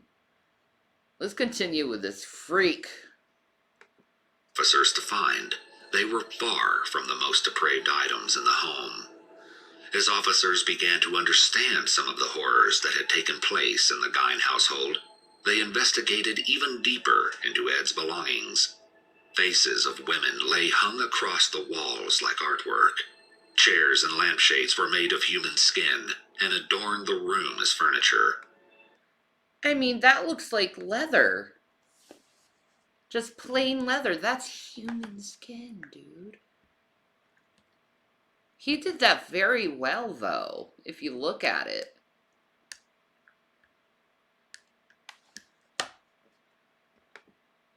Gein even went so far as to make masks out of the stolen corpses. Then, in an even more horrifying discovery, in a paper bag found in one of the rooms, an officer pulled out what he assumed to be a wig, but was really Mary Hogan's face. Gein had also fashioned himself clothing out of the skin of the corpses he'd stolen. A pair of... Okay, now I see why this would be kind of an inspiration to Silence of the Lambs. Yeah, exactly. Celebrity Juicers, Silence of the Lambs, yeah. Because that one part where he puts the police officer's face on.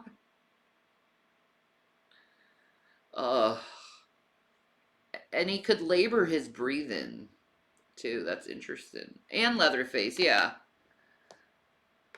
leggings made from the legs of his Leggings? victims, and what would later come to be known as a memory vest.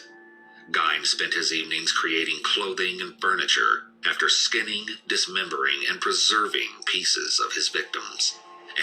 And as he donned his suit of skin, he would wear it and pretend he was a woman. As the horrified officers continued on through the house, He is trans. Yeah. I see now. Oh. He had a boob vest. No. Leave the boobies alone.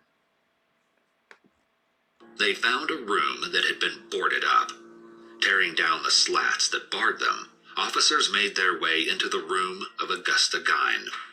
It had been perfectly preserved, with the bed made, a Bible sitting on the bedstand as it so often did when she was alive, and the floor dusty but otherwise spotless. It was the last piece Gein had of her, and he kept it just as it had been when she was alive, as a shrine to his obsession with her.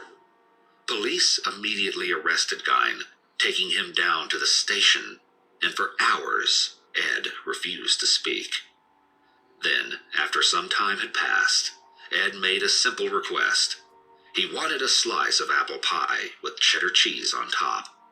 Once receiving it, he would tell investigators everything.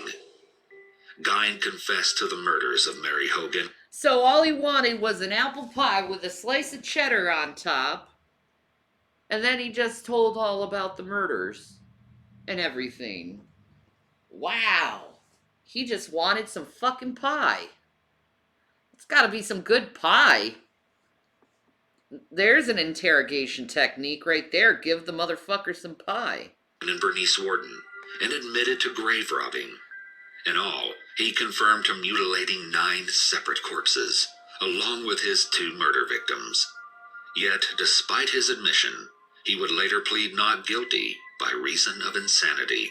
What? Court proceedings took place to determine if Gein was mentally fit to stand trial. In a cruel twist of fate, Gein was declared mentally incompetent and was sentenced to spend his days inside Central State Hospital. So, okay, so I know he died in the 80s. So he spent the rest of his life in a mental hospital.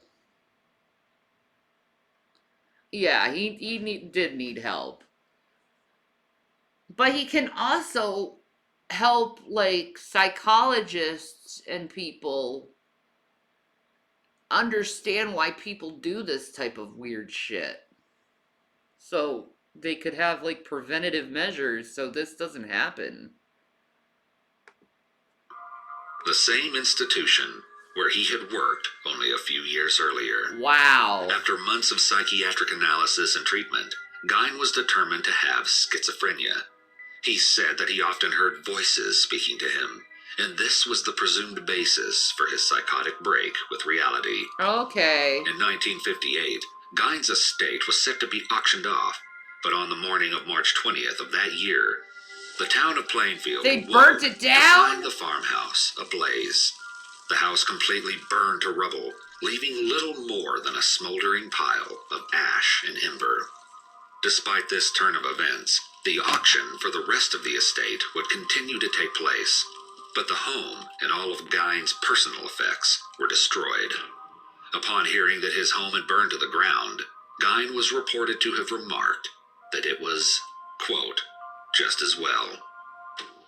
A decade later, in 1968, after years of psychiatric treatment at Central State Hospital, a hearing was once again held to determine if Gein was competent to stand trial for the horrific crimes he had committed. A judge declared I didn't know that it was Edward burned Gein was down. indeed fit to stand trial this time around.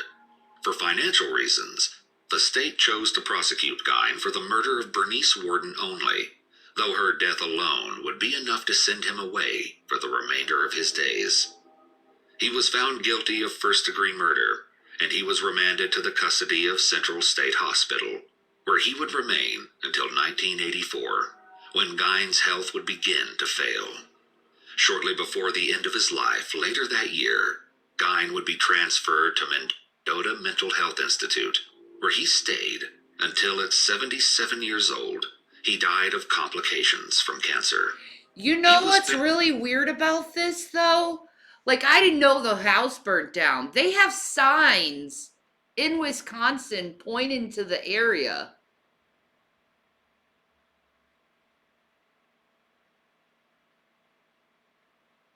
Like, they were like Ed Gein's museum. Let me see. Ed Gein Museum. I know they have a museum. Yeah. The Ed Gein Museum.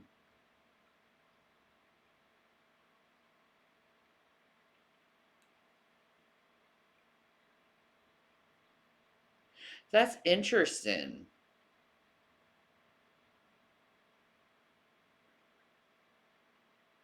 So it's not his house. I thought it was his house. Okay.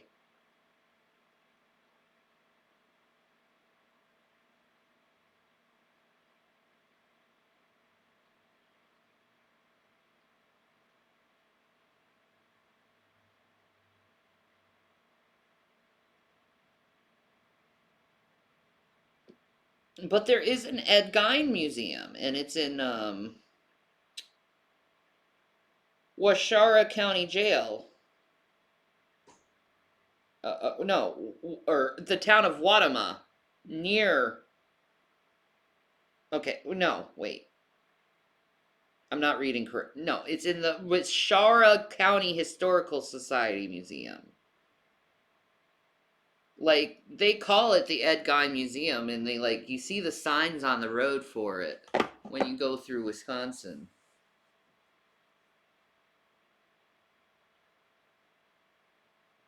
Ed Gein. Sorry, Gein. I apologize.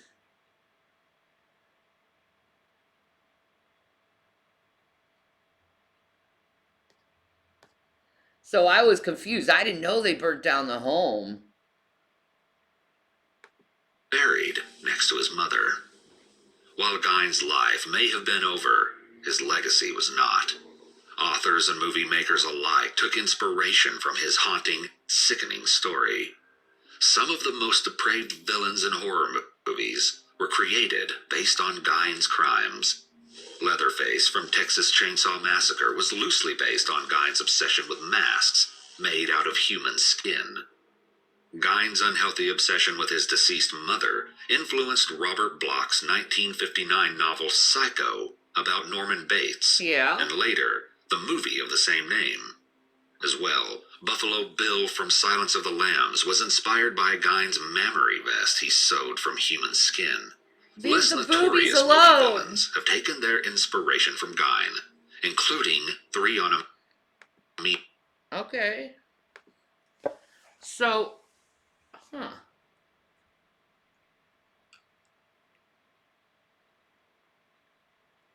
Psycho. Yeah. It puts the lotion on the skin before it gets the hose again. Put the lotion in the basket. I said put the lotion in the fucking basket. Psycho. We all go a little crazy sometimes. But yeah, I could see Psycho because of his obsession with his mother. I've only seen the original Psycho. I've never seen the new Psycho. Who is it? Vince Vaughn? Who plays it? I never seen that one. I've seen the original one, the second one, and the third one. Those are the Psychos I've seen. I think the second one talks about Norman Bates' life with his mother. I think that's how it goes. Or is that the third one? It might be the third one. Because I remember he was like on the radio telling his story, Norman Bates.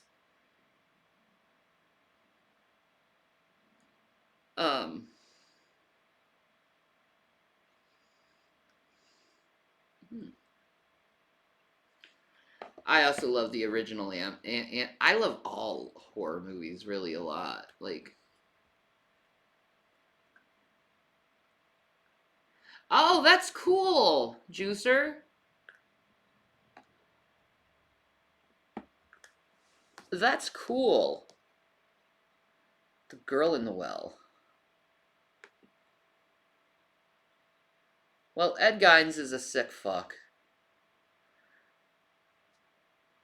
Spaghetti carbonara, only 11 minutes, Pete's? Is it a video of him making spaghetti carbonara? I don't know.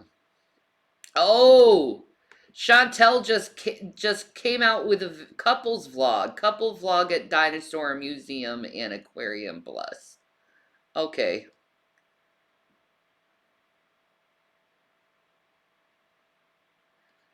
Mission to Planet Sorpo? What?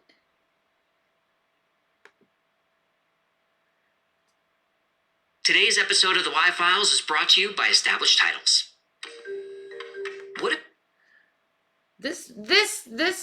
Okay, I saw one video with this guy yesterday. And this dude is kind of weird because his fish talks as a character in his videos.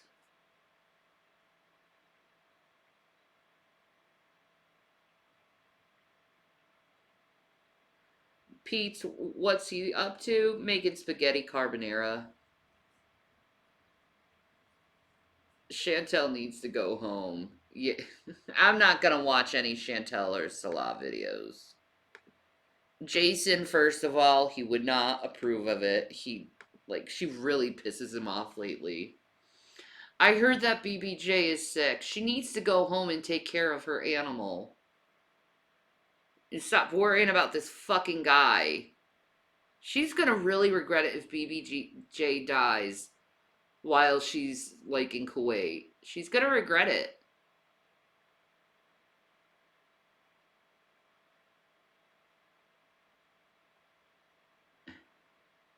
BBJ may have had a stroke. Yeah, well, I heard she had a seizure.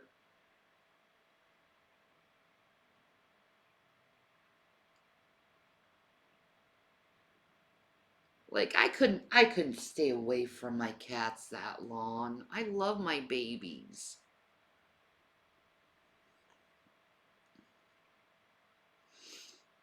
I love my babies. Like,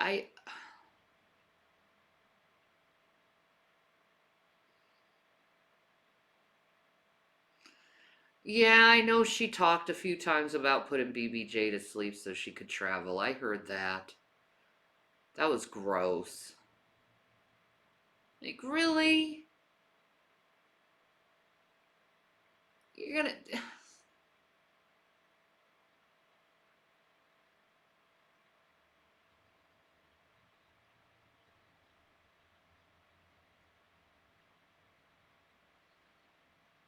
Mm-mm.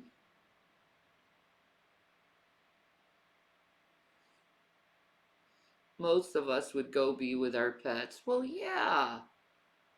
It's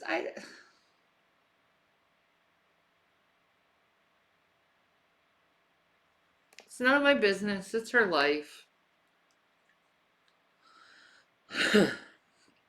It's her life at the end of the day.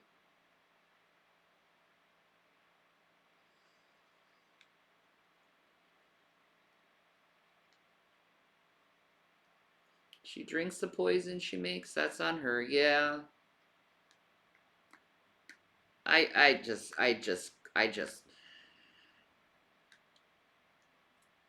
don't get her. I don't get her. I used to think I got her. I used to think I got her. And then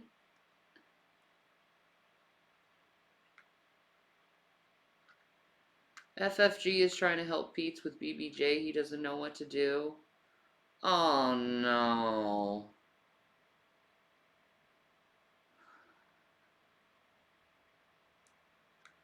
Oh no.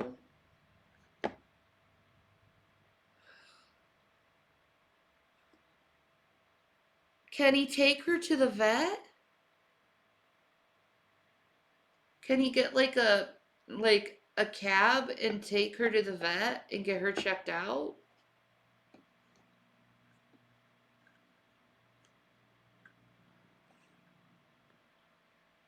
I did also when she was funny, but now she's dangerous to herself and others. He doesn't have any money. Oh no. I'm sure there's people who could help him out with that though. Like, shit. I would take BBJ to the vet.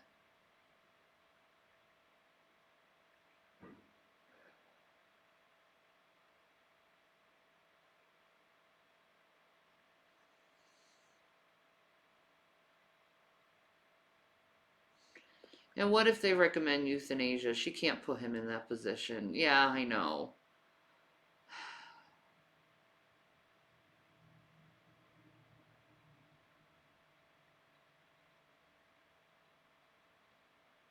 Yeah, because so much shit with the LGBTQ that I don't think many people are willing to help him. I don't know. Oh my god. But it's the cat. It's not Pete. It's not for Chantel. It's for the cat.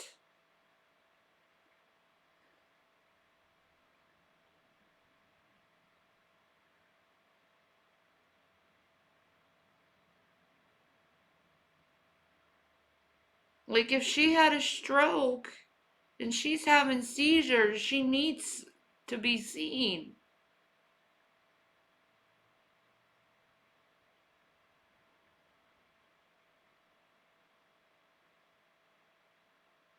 Oh, poor BBJ. She's such a sweet baby. There is a vet within walking distance, then he should just fuck it. Just like ask Chantel for the money and go.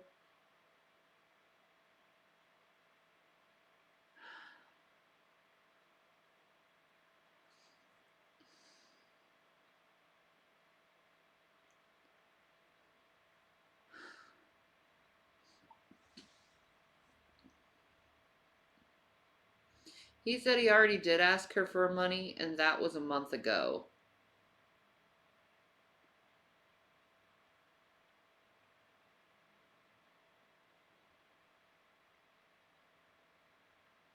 She should be sending money for the vet for her cat. It's her cat. She should be responsible for it. And she's like, no, I'm not giving any money to go and take care of my cat. Just let her die and suffer. What a cunt.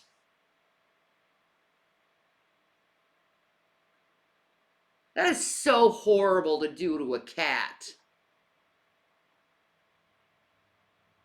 No, I don't care. Even if I didn't have money, I'd bring that cat to the fucking vet and be like, I need help.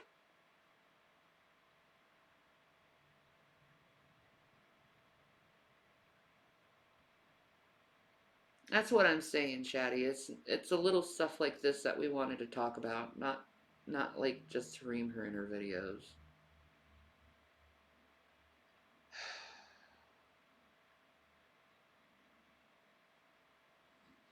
You're hurting this cat. Like, so, Foodie Beauty, take care of your freaking cat. I'm calling you out. I'm calling you out. Your cat needs your fucking help. Take care of your cat.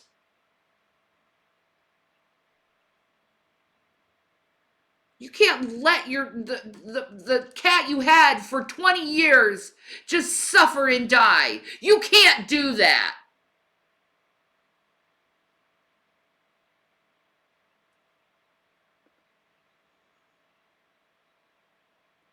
FFG already offered Pete's money, etc. to get BB. Then he should accept it.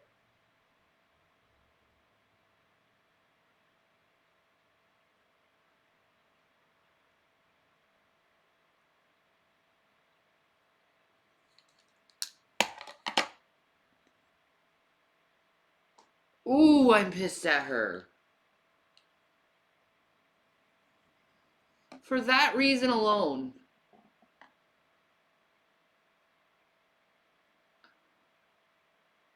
Sam's claws are curling over. Oh no.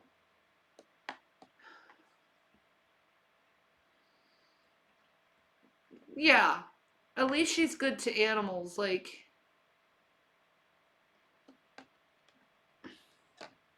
No, you're not.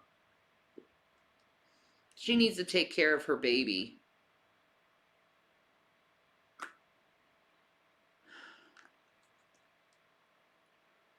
I couldn't live with myself knowing that I'm in another country and knowing my baby is suffering. I could not do that.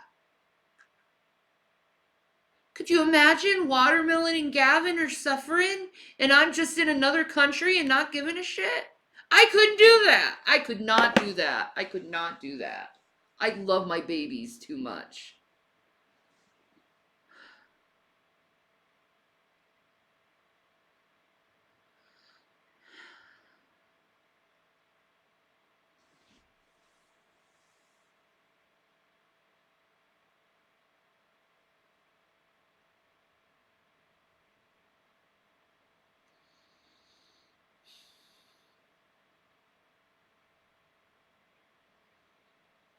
Please, Jesus, help BBJ.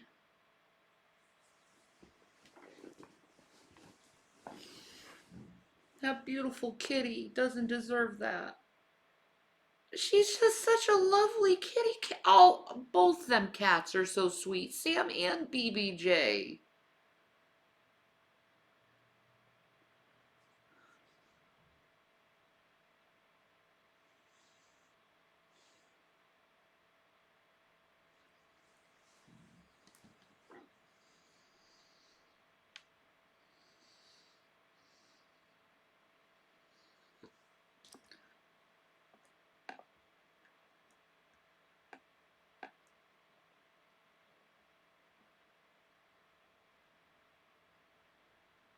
Yeah, animal service might be best for the cats right now. Because she's pretty much abandoned them.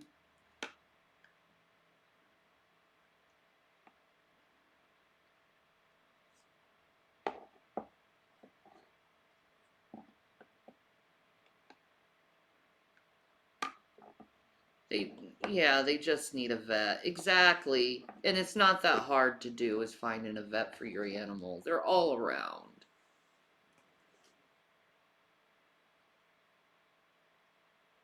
Mm-mm.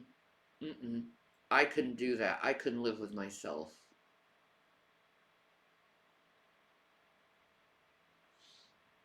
I don't know how she's living with herself, frankly, right now. I don't. I just like thinking if it was Gavin or Watermelon and I was in another country and they ended up having a seizure too, and like mm.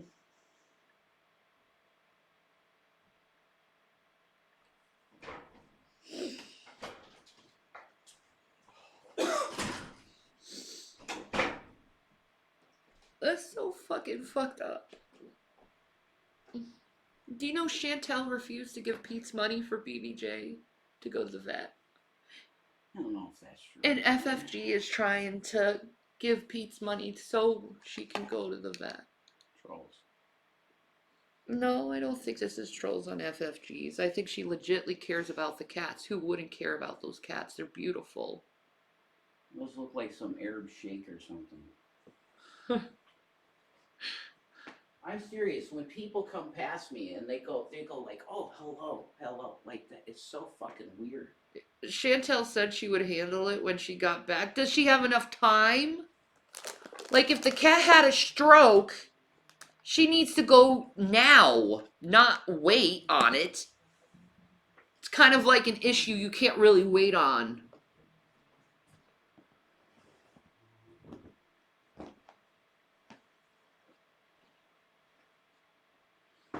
Like, I'm crying because I just think if that was Gavin or Watermelon and I was in another country and that happened to them, I would feel awful.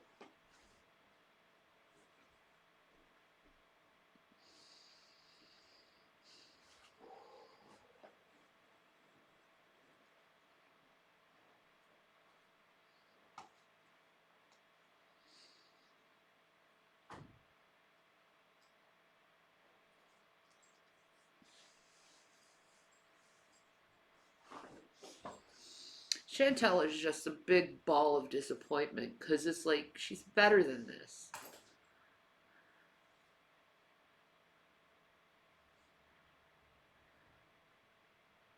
Salah was on Tinder yesterday. Oh. What? Oh. What? Oh, man.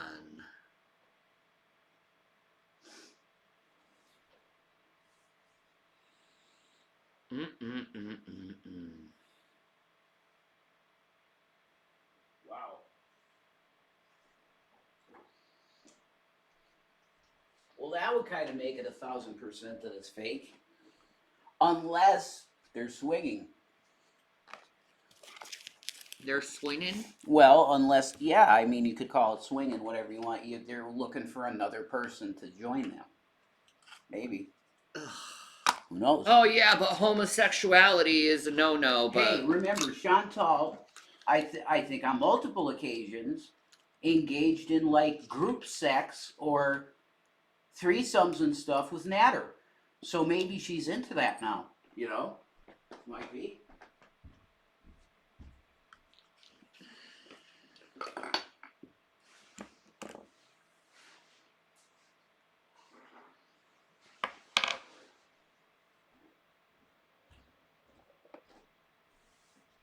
It's not worth it to me. That type of relationship would not be worth it to me. Fuck.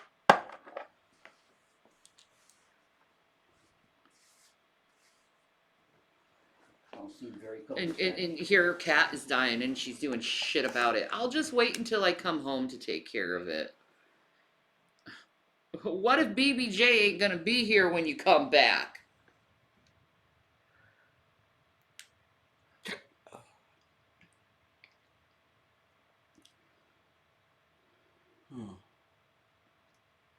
Did she ever think about that? She's a Muslim virgin.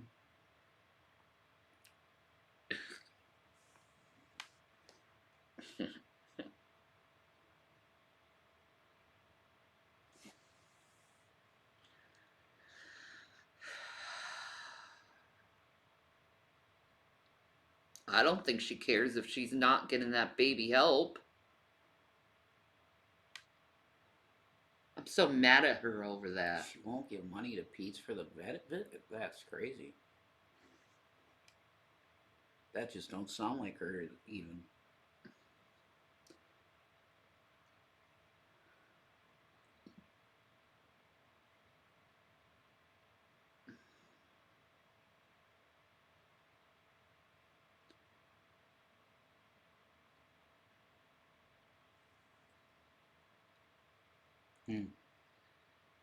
Oh, he giving up the eggplant to something, obviously, if he's on Tinder.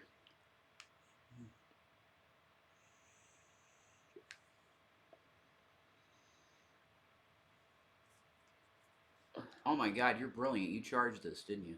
I did. You're awesome. You're the shit. I'll put this on what, 2.5? Yeah. Okay. So this is a secret year mission to an alien planet called Serpo. That's awesome. On a different subject, This is a weird... This fish talks in these videos. It's interesting. Yeah, it's the only way they can present stuff that's even remotely conspiracy related. I mean, I love the freaking tinfoil hat on the fishbowl. Of course. I mean, that's beautiful.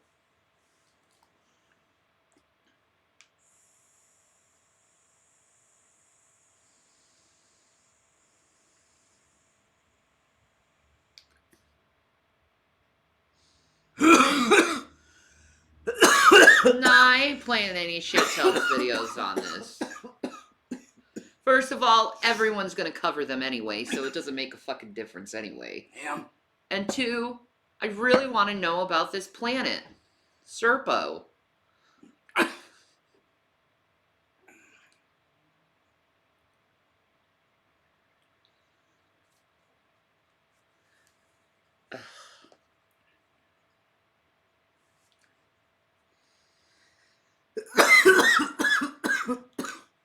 No one is interested in the dumb couple channel. No. All they're doing is looking at museums. What if you were offered the opportunity to visit another planet? You'd get to experience the culture of an alien race, explore the world, see and use technology that's 5,000 years ahead of ours. Would you do it? Well, before you answer, there are a few catches. You'll be gone at least 10 years, and when you return to Earth, all evidence of your existence will be erased. You have to start a new life, with a new identity, forbidden to tell anyone about what you experienced. Now, would you do it? Well, in 1965, 12 astronauts were sent to an alien planet as part of a human-alien exchange program. 13 years later, they returned home. Well, most of them did. The mission... No, is this true? I don't think so. No way. Where did you find this?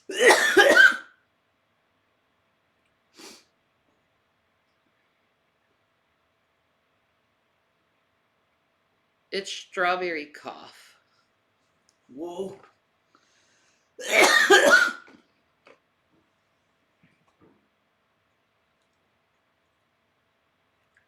After this, will you go live so we can discuss the Chantel thing? What do you want to discuss about it? I'm pissed off at her. After Kenny's offline. Oh, she's talking to Jews, not me. Oh.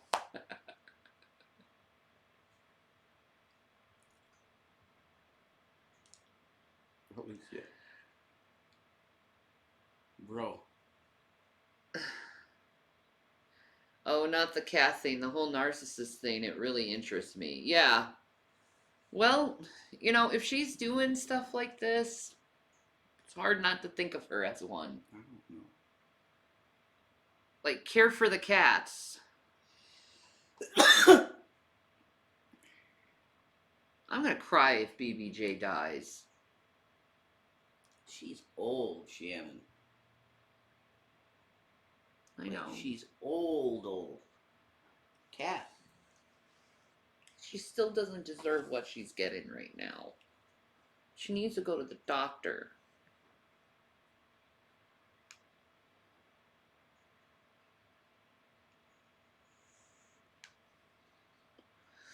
I agree, Eileen. She needs pain meds, comfort in her mama.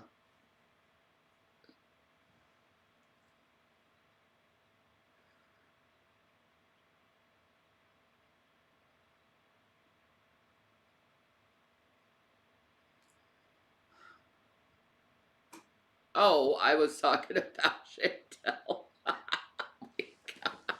I was talking about BBJ.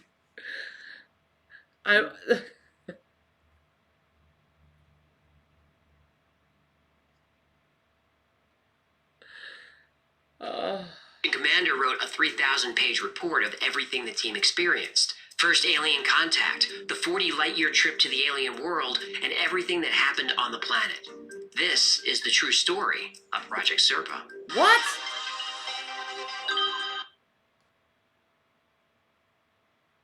It's an actual true story? No. Is this what they released? Some of the things they released? No. How is this a true story? It's not. When Colonel McKeever of the United States Air Force arrived at Fort Leavenworth, he was excited, but he didn't have much information. All he knew is that he was selected from hundreds of candidates to command the most important space mission in the history of the human race. That's quite a description. Naturally, he asked for details about the mission, but was told he would be briefed during training. McKeever did know the mission was going to be long, 10 years, plus almost a year for training and another year in quarantine at the end of the mission. So, 12 years away from home. It was 1965, so he wouldn't be back until the late 70s. Now, for most people, this would be difficult, but McKeever had no relatives, no wife, no kids, and very few friends. His life was the Air Force. As far as he was concerned, he could leave for 12 years or 20. It was all the same to him. And that was a good thing because another That's the condition of Project the mission Serpo. is that he was to be sheep-dipped. Sheep-dipped? Well, sheep-dipped is an intelligence term used to describe identities that are made to disappear. All records, military, civilian, school records, Social Security, DMV, IRS, it's like you never existed. No, I wouldn't mind disappearing from the IRS. I understand that. Taxes are theft! Colonel McKeever parked his car and was met by a young military police officer. After I mean, Taxation without representation is theft. which is what's happening. Yeah, we're gonna make people that talk about conspiracy stuff look really fucking stupid, even though it's really true, huh? Jackasses. That's out of the fucking mouth of founding father shit, man. Taxation without representation is tyranny. Bullshit. Okay? So you little cool fishy. That was kind of Alex-like what I just did. Jesus, Jason. That was pretty. See, that's what I would be like if I were doing videos. I can't do it no more. It's like they treat people that, like, you know fucking history, you've read shit, and you know how shit works, and it's like, whoa, it's a conspiracy theory. That's very interesting though about Project Circle. So it's real. I guess so. After exchanging salutes, they walked in silence to an office building at the edge of the base. So who The are outside these of the building aliens? was nondescript, painted that gray-green beige Aliens. color that the military used for everything. The inside of the building was very different, though. As a colonel, McKeever had been in plenty of secure buildings, but nothing like this. Metal detectors, cameras everywhere, armed guards posted in every hallway. Great. McKeever's escort motioned to an elevator. McKeever asked, "You're not coming with me?" The young man said no, he didn't have clearance. He saluted and the elevator doors closed. McKeever felt the elevator taking him several stories down. There were no buttons in the elevator, no indication of the number of floors. The elevator doors opened, and another young man was waiting. McKeever noticed his badge said Air Force Office of Special Investigations. As far as Colonel McKeever knew, OSI was a law enforcement agency. He had no idea what they would be doing here, but he knew not to ask. McKeever entered the briefing room, which looked like a classroom. There were 11 people seated. He saw 2 Army uniforms, 2 Navy, and the rest were Air Force. At the front of the room was another Air Force. That's a good question. So you feel marginalized by the fact you believe in conspiracies? No, I think a lot of people believe exactly the way I do, or very similar to it, because their eyes were open to certain things that were proved by documents and everything. This is not. It is an actual conspiracy. Okay, it's not bullshit. It's actual conspiracy. But anyway, marginalized? No, not anymore, because there's a lot of people that know this shit. It's all coming out. It's the way that these controllers, and I'm going to say that because this is YouTube, and they only allow a certain slant on conspiracy stuff. Everything else gets banned.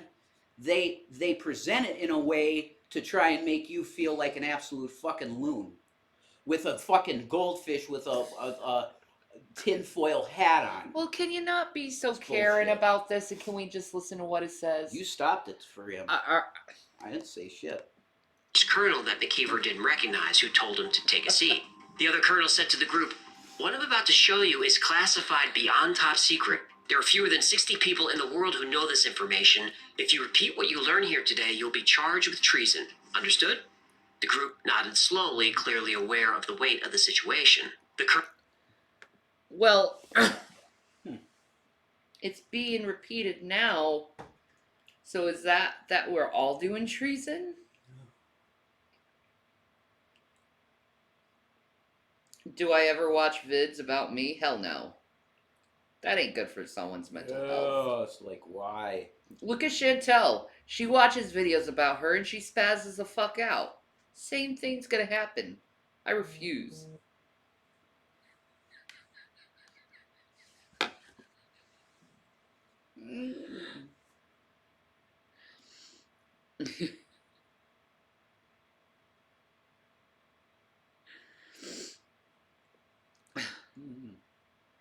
The newest one is on the Salah Chantel channel, the couples channel.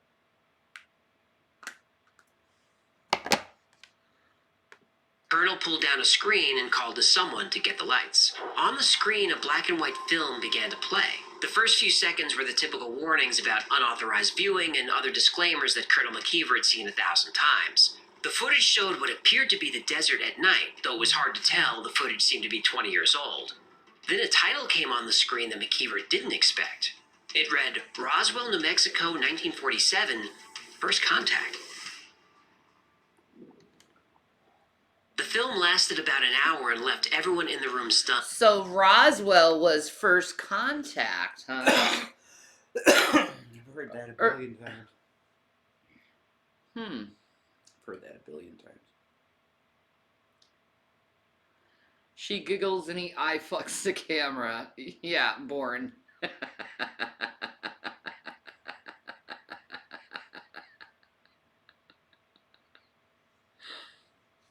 I fucking. Do you believe in aliens, Rev? Yes, I do. Depends on what you mean by aliens. I seen shit in the sky that I didn't know what it was.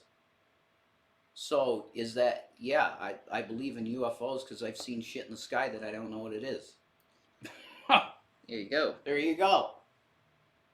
But they were most likely weather balloons if they were natural. You know.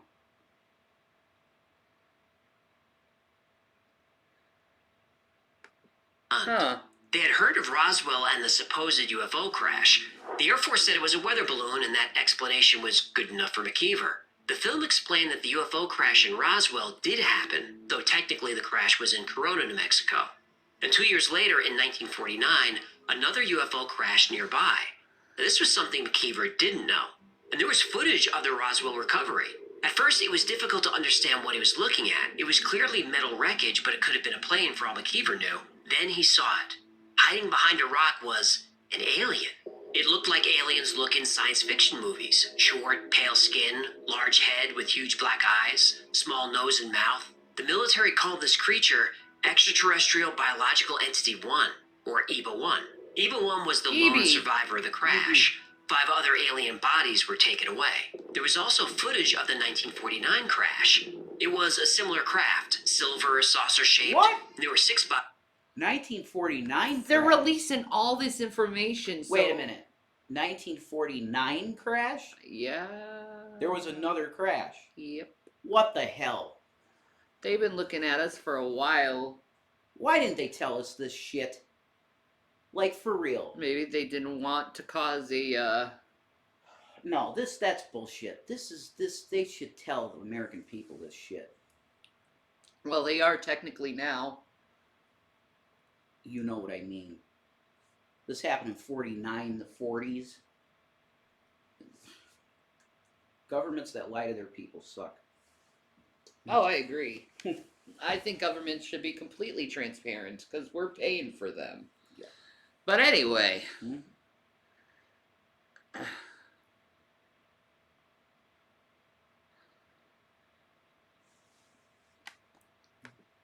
Bodies there and no survivors.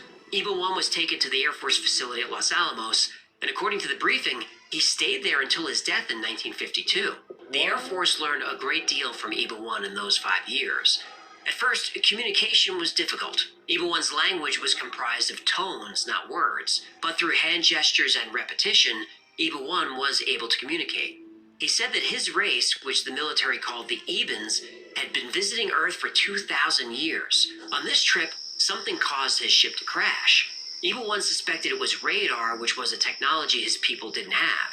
Some equipment was salvaged from EBA-1's craft, specifically a communication device. EBA-1 offered to share this technology if the military would allow him to repair it so he could contact his people. Of course, the military agreed. EBA-1 was able to get the communicator working again and sent several messages but never received a reply. And this could have been due to a number of reasons. EBA-1's home planet, which the military called Serpo, was in the Zeta Reticuli system, almost... Ah! The people that know have always known and don't question. Yeah, exactly. Like I told you, most of my life my dad hinted at this shit. Because he's seen shit. Sure. But he can't say anything about it. I have the munchies and really want a giant pizza. Me too. But I have to pee first. So, let's all look at Zeta Reticuli while I'm gone taking a piss and talk about the Zeta Reticuli. What do you know about the Zeta Reticuli? Nothing. We should watch a video of all the races of aliens so you get the fucking point. Ow! My knee. It's broke.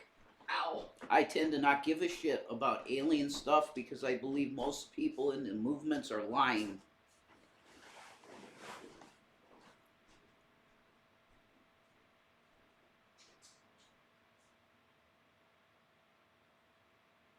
Yeah, Grays.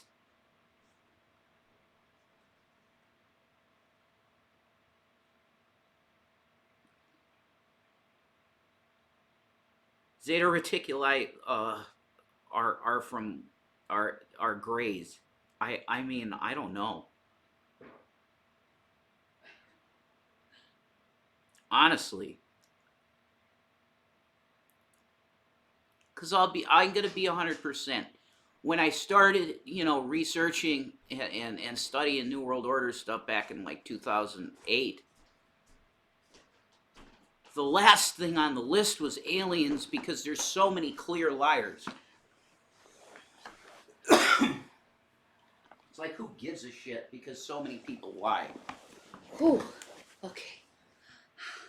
Everybody talks about Bob Lazar. He was a proven liar. Like, stop putting Bob Lazar in your documentaries because he was proven to be a liar. Just stop. You want this stuff to be real, I get that. But until you have the solid concrete shit, you don't have it. But the government is starting to really fess up. They're finally starting to go, yeah, we've seen some stuff and here it is. But I think they know way more than they've dumped. I believe it's possible that Eisenhower met with a frickin' alien. I believe that too. And they had a treaty. They have a picture of it. Yeah, that could be doctored bullshit. 40 light years from Earth. The Ebens used wormhole technology to travel and send messages back and forth. After Eben 1 died in 1952, the Air Force tried but was unable to reverse engineer other alien technology. But they did have a working communicator. So the Air Force continued to send messages for years. The persistence paid off. Eventually, they received a reply, and two-way communication between Earth and Serpo continued for a long time. The Ebens even learned to speak broken English. After learning about the crashes, the Ebens wanted their crew's bodies back. But the military, being the military, wanted something in exchange. They speak broken English, bro.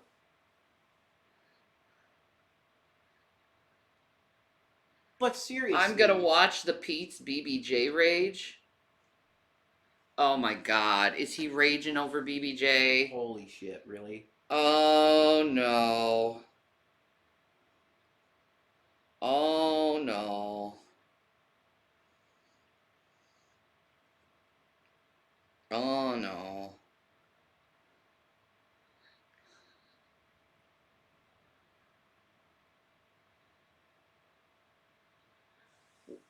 Well, what is the name of the fucking... Let me see.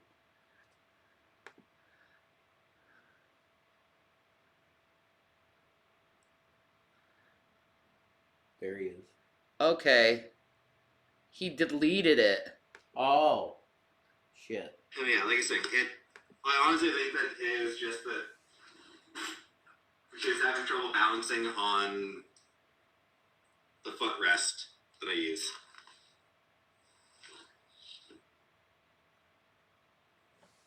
Other than that,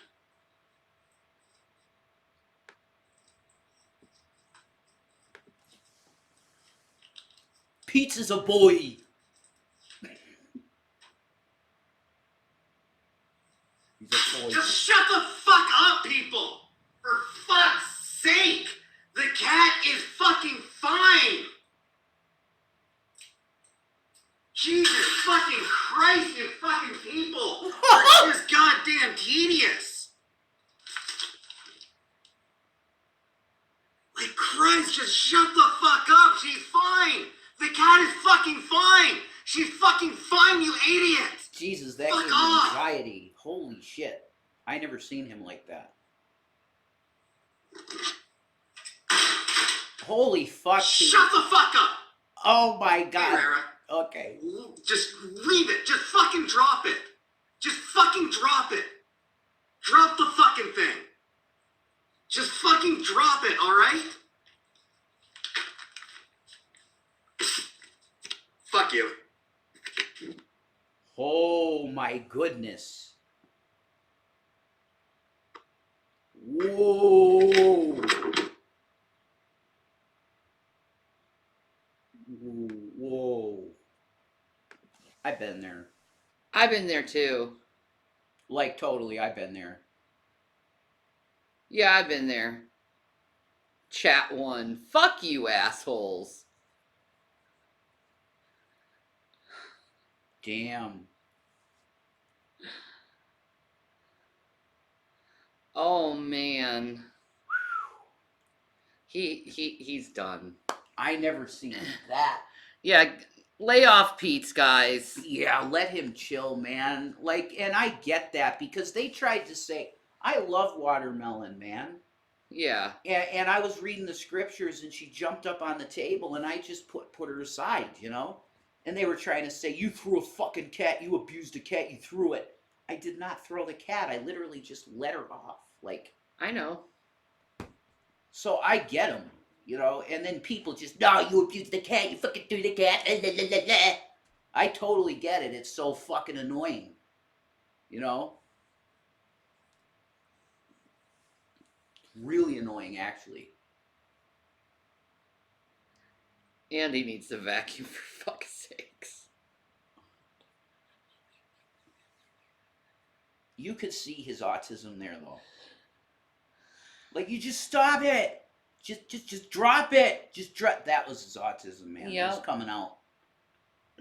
But man, he has anger. He Yeah. definitely has anger. Yep.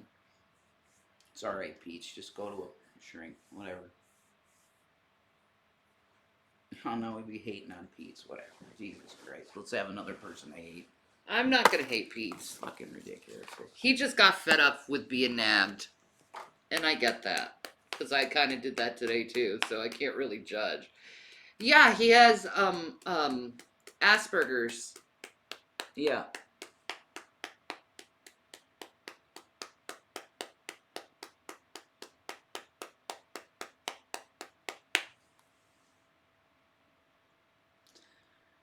He has Asperger's.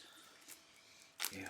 So, like, having so many voices come at you like that can overwhelm someone and cause them to react that way because it's too much. You get like overstimulated by that Yeah, stuff. but with like Zach, he Yeah. he just cries. You Yeah, know? Zach would cry. Zach would just cry. Like he got violent.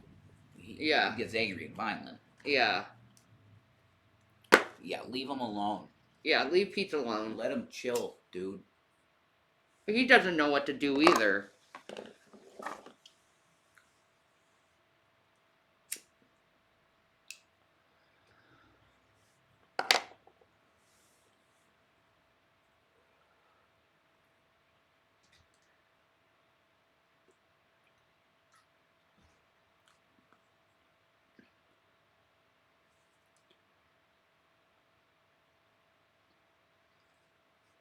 There's almost zero tolerance in his chat.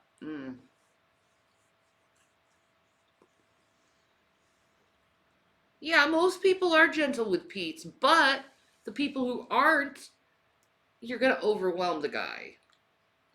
Yeah, and you could see an outburst like that. I mean, Yeah, I understand why people are getting frustrated. People are willing to pay to take her to the vet, and he ain't doing it. He should, though.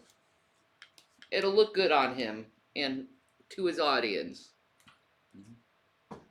You know, it's like you help the cat, Pete. Help the cat.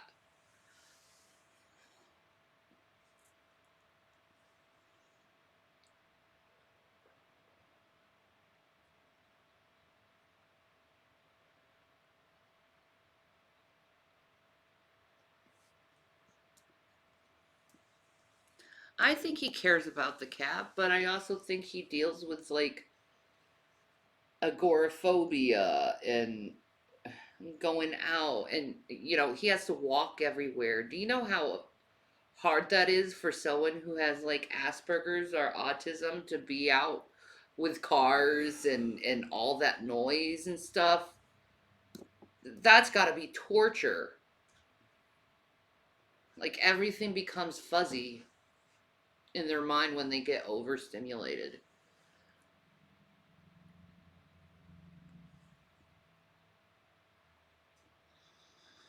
So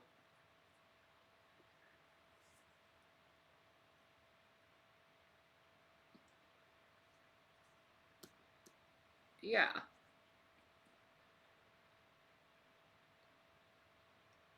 Oh, so he could get a ride to it too? He should just take up that offer and do it Yeah, man. for the cat's sake. Yeah, especially if you could get it right, okay. Yeah.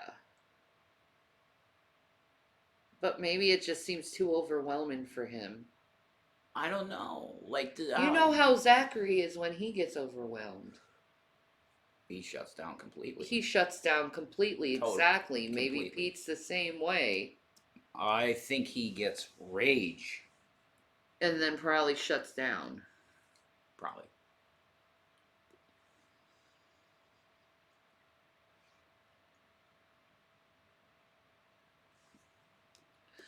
Well, maybe people can just be a little bit more gentle to him and try to just persuade him in a gentle way and not make it seem like it's nagging. No, judging by his reaction, okay, BB Junes is okay. Yeah. And he's like, just drop it. There's no need for her to go to the vet or nothing. It's okay. The cat's okay.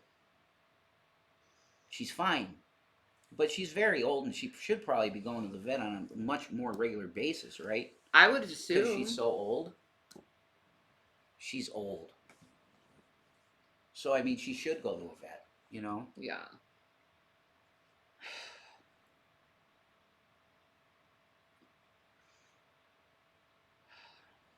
Yeah, it might be too overwhelming for him.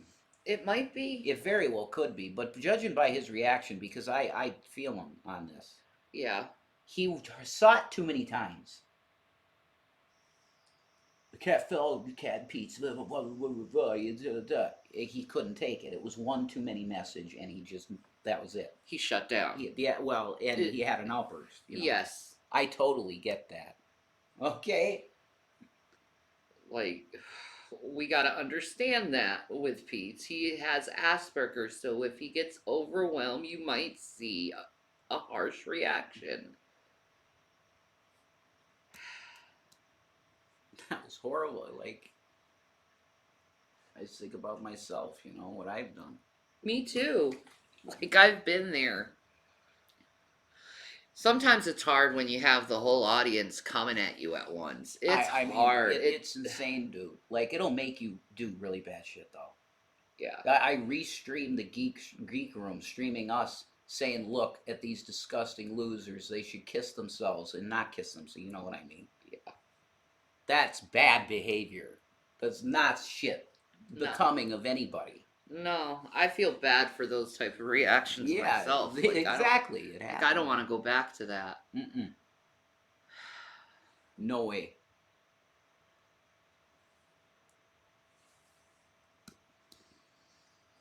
There's nothing anyone can do, so we just have to fucking not like it and observe and see what happens. You just get pushed and pushed and pushed and pushed and pushed.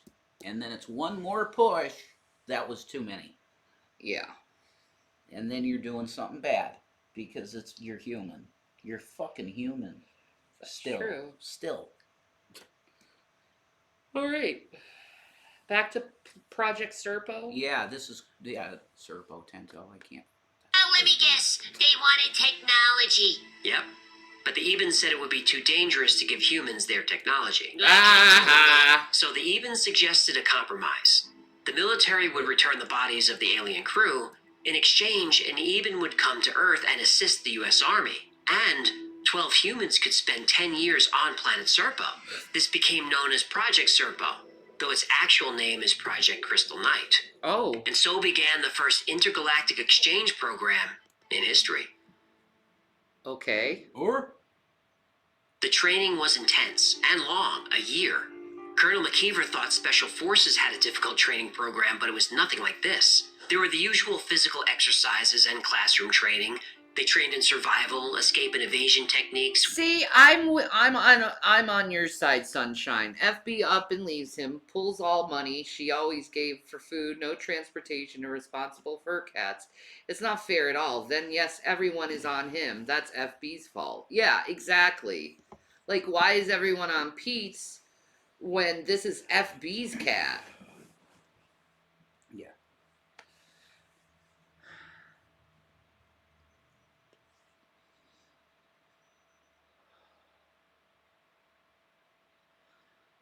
So, I get that point of view too. People are lambasting Foodie too. Like, she needs to come home and take care of business. Instead of living in fantasy world. They were only on Pete's because he refused all the help. Yeah, I get that. I don't know. I think she's obsessed with the idea of being with this guy because of the way he looks. And she's like, oh my god, just look at him, look at him, look at him. That's why it's this vlog channel they got, and it's like, it's mostly her filming him and shit. Whatever.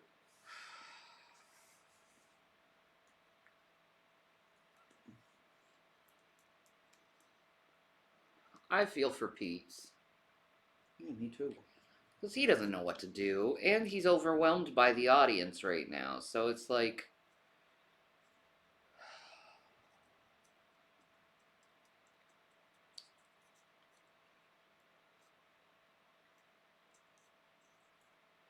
Could you imagine Shannon being internet famous and making the money she does and just pissing him away, blowing it? I would be investing that money. $30,000 a month? Oh, a big portion of it would be invested. Yeah.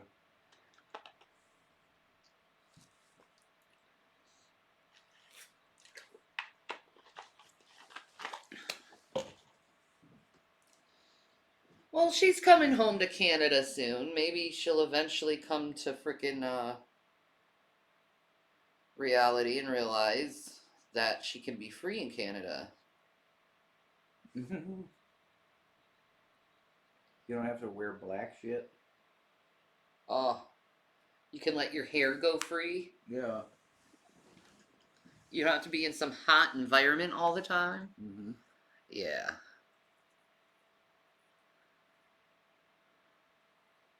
She's gonna go straight back to Tinder, same as Salad did. Oh, God, jeez. Weapons, explosives, and intelligence gathering.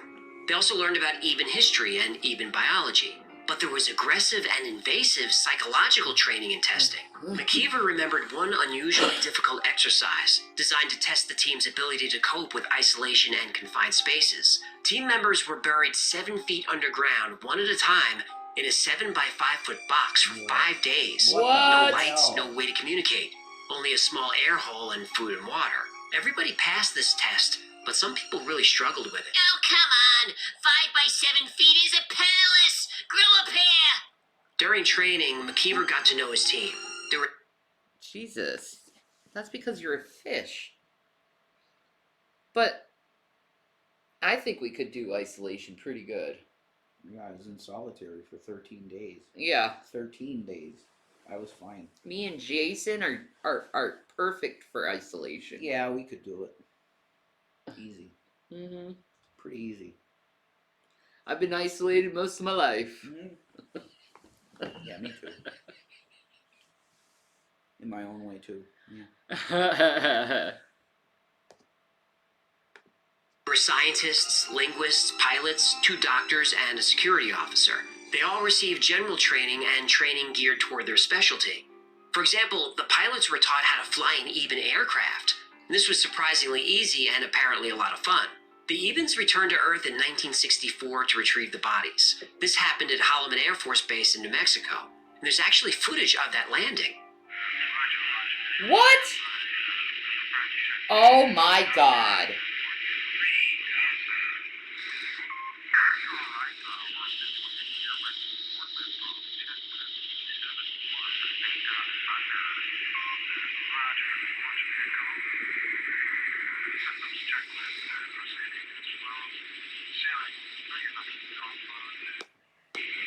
a year later, in July 1960.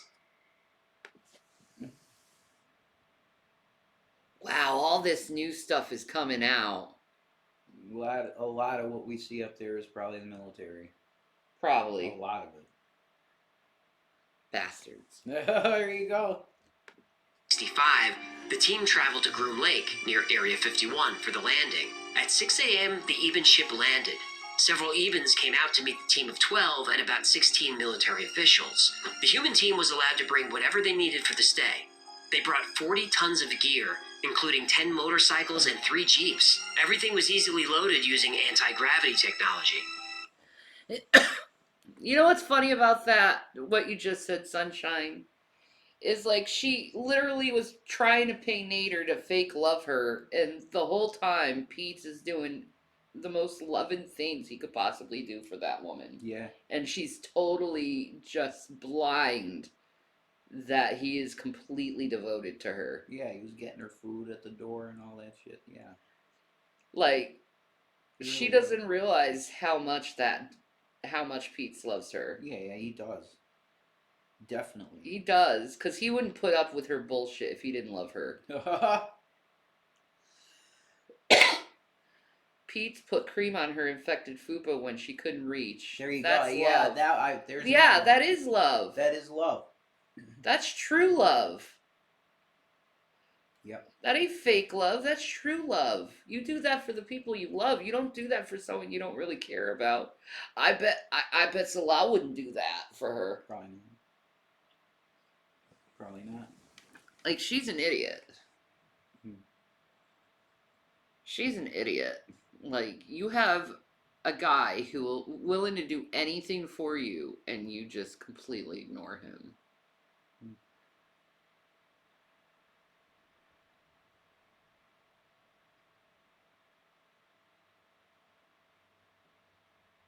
You think Nader loves her? Nah.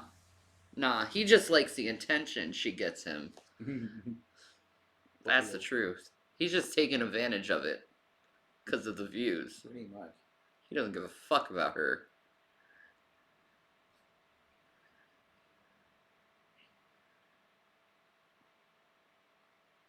Yeah, Shani, just a best friend, not even romantic. Also weaponizes him to make other guys jealous. Yeah, she does do that.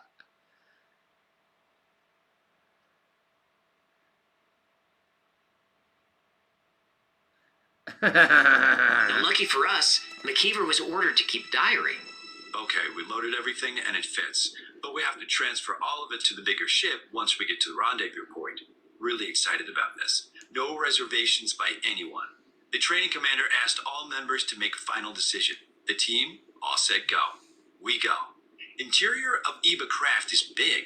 There are 3 levels. This is different than the one we trained on. I think that was a scout crowd. This one is a shuttle crowd. The shuttle flew into a large ship. McKeever wrote that the shuttle bay's ceiling was about 100 feet high. It would take almost 10 months to get to Serpo. The human team was escorted to the area where they would be spending the next 270 days. Each team member was assigned a small pod, each with a single chair, no seatbelts or harnesses. McKeever was surprised that gravity was consistent. He was expecting to be weightless. Then he saw a light panel change from white to red. He assumed this meant they were moving. His eyes became blurry, the room started to spin, and then he blacked out. Huh? The journey was difficult. The human team spent a large... So they put him asleep. Hmm. Or maybe that type of speed puts you to sleep. Maybe. Huh.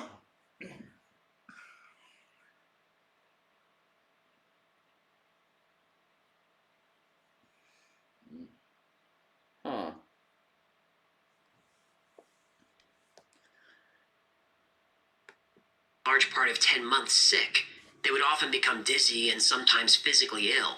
During one part of the journey, an Eben gave the humans a cloudy liquid that tasted like chalk, and a cookie or a biscuit that had no taste at all. But when they ate it, they felt better almost instantly. After a while, the human team was allowed to move around the ship. We were able to walk around the ship, but it's so large, it's difficult to understand how such a large ship can move so fast. 633 wants to see the engines. Our guide takes 4 of us to the engine room, or whatever they wish to call the room. It contains large, very large metal containers. They are in a circle, with the ends of each pointing into the center. Many pipes or some type of large tubes connects them. CERN. That sounds like CERN. Maybe. Is this supposed to be real? Yeah, it is. Apparently. It's nuts. But what I saw is CERN by that explanation. Kind of, yeah. In the center of these containers is a copper-colored coil or something looking like... It's fucking CERN. That's what CERN is.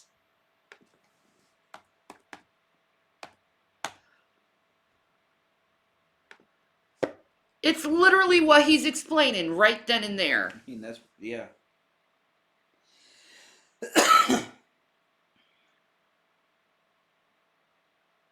Holy shit. We're trying to figure out their technology by trying to open. That thing is supposed to open up small black holes, aka wormholes. That's what they say. Yeah. I've heard that. I Mm-hmm. didn't see any proof of that at all. They're trying to build an engine to a ship. I mean, yeah, maybe. The hyperdrive. Yep. That's interesting. Warp speed, Captain. Captain. Captain. Now I'm gonna rewind this a little bit, just so you can see yourself. It's like CERN. And how such a large ship can move so fast. 633 wants to see the engines. Our guide takes 4 of us to the engine room, or whatever they wish to call the room. It contains very large metal containers. They are in a circle, with the ends of each pointing into the center. Many pipes or some type of large tubes connects them. In the center of these containers is a copper-colored coil, or something looking like a coil. There's a bright light being shined from a point above into the center of the coil. We hear a very dull hum, but no major loud sounds. 661 thinks it is a negative matter versus positive matter system. CERN. That's fucking CERN. Yeah, I definitely see what you're getting at. Definitely. You do? Yeah, I do. Damn, man. But I watched an actual documentary about CERN. Yeah. And what they say it's doing is just literally colliding particles at a high accelerated rate to see the way that they disperse. And it makes like pictures and shit. It's like pretty trippy shit, you know? One day, toward the end of the journey, McKeever got out of his pod and asked the assistant commander, team member 203, to round up the team. 203. Yep. Team members were now required to refer to each other by their number and not their name. Oh, because they were dipped in the sheep thing? Sheep dipped. So 203 rounds up the team, but there's a problem. One of the pilots, team member 308, is missing. McKeever asks what happened to 308. One of the Ebens says, Earthman not alive. Uh-oh. McKeever asks to see him, but the Ebens say that's not possible. The security officer, team member 899, says, I'm going to get the guns. Part of the gear the human team brought included weapons. They were each issued a rifle, they had handguns, they also had grenades and C4 explosives. 899 begins to storm off when a female Eben, who speaks very good English, says, please, no guns.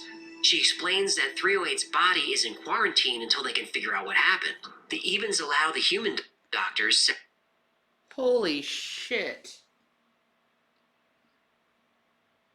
This sounds like a fucking sci-fi short story. It's awesome though. I like it. Yeah. It'd make a good movie at least. Yeah, it would. But what if it is real? That's insane. How... I mean, this is proof of aliens. I know. This is proof. 700 and 754 to examine the body. They determine 308 died from an embolism, but the Ebens want him to remain quarantined. McKeever agrees as long as 308 can be given a proper burial on Serpo. Not long after that, the humans are instructed to return to their pods and prepare for landing, which they do. There must be something about jumping in and out of a wormhole that's hard on human anatomy, because McKeever blacks out again. Boy, this guy really can't hold his wormhole. 6 hours later, his pod opens and his team walks to the Hold my door. wormhole. Slowly, the door opens. The door opens and bright light washes into the craft. The team members were issued heavy-duty sunglasses, like those worn during nuclear bomb tests. They quickly put them on. The first thing McKeever noticed was the heat. He asked one of the scientists, team member 633, to check the temperature. 107 degrees Fahrenheit. The landscape is barren. There are hills in the distance, but no vegetation. Just soil and rock and blue sky above. McKeever thinks it looks like Arizona or New Mexico. One major difference: 2 suns in the sky. Oh. McKeever's report supposedly has several thousand photographs and even film. Unfortunately, these haven't been leaked, except for one photo: the 2 suns of Serpo. Serpo is in the Zeta Reticuli binary star system. Because of its 2 suns, Serpo is never in complete. Huh. Well, that does kind of look like an alien planet. What? The picture of Serpo that they just showed. Oh, I think I was reading. Here. That's Serpo. Oh, okay. I mean, that doesn't look like a sky we know of. We're saying this was taken on some other planet by humans. Yes. Come on. Like, this is... Come on, Shannon. No, I want to believe. This Serpo is in the Zeta Reticuli I binary wanna star believe. system. Because of its 2 suns, Serpo is never in complete darkness. According to the report, Serpo has one main sun that the planet orbits. The second sun is far. Dude, it's like fucking pitch black. Yeah, totally. They probably based it on this. Whoa. Probably, yeah. It's probably at Serpo that Pitch Black takes place on Serpo. I never even heard of Planet Serpo in my life. You want to get into that again? I don't want to get in that. It's disappointment, Stella.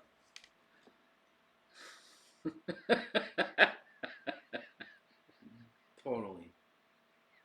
But we got it taken care of. Yeah. farther away. A large number of Evens have gathered for the arrival. They're all a little over 4 feet tall, and the human team can't really tell them apart unless they're wearing different clothing. A female Even, who they designate Eba-2, introduces herself as translator and guide. The human team is escorted through an Even village to where they'll be staying. And for a technologically advanced species, the way the Evens live appears somewhat primitive. There are only about 650,000 Evens on the planet who live in small communities. At the center of each community is a large tower about 300 feet high. On top of the tower is what looks like a mirror. The humans learn that this tower is how Evens tell time. This was a difficult adjustment because the Even day is 40 hours long, not 24. And with there never being darkness, it was hard to adapt their schedules. Even families were similar to Earth's, typically a female and a male with 2 children. Families were only allowed to have 2 children, and children were rarely seen. They mature very quickly and are isolated while they're young. The Even homes were small domes that reminded the team of adobe houses in the Southwest. The humans finally arrive at their accommodations. Adobe houses. EBA2 leads us to a that's the series of word I was huts, looking looking for like for Adobe-style months. houses. Adobe There are 4. style. Behind them is an underground room or storage area. It is built into the ground, underground. We have to walk down a ramp. The doors look like military igloos that store our atomic bombs in Earth. All our gear taken off the spaceship is stored there. We walked down into this area. Very large room. Very cool. A lot cooler. We might have to sleep here. All our gear is there. 16 pallets of gear. This igloo is made up of something like concrete, but not the same texture. Feels like soft rubber, but still hard. What? The floor is made up of the same stuff. There are lights in the ceiling. Looks like spotlights. They have electricity. Each home was equipped with an electrical device that looks like a small piece of plexiglass.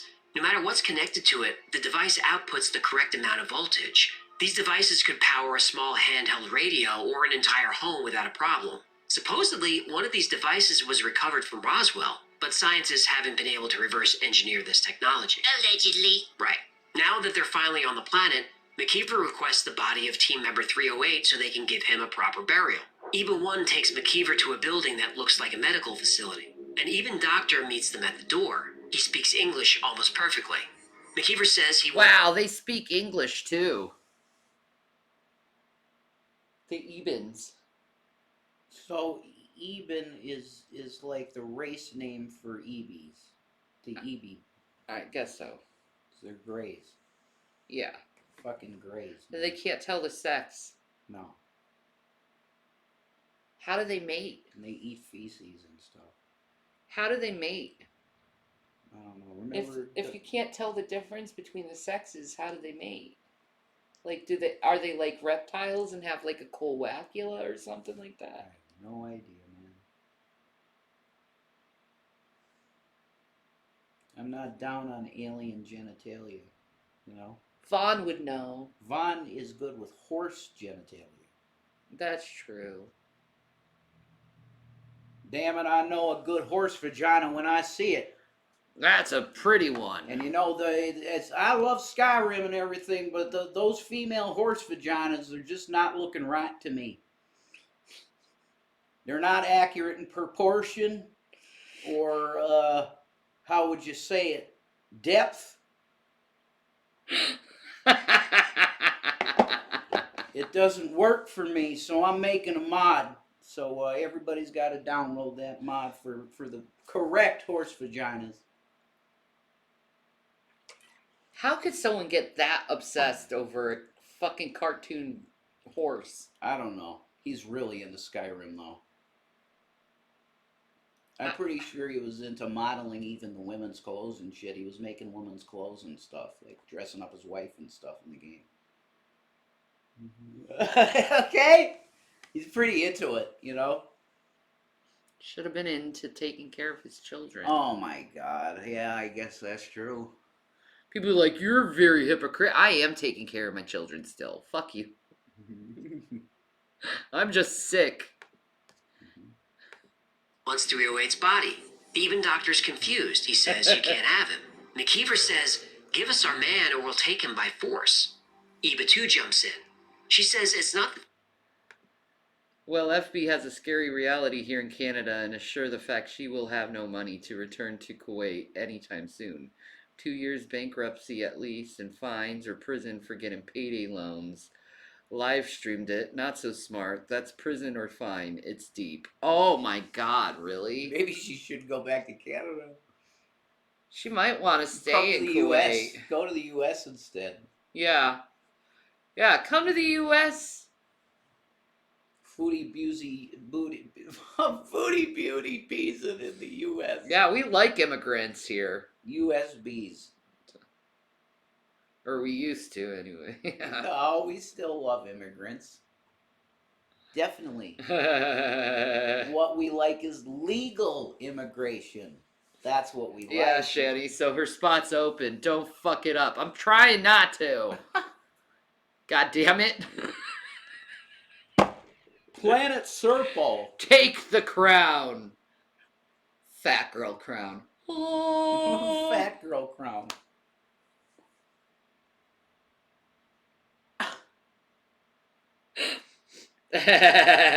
So our queen needs to be making 30 grand though. That's what we want. We want. Yeah, the queen needs to make 30 grand so I can invest that shit. Yeah. So when I die, my sons can have Yes. hella money. Exactly. That's correct. That's the goal. Of course. That's the goal. Mom left you with $3 million. See? There you go. That's it. That's great. That's 1.5 million per head. Yep. That's it. See? Yep. And it'd be like, take care of your brother, William. Exactly. That's all. That's right. That's what you want. Take care of your brother. He will. I know. He Yep. loves that. Yeah, absolutely. They're going to be very close forever, I think. They're my babies. Yeah. They lived inside my tummy, and I used to play with their feet in my tummy. And what I see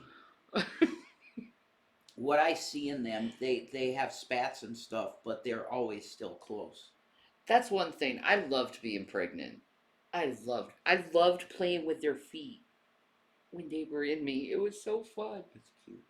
Like you grab their foot and they take it away. and then you grab their foot again, and then you take it away. Like a Gavin does. It's so cute. Am I the only woman who played with their baby's feet when you were pregnant? I did. I always did. I love that. You see the big footprint come out. That's amazing. That's incredible.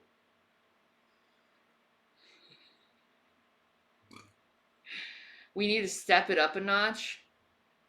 What? How do we step it up a notch? I don't know. My life is already crazy enough.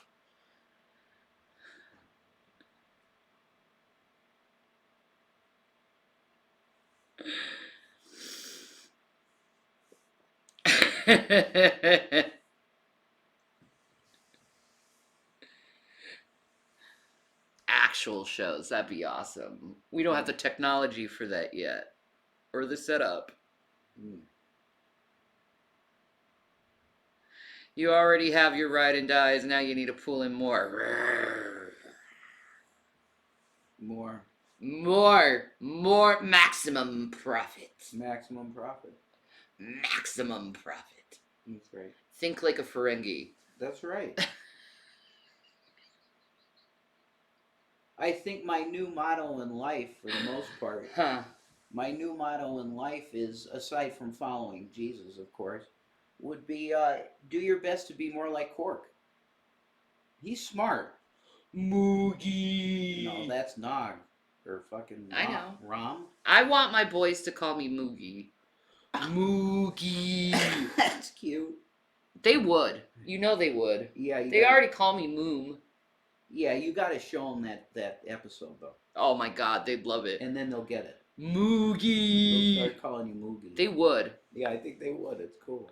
Definitely Zach. Yeah, oh my god, that's guaranteed. William, he'd still say mom probably. Because Yeah. He Will's proper. Zachary calls me Mama still. Yeah, Hi, Mama. Oh my god, Mama. so freaking cute. I know my baby. That's adorable shit. I'm sorry, I'm gushing over my kids. Your babies. I love my babies. Yes, you do. I did get good news from, today over them, so. Yeah. Yeah. Reunification is close. Yeah. They don't want to return 308's body, it's that they can't. The doctor confirms this and says we're using him. McKeever asks what he means.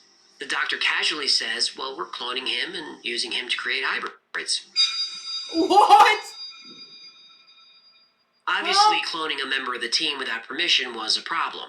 Well, McKeever heard the doctor out. And even it was considered a great honor to donate your body to science for experimentation and cloning. McKeever doubted he could do much about the situation. So The this Evens is were clones peaceful, but they confirmed, did too. have a military. If they wanted to put This is confirmed that there's clones too. Okay. And they've been in our planet for 2,000 years. Now come on. Dude, Nick Cage is a clone, and so is all those other people.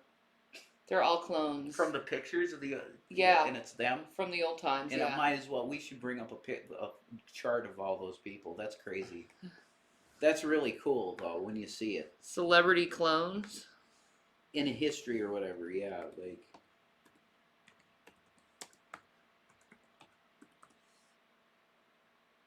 Celebrity cruises? What? it put that in automatically for some reason. It didn't want me to go, man. Yeah. I mean, look at that. That's fucking Nick Cage, dude. I mean, it's really close, dude. I mean, that's really close. That's frickin' Nick Cage. This is an insider. He's an insider. You were in there. Nick Cage is a clone. I mean, come on. See? They've been doing it for like 2,000 years. Maybe he's a vampire. He's a clone, man. Kill me. It makes sense now. It all makes sense. That's I what- love those. And did you know that you can actually upload your own picture on those little apps and it will tell you your clone is? Oh, I Really? have to do it. That's different, man. I want it. See, we got JTT. I mean, that's less convincing.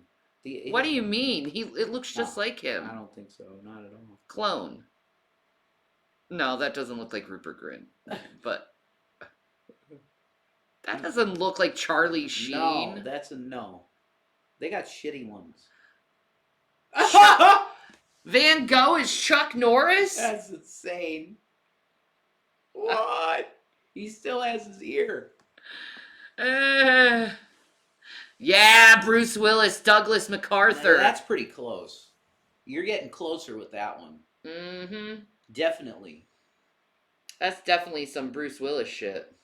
Pretty close. What in the name of Jesus? Like, these are somewhat jokes, too. Yeah, they're trying to make a joke out of it. Oh, hello, Adrian. Give me a break. What? No, I'm saying Oh, yeah. That's not even close, dude. Come on. Oh. That's pretty close. Well, the facial structure's similar.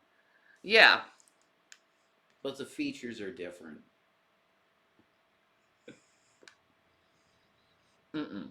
No.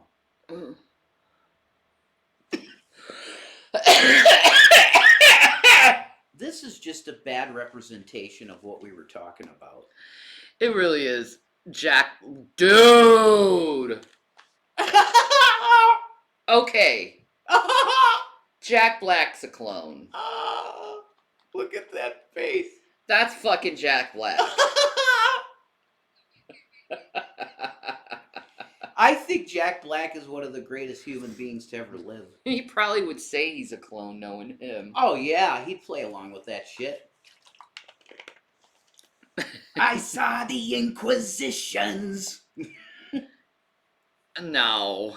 He'd sing a song about being in the Middle Ages, you know? What the fuck? Look at this! They put Anthony Hopkins as Socrates. He's probably as brilliant as Socrates. Smart as him. I mean... As smart. Yeah, that's true. Definitely.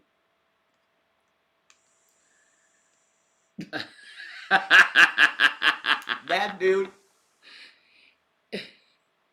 He was in Spaced as... Come on. You're expecting me to remember his name in the show? Lord of the Rings. Oh, Frodo. He calls him Frodo? No. His uncle. Yeah, his name's Bilbo, right? Bilbo! Fucking Bilbo. There you go. Okay. On Spaced. God, we gotta watch that show again. Yeah, we gotta watch Spaced again. It's been too long. I love me some Spaced. You should get a link for people to watch that show. You really should. People need to watch I have that. no idea who any of these fuckers are. Andrew Well, Garfield. I mean, Leon Trotsky, but this dude, he's the new Spider-Man, or one of the newer Spider-Man. Okay, whatever. I don't know. Yeah. Oh wow! Now that's it. You got that. Wow! She's even got the funky eyes that she has. That's a very good representation of what we were talking about. Yeah. Like, that's close. That's very close. She's just chunkier there, than as Maggie Gyllenhaal. Yeah, dude. That's a good... Yeah, there we go. Your boyfriend. He's my boyfriend. I'd love Keanu to be my boyfriend. He would. He'd leave me for Keanu. No. I wouldn't blame him. I'd be like, what the fuck? There's no competition. You don't want to know what trumps everything? You have a vagina, okay? Yeah, but Keanu's got the hair. And he's so pretty. They're keeping him for the cyberpunk thing. I don't know what's going on with that. It's going to be brand new shit, I guess. That was fun. But that explains the cloning, man. They're clones. 2,000 years of all these fuckers. That's insane. Right? Avril Lavigne. That's just two pictures of Holy Avril shit, Lavigne. that looks just like fucking Queen Latifah. Yeah, that's real. Oh my god. She's a clone. Dude. Damn. Queenie is a clone, dude. That's why she's so tall. That's it. Busted. We know now. Now we know. I wonder how close their DNA would actually be if they had both of the matches. Yeah, right? Yeah. No, I can't watch Madonna. No, that's copyright shit, dude. No, I ain't doing that shit. Spanish lullaby. But the humans in prison, or worse, McKeever knew there wasn't much he could do about it. We were only 11 military personnel. We had no way of fighting the Evens. We did not come 40 light years to start a war with the Evens. A war we could not win. We could not even win a simple fist fight with Edens. We'll get Even if we DMCA'd. So with the help of EVA 2, the doctor agrees that 308's body will not be used anymore. Not that it mattered much. The doctor said all of 308's blood, organs, tissue... And Oh, everything of Madonna is weird now. I don't know what's going on with her. No, she shaved her eyebrows. It's like she's got some kind of weird spirit in her or something.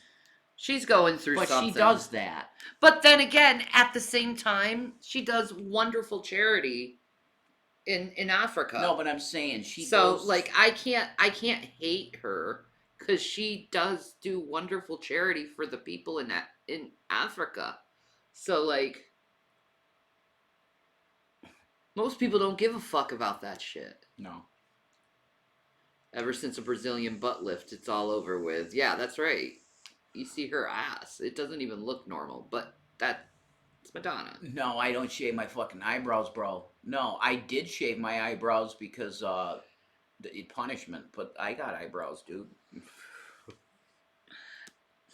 I got eyebrows. Yeah. I don't do anything with my eyebrows, actually. Mm-hmm. People are like, you're so lucky to have eyebrows like that. Yeah. It's like... You're pretty. You got a perfect arch and you don't really need to do nothing. Thank you. Yeah. Pretty good. And everything was used to create new creatures. McKeever said, "Show me." In a small anti-gravity aircraft, the human team was flown to a laboratory facility. The inside of the building was completely white. There were a lot of Evens walking around, all wearing blue clothing. When they were brought to the first lab... Do they wear blue because it's common? Color therapy. Yeah.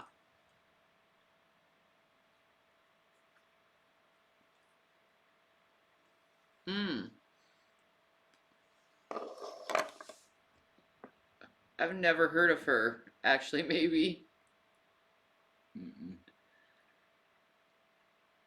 She's still supporting Balenciaga? Fuck that shit. Burn Balenciaga. Oh, Amy is a beautiful girl. Amy Slayton? Yeah. Yeah, she is. I like Amy and Tammy. I like both of them. I like them too. They're sweet girls. Yeah. There were rolls of containers looking like glass bathtubs. Inside each bathtub were bodies. I was shocked, as were 700 and 754. Bodies. Strange looking bodies. Not human bodies, at least not all of them. We started walking down the space between the tubs. We looked into the tubs. These were hideous looking creatures. The first creature I see inside the tub looks like a porcupine. It appears to have a tube placed inside of it. The tube leads to a box underneath the tub. The next creature looks like nothing I can compare it to. It has blood red skin, 2 spots in the middle, maybe eyes, no arms or legs. It had a very strange odor.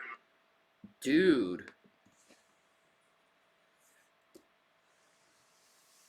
That's so weird. Weird fetuses and shit. In tubes. It reminds me of Aliens 4. Yeah. Resurrection. Yeah. They're making clone hybrid freak beings. Okay, this is Alex Jones shit. The next creature was human-like, but the skin was white. Not skin white, the color white. The skin was wrinkled. The head was large with 2 eyes, 2 ears, and a mouth. The neck was very small. The head looked almost as if it sat on the lower torso. The chest was thin, with large bone-like protrusions. The arms were curled with hands, but no thumbs. The legs were also curled with feet, but only 3 toes. I couldn't look at any more creatures. Next, they went to what the doctor called a growing room. Here they used parts of different species, including parts of the dead human, to create new species. EVA 2 said that parts of the blood and other organs are used to mix a substance that's placed inside the bodies. That was all EVA 2 could explain in English. They were breathing. They look like humans, most of them. Two of the beings on the end look like humans with dog heads. These beings were not awake. They were either sleeping or drugged. They finally arrived at a growing chamber that contained an entity that was created using parts of 308's body. I was shocked. This being, with our teammates' blood and cells, looked like a large even, but the hands and legs were similar to humans. How could they have grown this being so quick? Obviously, this is well above our intelligence. I saw all I wanted to see. I told the doctor that we would like to leave. Iba 2 saw that I was upset and touched my hand. Instantly, I felt concern. We traveled outside this building, a building that I did not wish to see again. I saw the... Wow.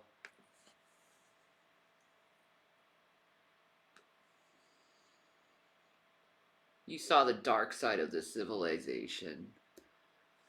Like, really crazy. yeah, dude. If this is true, this is nuts. I don't even like cloning. I think it's so unnatural. Obviously, it's unnatural. And here they're making creatures. Like, what happens if they make a mistake and the thing suffers and dies? Get genetic freaks. Yeah. The dark side of this civilization. The Ebens are not the humane civilization we thought they were. Demons. Because of the misunderstanding of Eben time, the 10-year mission was actually 13 years. During that time, McKeever and his team learned a lot about Eben culture. Eben life was very regimented. As children mature, they're tested for aptitude and placed in jobs to which they're most suited. All Ebens work part of the day, they rest part of the day, and even pray part of the day. Though the team never could figure out what kind of religion or spiritual beliefs they had. All manufacturing took place away from the Eben homes. Same with agriculture. Ebens grew all their food hydroponically. The human team had taken about 2 years' worth of food with them, and when that ran out, they tried to get accustomed to Eben food, which wasn't easy. Everything tasted like paper or chalk. Ooh, it sounds like they learned how to cook from my second wife. Her cooking was terrible. How bad was it? Her cooking was so bad, we prayed after the meal. Good one. No, I tell you, her cooking was bad. How bad was it? Her cooking was so bad, the flies chipped in for a screen door. Her cooking was bad. How bad was it? Her cooking was so bad, I left dental floss in the kitchen, and all the roaches hung themselves. I get 1 million of them. Ebens. That was so from fucking what's his name? Rodney Dangerfield. Kinda, probably. Let me tell you. My wife. Nah. Natural born killers changed my whole mindset on that, man. Oh God, but I mean, it's accurate though. The way he looks, man, is Yeah. he looks like. I never looked at him the same after that. No, Natural born that killers. was really, really, really disturbing shit. But it's Mhm. meant to be. It's supposed to be. It's serial killers, man. It's a lot of them have pretty bad upbringings. Yeah. So let's show it. Right? It's a great movie. It's fucked up though. Yep. That fish and his joke reminds me of the movie Joe's Apartment. Yes! I love Joe's Apartment. MTV movie. It was about cockroaches. Oh, I don't think I ever seen And that. Joe's Apartment. the fat kid from Stand By Me, Jerry O'Connell. Yeah.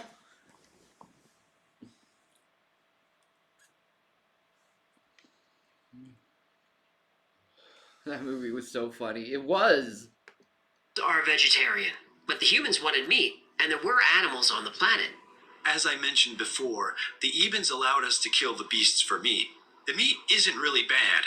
$8.99 says it tastes like bear, which I never ate. But Ebens look at us very strange when we eat meat.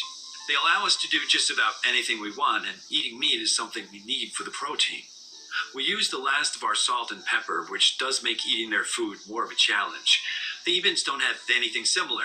They do have an herb, as we call it, something like oregano, which they use. It has a tart taste, but we have developed a taste for it.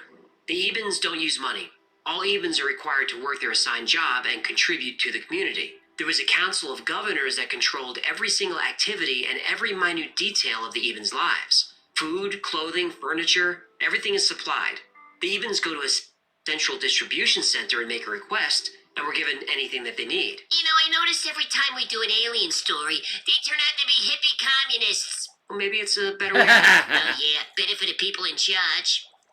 The humans noticed they were getting a heavy dose of radiation from the two suns, and the heat was unbearable. It was consistently 120 to 130 degrees. Fuck that. Eventually, It's the like humans Kuwait. were allowed to move further north. The climate was much more comfortable there, in the 60s and 70s, and it was actually green. This environment didn't suit the Ebens, but the humans loved it. After 13 years, the mission ended and 8 of the 12 team members returned. 308 died on the way, and a pilot died in a vehicle crash. 2 team members decided to stay on Serpo. When the remaining team members returned to Earth, they were quarantined and debriefed for an entire year. They were given new identities and large cash bonuses. 6 team members.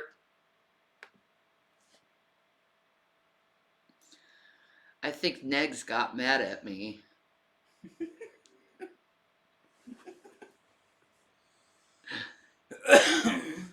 It's okay, go to DBT. Retired and 2 returned to active duty. Most of the team developed illnesses due to the high dose of radiation they received on the planet Oh, and shit. died pretty young. Colonel McKeever, the last surviving team member, retired to Florida. He passed away in 2002, but he leaves what is perhaps the most important legacy in human history, a 3,000-page report detailing every aspect of traveling to and living on an alien planet. Yet there are no monuments to him. No statues, no schools or streets bear his name. Colonel McKeever volunteered for this dangerous mission not for personal glory, but in service to all Americans and the entire human race. Maybe one day he'll be recognized as a great man. Sadly, that day is not today. Employment? The Project Serpo What was that? That's kind of how they figured out what part of DNA does what. They removed something from the code and grow a mouse. When it grew up with no jaw, they knew what it was for. Just process of elimination. That's interesting. Huh. It just seems cruel at the same time. story has become legendary in the UFO community. It's firmly part of the lore. But is it real? To get to the truth of the Serpo story, No, there's I a lot to agree. unravel. And there are Yeah, a couple of definitely. theories. The Project Serpo saga began in November 2005 when someone named Request Anonymous emailed Victor Martinez, who ran a UFO mailing list. Anonymous said he was a retired U.S. government employee who was involved in a special program. Over the next 9 months, he detailed the story you heard today. In the description, I'll link to a PDF of all his emails. It's 130 pages and covers every possible detail you can think of. The anonymous emails caused all kinds of drama. There was infighting, accusations, threats, and even a little bit of blackmail.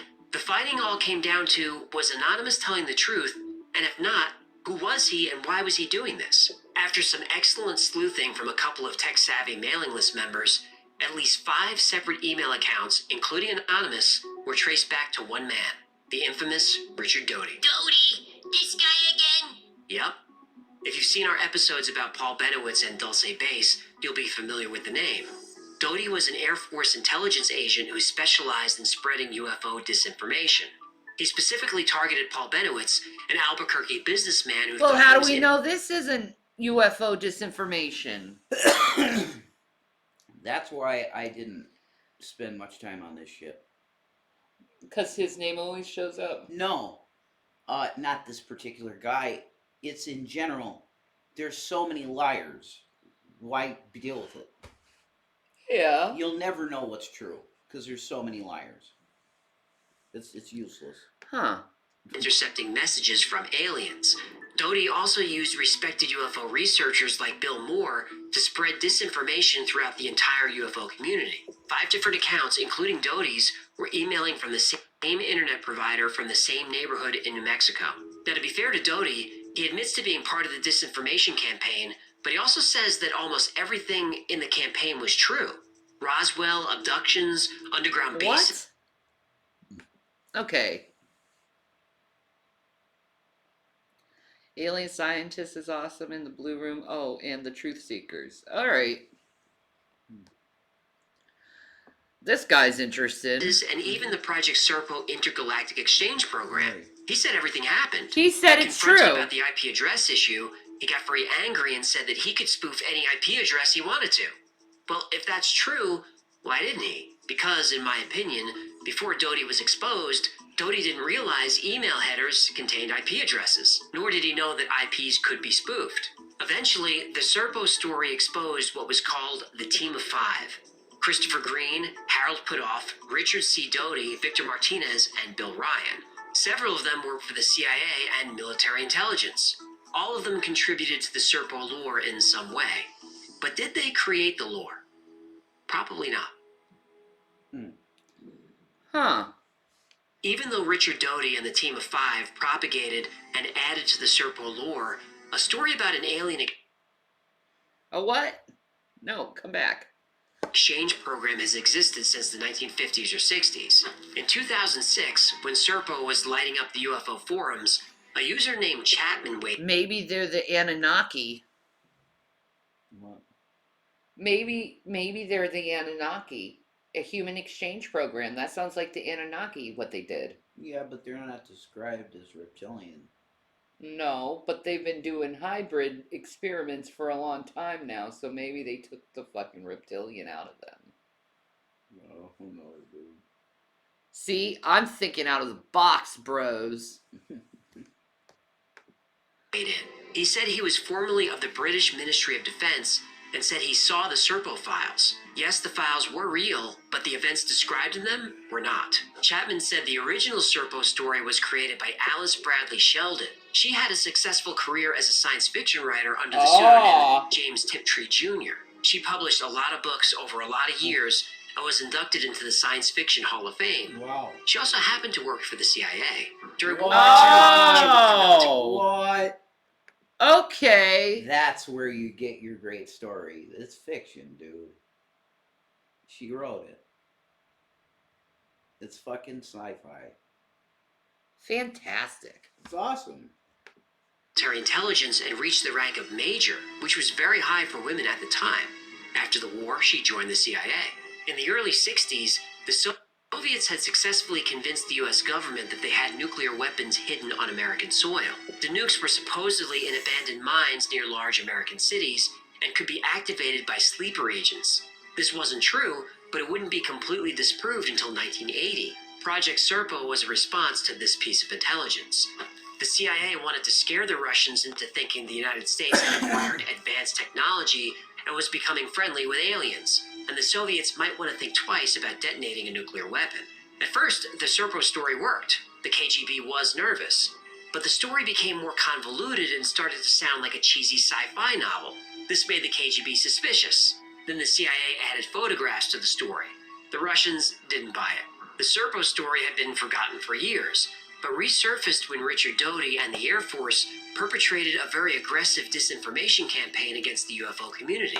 The purpose of this campaign was to flood the community with more and more outlandish stories. Eventually, UFO believers didn't know what was true and what wasn't. Exactly. Some UFO researchers turned on each other. It was chaos, and a highly successful intelligence operation. Then, over the years, Richard Doty goes from counterintelligence agent to UFO believer to keynote speaker at UFO conventions. A part of Yeah. And probably was lying the whole fucking time. Yeah. He infiltrated. Yeah, it's all fiction. It's sci-fi shit. Man! But man, it's interesting the way he presented this because you feel like it's real, and then bam, he hits it with, you know. I feel soiled. He wants to believe him, to give Doty the benefit of the doubt. He claims to this day to have nothing to do with Serpo. But if he's telling the truth, why is he making fake internet accounts? Why is he flooding the internet with the Serpo story? When Anonymous, aka Richard Doty, began posting about Serpo, the story was simple. But then it got more and more elaborate. Anonymous was even answering questions from the group. What this did was flood the group with outlandish information. The members didn't know what to believe and they turned on each other. The same operation Doty ran in the 80s, and the same result. There is no physical evidence to prove that Serpo actually happened, but there's also no evidence to debunk it. We don't know for sure if it was made up by the CIA. Whether you believe it's true or you believe it's fake, it doesn't really matter. All we have are theories. We do know that Zeta Reticuli is a binary star system, but it's what's called a wide binary system. The stars are a light year apart, so there's no way that photo is correct. Also, it's highly unlikely that humans could eat food on an alien planet. In such a different biome, literally everything would be toxic. Yeah. But Whitley Schrieber, Bob Lazar, and a few other whistleblowers say Serpo happened. Betty and Barney Hill are maybe the most famous UFO abductees of all time. Are liars. They said the alien. Well, I believe their story. No, I believe Barney and Betty Hill 100%. Yeah, I believe their story. Of course. No, I'm saying like Bob Lazar. They're fucking charlatans. Yeah. They're charlatans to make money on books, man. Yeah. And interviews and conventions. I kind of feel that way about, I hate to say it, but Schneblin. No, you're wrong. There's a spirit thing with him, dude. It's for real. I know, that's the thing. It's like he writes books, but it's I like Bill. I like him as a person. Yeah. You know, he's a nice guy. If you Yeah. ever talk to Bill Schneblin. But I kind of feel like I've read a lot of his books. Yeah, he's a great author, isn't he? He is. Let him write books, man. But I do question some of it. Well, the stories are really out there. Yeah. They are, but I don't believe he's a liar. That's how I I know don't- it's hard if you like know Bill, like, and you've talked to Bill, it's hard to be like he's a liar. No, dude, I'm gonna tell you, because he's such a nice guy. I don't think it'll ever be said that I don't think you're gonna find out in history that he's a liar. Because his stories are so consistent. Yeah, he does true. not. These other guys have tripped up so many times in convention speeches and stuff. It's sad. But you believe Betty and Barney? Yeah, definitely. All right. I believe him 100%. Aliens who abducted No them reason to lie. were from Zeta Reticuli. Are all these people lying? Are they just building on a story that has evolved They over the said past they were 60 from Zeta years? Reticuli too. Or Yeah. is there a planet out there somewhere, inhabited by an intelligent race of beings, living in peace, caring for one another, thinking back fondly on the time the strange Earth creatures came to visit? And if the Ebens are real, you can't help but wonder, what does that alien-human hybrid look like? Yeah. Exactly. Yeah, exactly. Today's episode is That was brought to you great. by one of the most unique sponsors we've ever had. That was great. He makes really great shit. He does. I like that channel. Yeah, he does. It's interesting. The Y channel. You know, Oh my God, Pete's face. he rage quit. Oh my God, it's a new one. The face. Jesus Christ. Hi. Okay, alright. Hey, Frosty. Stair resistance, dude. Oh. Yeah, she's fine with the stairs. Baby June. Oh, baby. She's totally fine. Baby BB Junes. Real eyes realize lies. Okay. Goody. The Amazon boxes. Please take FFG or anyone's offer to get checked out. You're letting that. She's not suffering. She looked okay. She looked fine. She's not even suffering. She's fine. Yeah, oh my God, Not the even- place is in Ah. rough shape, dude. Oh my God. He should not have showed this. Pete's, why? It don't- varies. I feel like it varies how well she handles. Oh, whoops. Whoa. Holy shit. Yo. Oh, that's depression. Yeah, definitely. I mean, we never let our place get that bad. No. Like, for real. Like, we never let it get that bad. Ever. That's depression. Yeah. Poor Pete. Yeah, I feel horrible for him. I hope he gets therapy soon. Yeah, yeah. And he could get his transition going and stuff. Yeah, if she did have Yeah. a seizure, she does need to be checked out. Of course, yeah, if she and has a seizure, God. If a human has a seizure, you need to get checked out. Yeah. I feel like it varies a little bit how well she handles the stairs. Sometimes better than others. But most of the time she's able to handle the stairs just fine. She will be taken to a vet. Yeah, I saw that. Oh, Offer. his teeth. His teeth. I've seen nothing to indicate that she is not completely, totally fine. Carbonara. So spaghetti carbonara is basically just spaghetti, eggs, and cheese, and bacon. Spaghetti, cheese, eggs, and bacon. That's how you make a spaghetti carbonara. Yeah, I know. It's just a filter, but it's funny. It's funny to me anyway. You can toss it another time. I mean, you can toss it. But she doesn't eat it. That is it. Why is he using a steak knife to cut onions? It may be his hand placement. Well, no, I find a steak knife to cut pretty well for me. That's so dangerous how he's cutting those onions. Yeah, it's pretty dangerous. Oh my god, he's gonna cut his fucking finger. Jesus Christ, I'm gonna fucking need to go to the vet. I'm gonna be the one who needs a fucking No vet. shit, you're gonna cut your fucking finger. The headache of everyone fucking... No, it's because you're cut your fucking finger. She's not suffering. I've seen Case absolutely no cooking. indication that she's suffering. Like, just... She is fine.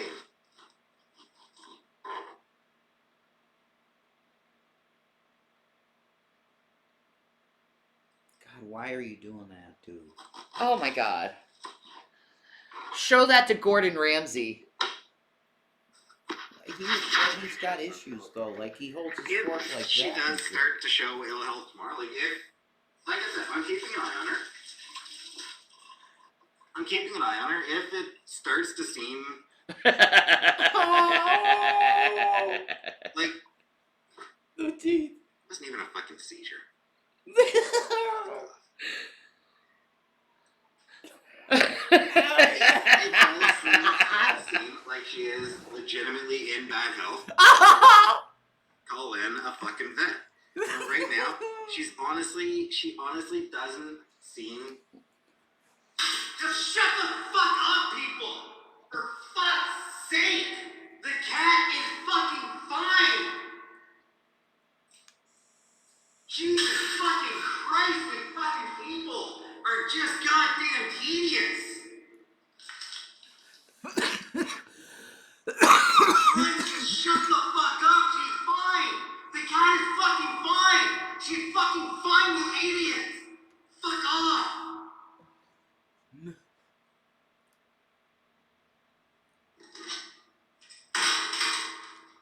Shut the fuck up! Hey, Rara. Just leave it. Just fucking drop it. Just fucking drop it. Drop the fucking thing. Just fucking drop it, alright? Folks. Fuck it. Oh my god, body parts. Holy shit, he's just like, fuck it, and then just leaves. Fuck all you. I get that shit though. I really do. Yeah, me too.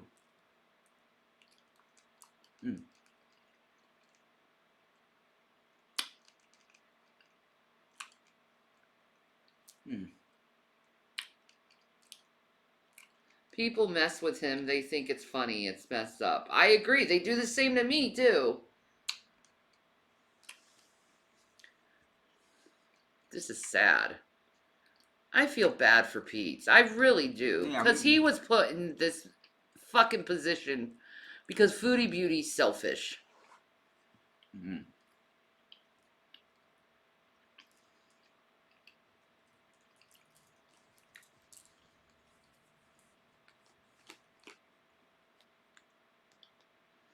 Let's see.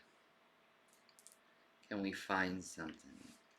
Most delusional company ever? Wizards of Coast? No. No. One of my favorite companies. I know, right?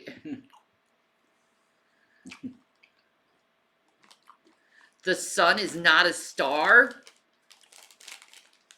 Aw, yeah. The sun. There we go. We get an alternative theory of what the sun is. these videos. I love this shit. Mm-hmm.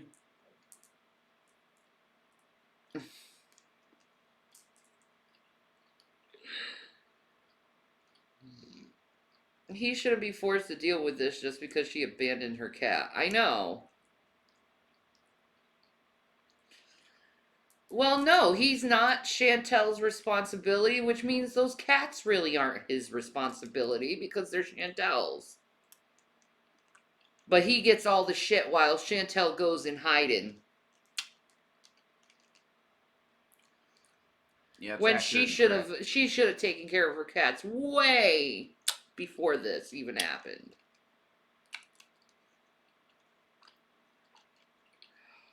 Whatever. Peach just got pushed too far. He did. I feel bad for him. Yeah.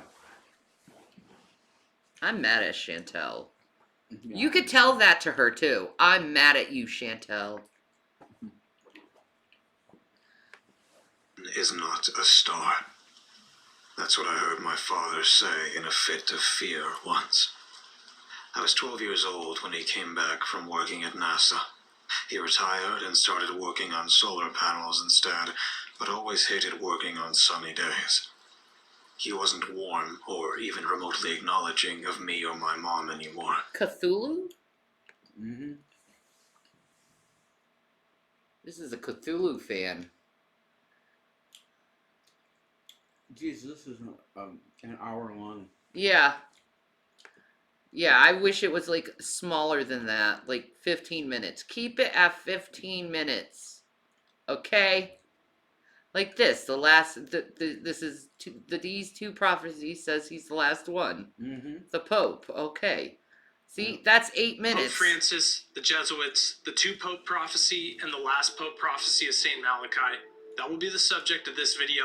We'll start off with the fact that St. Francis is the first Jesuit Pope to ever be Pope of the Catholic Church. And a few interesting facts I want to mention about the Jesuits. Here's a quote from Marcus de Lafayette, a French statesman and general who served in the American Continental Army under the command of Man, he's going after the Jesuits. This dude isn't going to last long. Probably not. Challenge Chantel to a cage match? Why would I want to be around that? Smash you, brother. I'd just be like, don't come at me, bro. You do nothing, bro.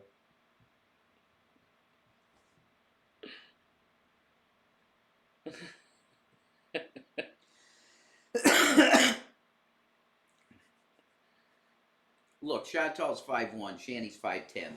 End of story. Okay, it's over. It's over. She weighs more than me. Yeah, she does weigh more than you, but forget it. 5'10" with that right hook, it's over.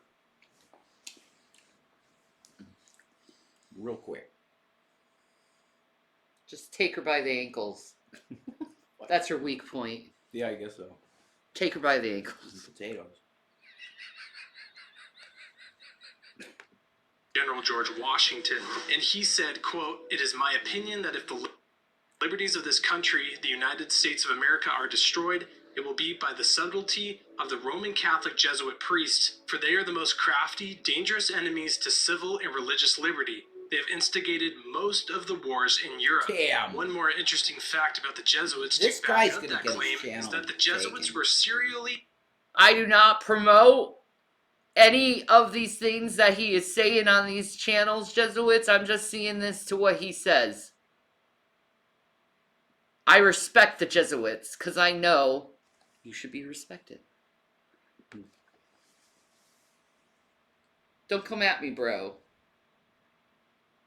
Don't come at me, bro.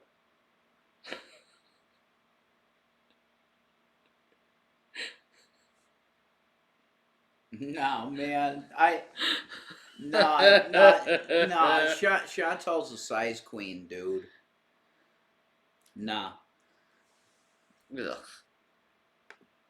expelled from the Portuguese Empire, the French, the Two Sicilies, Malta, Parma, the Spanish Empire, Austria, and Hungary. They were kicked out of a large portion of Europe during the 1700s. Now, Pope Benedict stepped down in February of 2013. and it was the first time a pope had done that since the 1400s. So having two popes alive during this time period was a very interesting thing. Of course, as we know, Pope Benedict just passed away right at the end of this last year, at the beginning of this year, 2023. And it's interesting because there's actually a prophecy from 1885. It's a Catholic prophecy from Anna Catherine Emmerich, again, about 150 years before. There's the two popes prophecy. Mhm. Oh, wow. It was prophesized. Father, what was his name? Tom Horn. It was Tom Horn always talking about this shit. Malachi? I need to get my sody. Saint Malachi or something? Oh, baby, you don't have to. He doesn't let me walk if I don't have to. My legs work better. I barely know the difference between a Catholic and a Christian. Catholics or Christians? Well, it's just the sects of Christianity.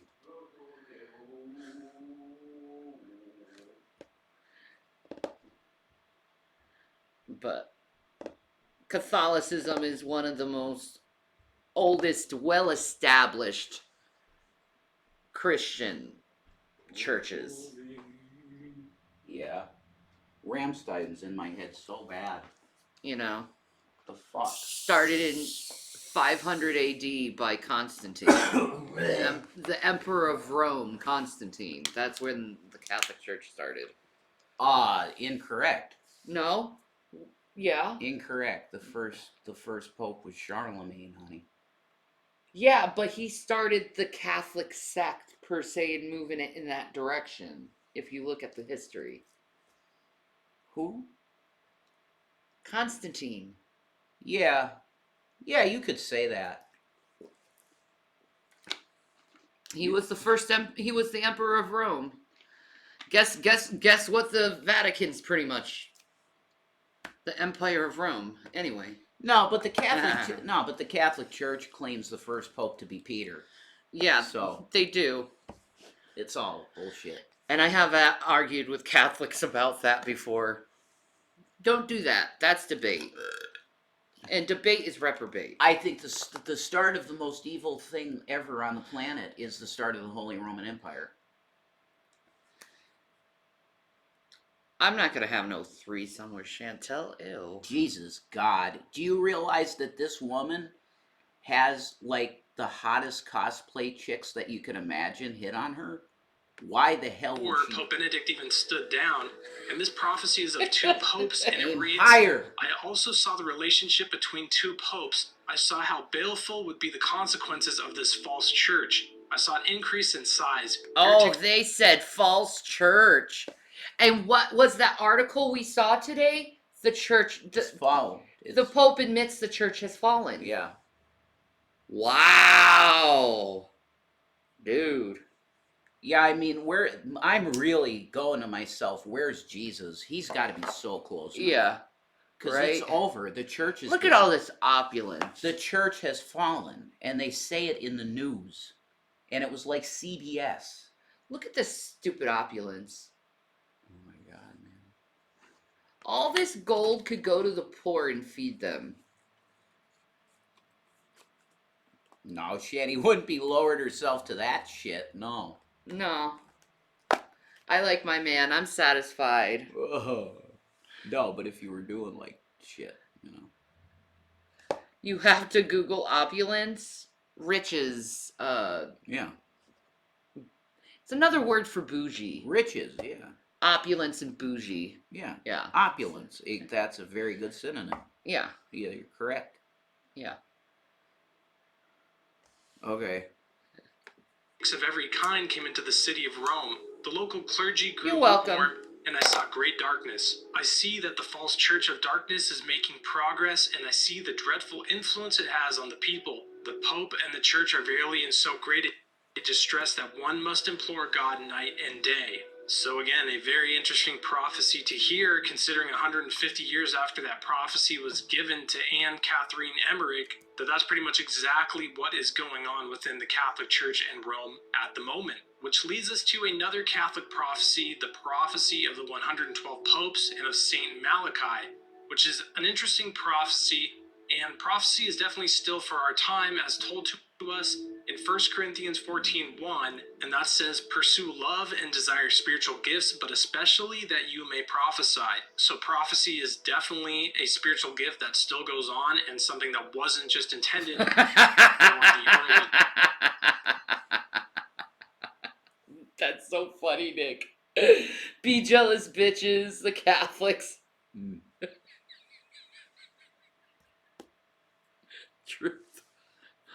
Truth. But it's not gonna buy their way into heaven either. Church in the book of Acts. And now the prophecy of Saint Malachi, the prophecy of the 112 popes, which gives us a pretty accurate description of multiple popes leading up to what is said to be the last pope, which would be Pope Francis. He fits this category. That dude. Well, and he is the 112th pope. And this happened to Saint Malachi when he traveled from Ireland to Rome. And when he got to Rome and saw how much luxuries and how much gold and array was arrayed at the Vatican. Look at that architecture. Oh! See, that's the only reason why I would want to go to the Vatican, is just to look at the art. God bless you, Chobits. Touch what fucking Raphael and Michelangelo and fucking did, man. Touch their fucking, like, their fucking work. You want to touch a Da Vinci painting. Oh! Yeah. Yes. God bless you, Chobits. How you doing? It's so absolutely beautiful, made by humans, not machines. Yeah, we're so much better artists. Like, this is creativity upon creativity. This is what God wanted. He wanted us to be creators, not destructors. So beautiful. Vatican, he became furious to see how luxurious the church was there, and he went off outside of the city and looked upon the city which is known as the City of Seven Hills, gave the prophecies of every pope from that time up until the last pope, and some of these prophecies have pretty accurate descriptions. For instance, the prophecy given about Paul VI, the prophecy written about him was Flower of Flowers, and his coat of arms when he became the pope had 3 flowers on it, the symbol of the French monarchy. The The fleur de prophecy lis. of the pope that ended up being John Paul II was from the labor of the sun. And he not only was born during a solar eclipse, but he was buried during a solar eclipse. Yep. And many of the other prophecies are striking. Weird shit happens with this dude's body, dude. Yeah. They have a cam on him all the time. They're waiting for him to raise from the dead. Yeah. Like, you see ghosts and, like...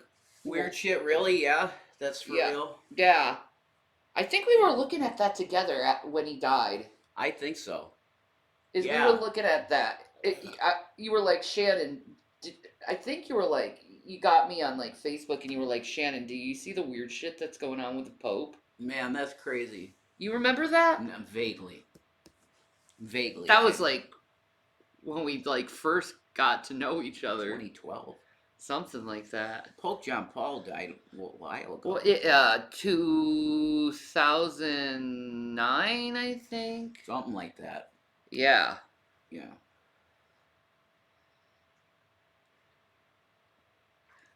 Like how Tesla was born during a freak midnight electrical storm. That's interesting.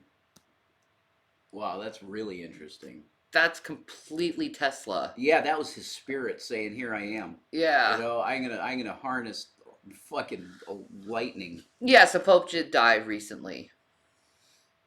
Yeah. Accurate in a similar fashion, which leads us to the last prophecy, the prophecy of the 112th Pope. And Saint Malachi's final prediction in full is, in the final persecution of the Holy Roman Church, there will reign Peter the Roman, who will feed his flock amid many tribulations, after which the seven-hilled city will be destroyed and the dreadful judge will judge the people. Yeah, Benedict, So this that's prophecy right. tells us that So Jesus is coming soon, according to that prophecy. Pope Benedict, also his name was Ratzinger, and he was disgusting and horrible individual that had to resign because he was involved with shuffling around pedophile priests. The only thing that would destroy the Vatican would either be a nuke or Mount Vesuvius.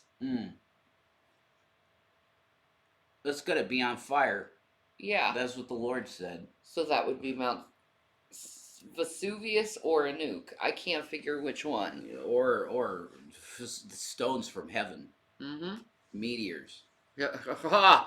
A meteor falls from heaven right on the Vatican. Yeah. You better wake up your freaking eyes. That would wake up the world. Would you, if you were an atheist and you saw that happen, would you believe in God? Yeah, because to the atheists in my audience, would that make you believe in God if a meteor fell on the Vatican?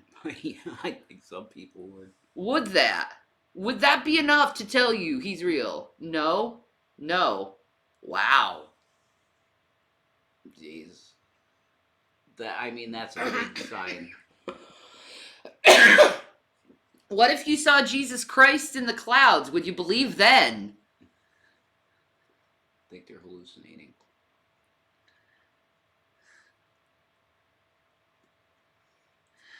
So I know in my heart, personally, I have no doubt. Yeah. So you believe in Jesus if you see him coming in the clouds. Wow, All right. that's interesting, isn't it? All right. Probably not. Yeah. All right. They're for Jesus if he comes. Well, that's really interesting, though. Yeah, because they're pro-Jesus. All right. All right. Jesus is a cool dude, even for atheists. You have to admit if you'll that. welcome him to the earth, then you're going to be fine. Mm-hmm. If you're gnashing your teeth at him saying Nazarene, you got problems. We're going to find out. Yeah. I'd have to feel it, not just see it. I get ya. Yeah. I get ya. Hopefully that happens to you someday. Yeah. No, I get it. I'd share a beer with Jason and enjoy a good convo with him. All right, then. That's cool, dude. I've done with Jesus. Oh, you share a beer with Jesus and have a good... See? Yeah, Jesus is definitely... Everyone likes Jesus. He's a cool dude. He's that type of guy. Yeah. That's fine, dude. He'll make you the best beer. The many tribulations will come upon the church because of what is going on within it and how it's being run. And it will actually be destroyed, all of Rome, through this destruction and corruption that has been brought on by the Catholic Church, which again is a striking resemblance to what we see. The Jesuits run the mafia. True story. Anyway. No. In the very last days prophecy in the book of Revelation in chapter You're 17, like, talking about mystery, Babylon the Great, the mother of harlots and of the abominations of the earth, the woman drunk with the blood of the saints, with the blood of the martyrs of Jesus. And what do we see in Revelation 17? In verse 9 it tells us, "Here is the mind which has wisdom. The 7 heads are 7 mountains on which the woman sits." And what is the only city upon the entire world known as the city of 7 hills? It's Rome. not some obscure city. It's not some random city. It just so happens to be Rome. Yeah. All right. As you would know it today, the term Jesuit, it's not going to be the same as to what they actually are, okay? What you'll hear today is that the Jesuits are they're astronomers, basically. They look to the stars and they study the heavens. That's what you're told a Jesuit is today. That is not accurate to what the order actually represents. The oath, if you look up the extreme oath of the Jesuit order, and you can read what they have to. It's like a blood oath, okay? They're like the Pope's CIA. Okay. They're like the I'll Pope. explain it this way, because maybe you'll understand. You remember the movie End of Days with Arnold Schwarzenegger? Yeah.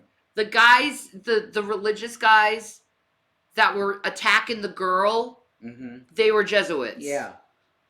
Yeah. And that's certain things they do. They're like the Secret Service of the papacy. Yeah. And they take an oath to the Pope, not Jesus, not God, because that's what they want you to think, that they have an oath with Jesus Christ, because it's the Order of Jesus. They call themselves the Order of Jesus. You're thinking of the Opus Dei? They're totally different. Yeah, Opus Dei is different. They're a totally different order. But they are part of Catholicism. And they take the fucking things, the thing around, and they self-flagellate, and they have that cuff on the top of them that they're into self-mutilation for the sake of Jesus. Yeah. Which he wouldn't want that for them. Yeah. He took all that for them. Like, that's ridiculous. But to wrap up the Jesuits, they take an oath to the Pope to kill for him.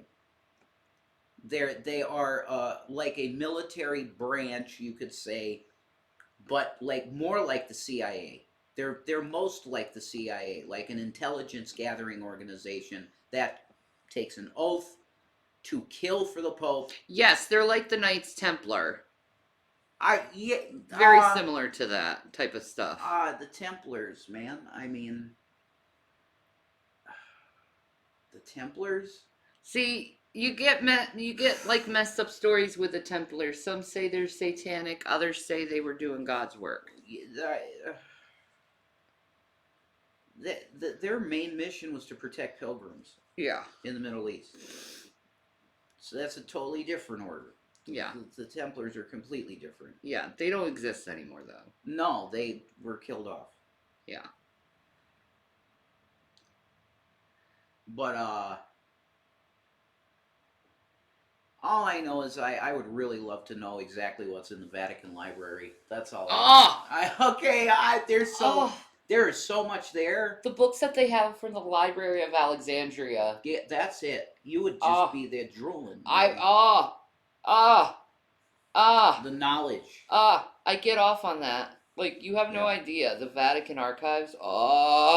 Yeah, but they say they don't open that shit. They don't. Just porno mags. Yeah, information porno. Yeah, info porn. That's a term. I just made up something by the info porn. Take that, Alex. Vatican City, the only city known as the City of Seven Hills. We're also told many other things about Mystery Babylon. It's decked in gold and covered in scarlet and purple. Oh my Other God! things that only are attributed really to the Vatican and the Catholic Church. I mean, they glory in these things. It's like a main focal point of what. Wow, that is so beautiful. No. They're talking about Peter there. But this guy's great. I really like this. They do. So when we look into all of these different factors, he has really put an emphasis on the fact of the colors. Yes. The gold and the red and the purple. Yes. That's exactly the colors. Exactly. That are in Revelation, man. Yes. You can't ignore that shit. No. They're telling you it's They're Vatican. telling you who they are. Yeah. You want to see the beast? You want to see what they're telling? Yeah, it's the Roman Empire. It's the Roman papacy. All roads lead to Rome at the end of the that's day. That's fucking true. It is. At the end of my ministry, when I was doing like truther stuff, it was the Jesuits. I ended it with the Jesuits. That was the last thing I was talking about. There you go. I said I think everything is here, and it's the Vatican. Yep. They are a nation state unto themselves. He calls himself the vicar, the replacement of Jesus Christ. That's what the Pope's title is, the vicar of Christ. Because they invented roads. That may be so. Yeah, that's true too. But if you look at all the power in the world, it always leads back to the Vatican. Yeah, over the Queen. Okay. The Queen bowed to. Kissed the ring. Yeah. She did. Okay. We have Muslim sheiks kissing his ring. And which is insane because she's the head of the Church of England. We have shamanists kissing you get his that? ring. Yes. We have world leaders kissing his ring. Everything leads to the Vatican. I definitely. All of it. It's definite. Okay. There's a factor that we had a prophecy of the two popes, which seemed to be fulfilled. We have Pope Francis being a Jesuit, which has they have a very strange history, a history that is not so popular with the general public. even being kicked out of entire nations, a large portion of Europe. And then we have these prophecies, St. Malachi, the prophecy of the 12 There's popes. Benedict. He even mentions the 7 hills He looks in so his sick. prophecy. He looked very and sick, but he Revelation lived for tells a us long Mystery time, yeah. Babylon. Yeah, Pope Palpatine. Oh my God! They had that one picture of him where he's got the lightning coming out of his I hand. can't help it. He looked like Palpatine. Definitely. There's a reason for that. Yeah. Okay? The Dark Lords of Babylon. God, why do they dress like this? This is all Babylonian. It's all Babylonian. And that's why the Jews wear their kippas. Okay? That's from Babylon. I know. It's crazy. Okay, that's nuts. But it's true. This is why Malachi was written. Yeah. We'll have the same city of 7 hills You're covered in correct. scarlet, decked in gold, scarlet and scarlet and purple. I mean, it's pretty amazing to see. So as we look at the world stage to see who could fulfill these last days, big figures, the false prophet, the Antichrist, it seems as if, well, it really looks as if the Vatican will fulfill the Mystery Babylon aspect of this. And if the person leading that, of course, would be Pope Francis, tying in with all these other prophecies and everything else we're seeing, it really looks as if maybe that false prophet figure could be fulfilled in him, or just absolutely the ushering in one of these last kings in Revelation, and absolutely the prophecy of Mystery Babylon. Worth noting is that I did read that there were some people saying, well, because the sentences were separated, there could be a gap between the last pope, the pope referenced in St. Malachi's prophecy of the olive, and then Petros Romanus, the last pope, and that's just mentioned by a couple different people who've studied this. But of course, it really just makes more sense that it would go in sync, and that it just after the 111th would be the 112th, which would be Pope Francis. So my point in mentioning that is to not fear. We're supposed to fear the end times, nothing to fear. Put your trust in Jesus. You don't need the church to tell you exactly what to do. Of course, you're supposed to be part of a body of believers, but if you're reading the Bible, if you're believing the Bible and growing in a relationship with Jesus, that's how you get close. I agree with that, Celeste. He does need to zoom in his camera. The angle's a little different. Yeah. But it's cool, dude. I like the purple wall. Yeah, it's fine. I mean, it's definitely a light that's doing it. Yeah. Fine. To God and grow with Him, and then get connected into a body of believers who are also Bible-believing Christians. That would be nice. So do that. That's important no matter how long or how short of a time. It's so hard to find true Bible-believing Christians anymore, though. Let's just be honest. He says that in after every video, so I don't need to show it, so. Bro. The same thing you hear on, like, every Christian video is you gotta seek out Jesus, and, like, yeah. Mm-hmm. Will people still? I don't know. How my pimp friend used to treat his girlfriend? What the fuck? Yeah, I saw that. It's like, what? Excuse me? What the flip? I don't know if I should show that. Probably not. Shannon Rice? Another Shannon? Another Shannon. Cool. Okay. Alright. Demonic invasion as explained in Genesis 6 by John MacArthur? What? Really? That's interesting.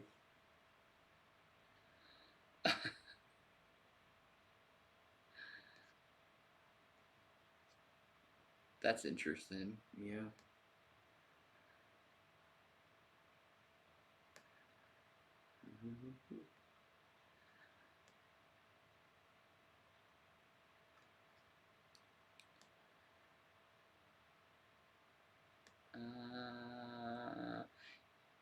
Ancient giants no longer a secret.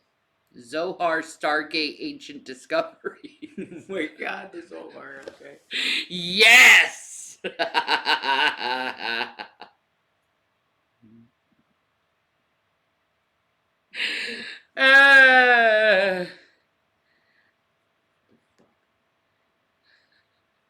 Thank you, maybe. Wow, that weird period when everything was 3D. Yeah, dude. That was weird. Why did they do that? Why not? It was cool. I love those glasses. Oh. Pyramids. What happened? 4 hours of, no, I'm not doing 4 hours of the worst games ever.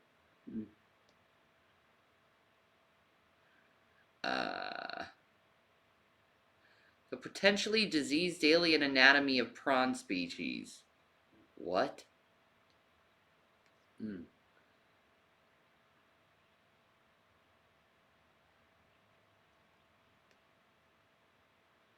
Alright.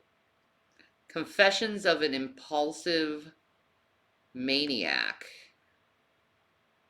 Cool. Yeah, I felt like we... Wait, I don't like watching those things without having to be, like, told what happened. I don't like watching the confessions without, like, a, like... Commentary. Commentary, yeah. I felt like we didn't do true crime at all. Oh, Foodie Beauty's live on Twitch? Is she mad? You go to the sniping stream, good. I can't get it. She already got off. Oh, never mind. Okay. She's gone. Why'd she go on Twitch, honey? Because she's trying to copy me. Yeah, I think that's correct. Oh, she got suspended, though, didn't she? For live streams or something. I don't know. I've tried to introduce you to the egg more, how I view spirituality. Can you at least search it so you can see I'm not blowing smoke at you? The egg?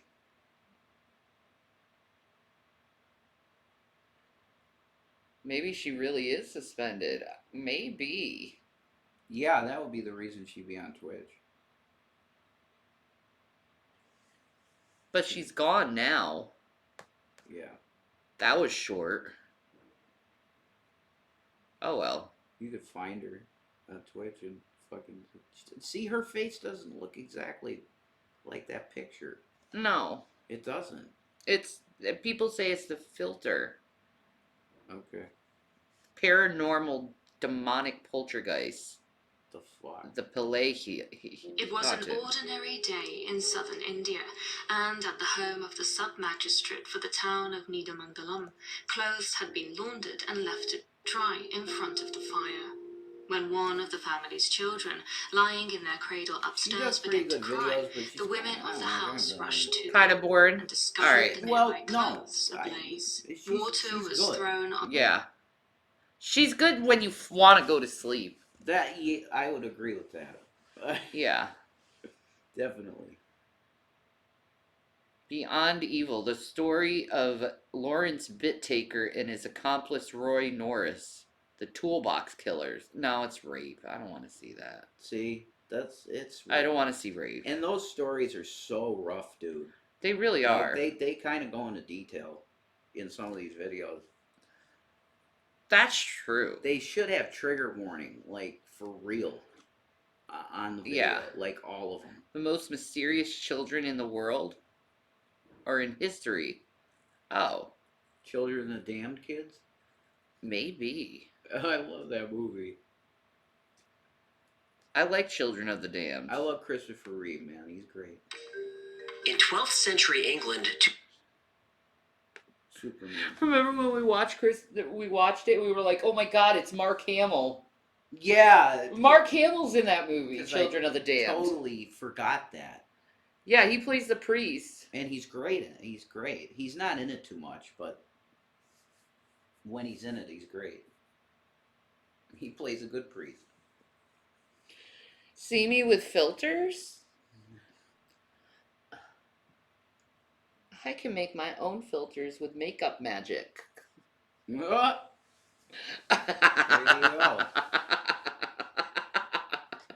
Yeah. I, if anything, have proven that I can make myself look like many different types of people. Yeah, that's true. That's definitely true.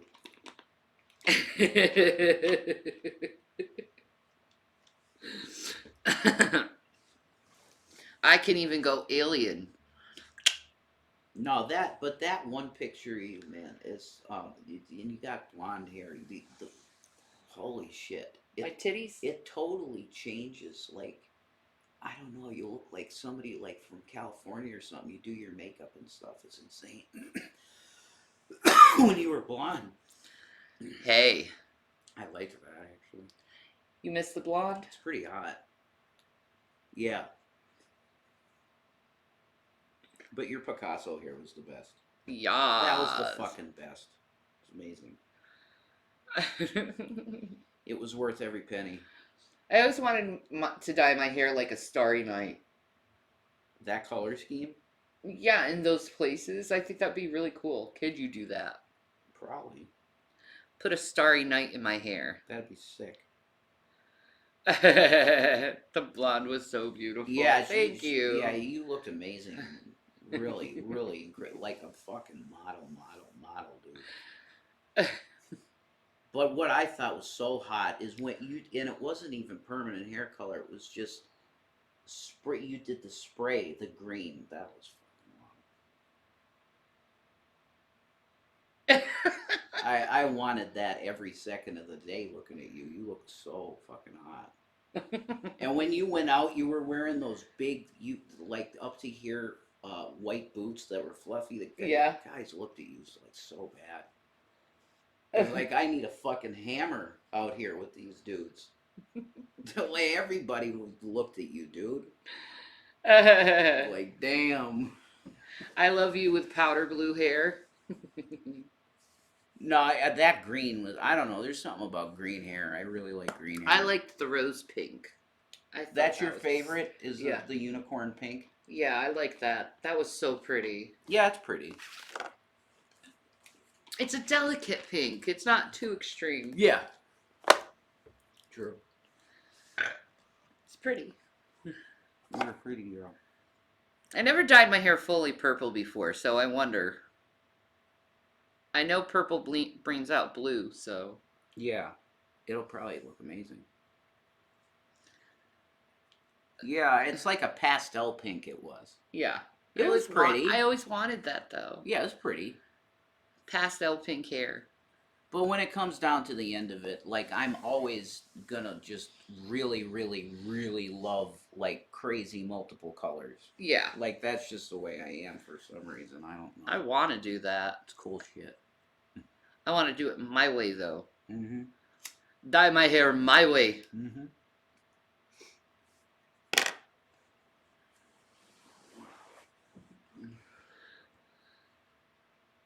Bro. Real life anime girl, it's been a long road. Yeah, it has.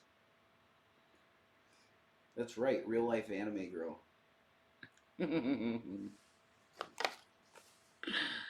It's been fun with the hair dye, I'll be honest. If I had my phone, I could find a picture, you know.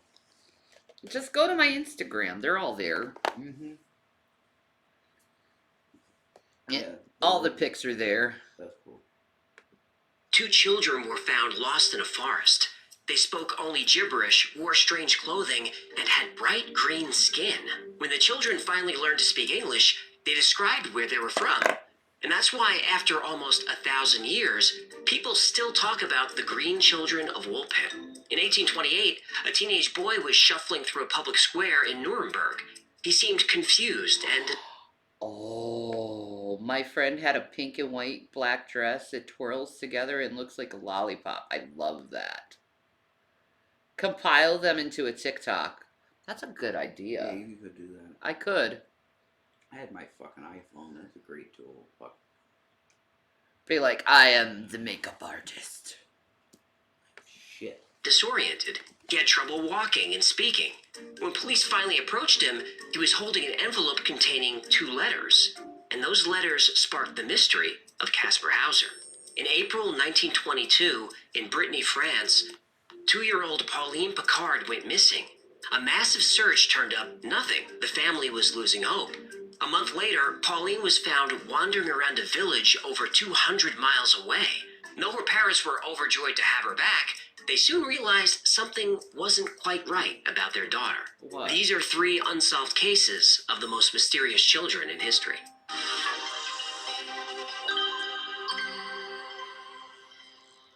In the 12th century, Woolpit was a densely populated area in England's Suffolk County. One day, a local farmer discovered 2 frightened children, a boy and a girl, who seemed lost in the forest. As the farmer approached, he noticed a few unusual details about the children. They wore clothing of a style and color that had never been Shrek seen kids. before. But what was most unsettling, the children had bright green skin. It's Shrek babies. Shrek kids. Martians? No, not Martians. Now, is there a food that would make your skin go green? Oh. Now, I know if you eat too much beta carotene, you can get orange skin. Yeah. If you have too much colloidal silver, you can turn blue. Uh-huh. But green, I don't know. what could you eat a lot of that would turn your skin green? Like plants, chlorophyll? Maybe a lot of, yeah, maybe plants. Maybe they survived on plants. Maybe. Maybe.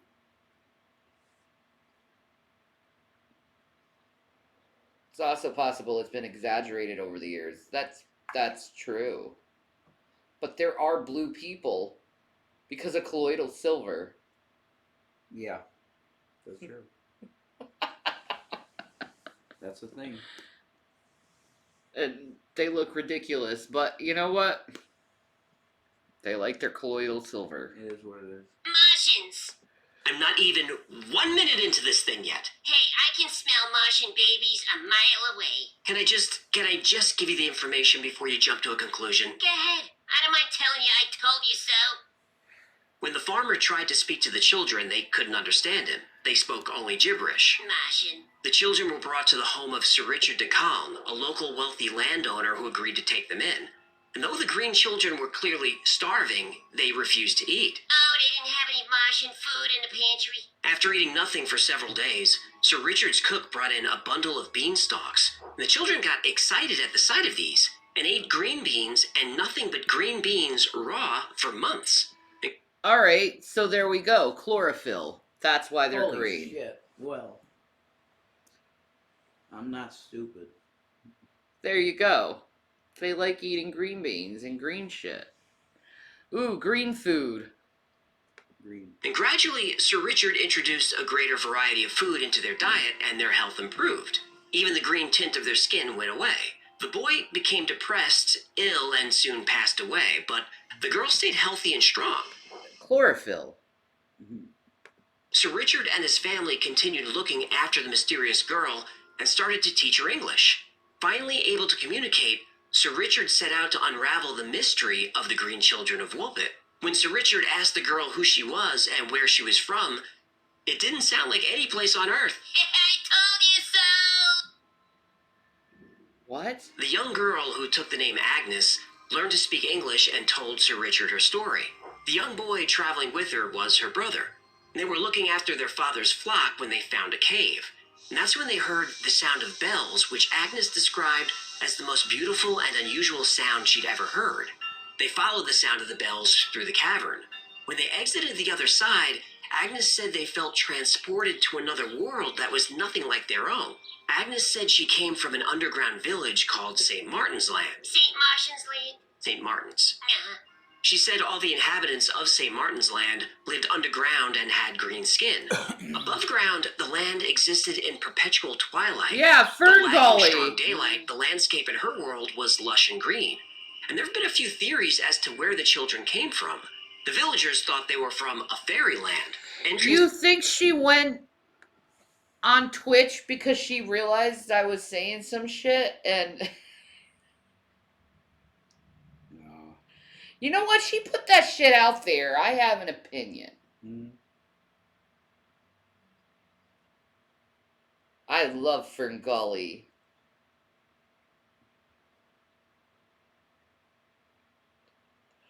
I don't know. Maybe she did get the YT boot. I don't know why she's on Twitch. Fuck her. She's a...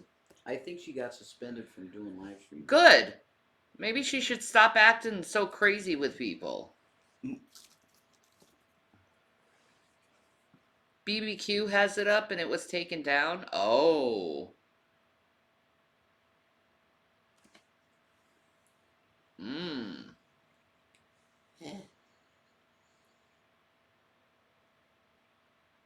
Wow. See, this is why I don't play Chantel videos. Yeah. Play stupid games, win stupid prizes. Yeah, that's true. She's quick on that shit. Entrances to Fairyland were often in densely wooded areas, so many of the villagers truly believed this theory. Another more modern theory is that the children somehow slipped into an alternate universe, where the world on their side has a much different climate than ours. This explains the strange clothes, the strange language, and the difficulty eating our food. And the most current theory is... Aliens. Yep. Obviously. No, I haven't seen the new Avatar. How is it? Out. Yes, that is one of the more popular theories. Agnes was able to adapt to life on Earth, but her brother couldn't. Even though the story of the Children of Woolpit is considered folklore, we do have details about them from credible sources. Ralph of Coggeshall interviewed Sir Richard himself, and he wrote long passages about the Green Children, how they were tending their flock, heard the bells, and wandered into a cavern. When they emerged, they were struck by the brightness of the sun and the warmth of the air. When they heard the villagers coming toward them, they tried to flee, but they couldn't find the entrance to the cave. Another source is historian William of Newburgh, and though he lived on the opposite side of the country, his telling is remarkably similar to Ralph's. Now, Ralph's writing style is colorful and exaggerated. He includes stories of pirates and zombies. It's long, but I heard it's good. Okay. I want to see it because I liked the first movie. Despite what other people say, I liked it. She's live now on Twitch. Is she? I'm not playing her because I don't want to get in trouble by her because she's just nuts. But, oh, she is live. Watch party test.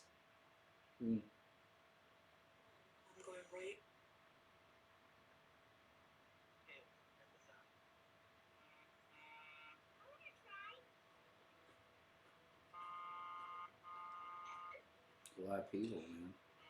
500 some people. Everyone's saying Salah is not worth this. They're all fucking attacking her, man. They are attacking the fuck out of her in the frickin'... In the chat. Yeah, it's bad, dude. Did I diet before I took the plane, or did I eat Panera the night before? I can't remember. And she's pretending nothing's happening. I wrote a diss track about him because And she's being extra quiet. She's sleeping for all. Whatever. It's boring shit. I'll just wait until Barbecue puts in the highlights.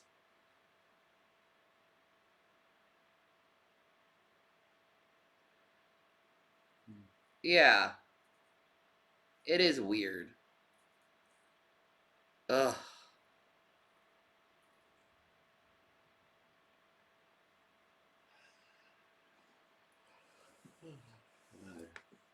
Zombies, so he highlights the supernatural elements of the legend. But William of Newburgh's writing is more grounded.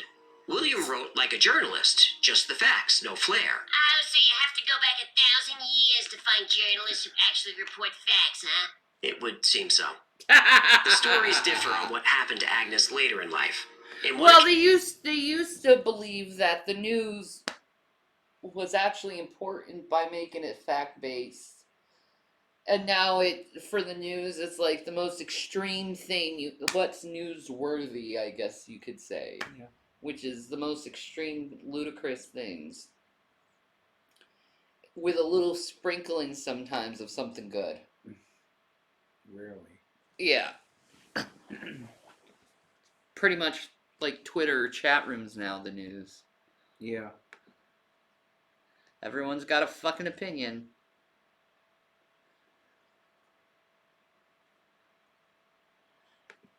Count, she stays in the service of Sir Richard for many years. In another version of the story, she marries an English diplomat.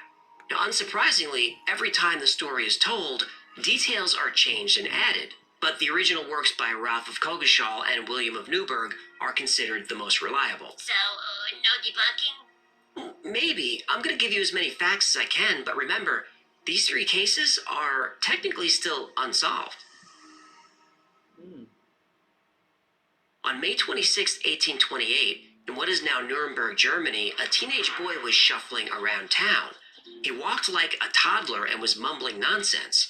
When police finally approached him, the picture didn't add up. The boy was dressed like he'd been living on the street. His shoes were so worn that he had trouble walking. But he also had an expensive silk handkerchief with the initials KH embroidered on it. And he wore an expensive silk necktie. Necktie? That looks more like an ascot. What's an ascot? 2 cheeks in a hole. Maybe he was a fucking runaway from a rich person's house. Yeah, probably. Probably.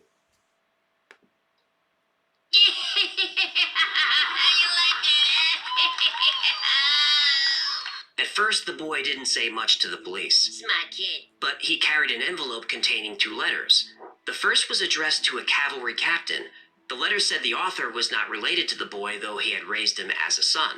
The letter also said that since the day he was born, he had never left the house, so that nobody would know where he was from. The letter went on to say that the boy could read and write and wanted to be a horseman like his father, so the captain could take him on or hang him, whichever he wished. The letter ended rather ominously, with the author saying he had to send the boy to Nuremberg alone, that if he went with him, it would have cost him his life. At the police station, the boy wrote down his name, Caspar Hauser. Observers noticed that despite being 16 years old, he behaved like a young child. He walked like a toddler taking his first steps, and when someone spoke to him, he would usually just speak the same words back. And despite his weird behavior, people soon realized that Caspar Hauser had normal intelligence. And once he calmed down, he was able to talk about where he was from and how he arrived. Maybe he's autistic? Yeah, maybe. I mean, it seems like it. Maybe. That fish annoys me too, but I like the stories that he does. Yeah. In the city. Hauser said he had spent his entire life alone in a cell. He was fed nothing but bread and water. He was provided with a blanket and a couple of wooden toys. He had never seen his captor. Even while walking to Nuremberg, he was told to look down. He only knew the sound of the man's voice. With nowhere to go, the local schoolmaster, George Daumer, agreed to take Hauser in and continue teaching him. Hauser certainly acted like he was confined his whole life. The first time he saw a mirror, he looked behind it, trying to find the other boy. And when someone brought him a candle, he burned himself trying to touch the flame. Oh, bless and even though him. he could eat anything he wanted, the only food that didn't repulse him was bread and water.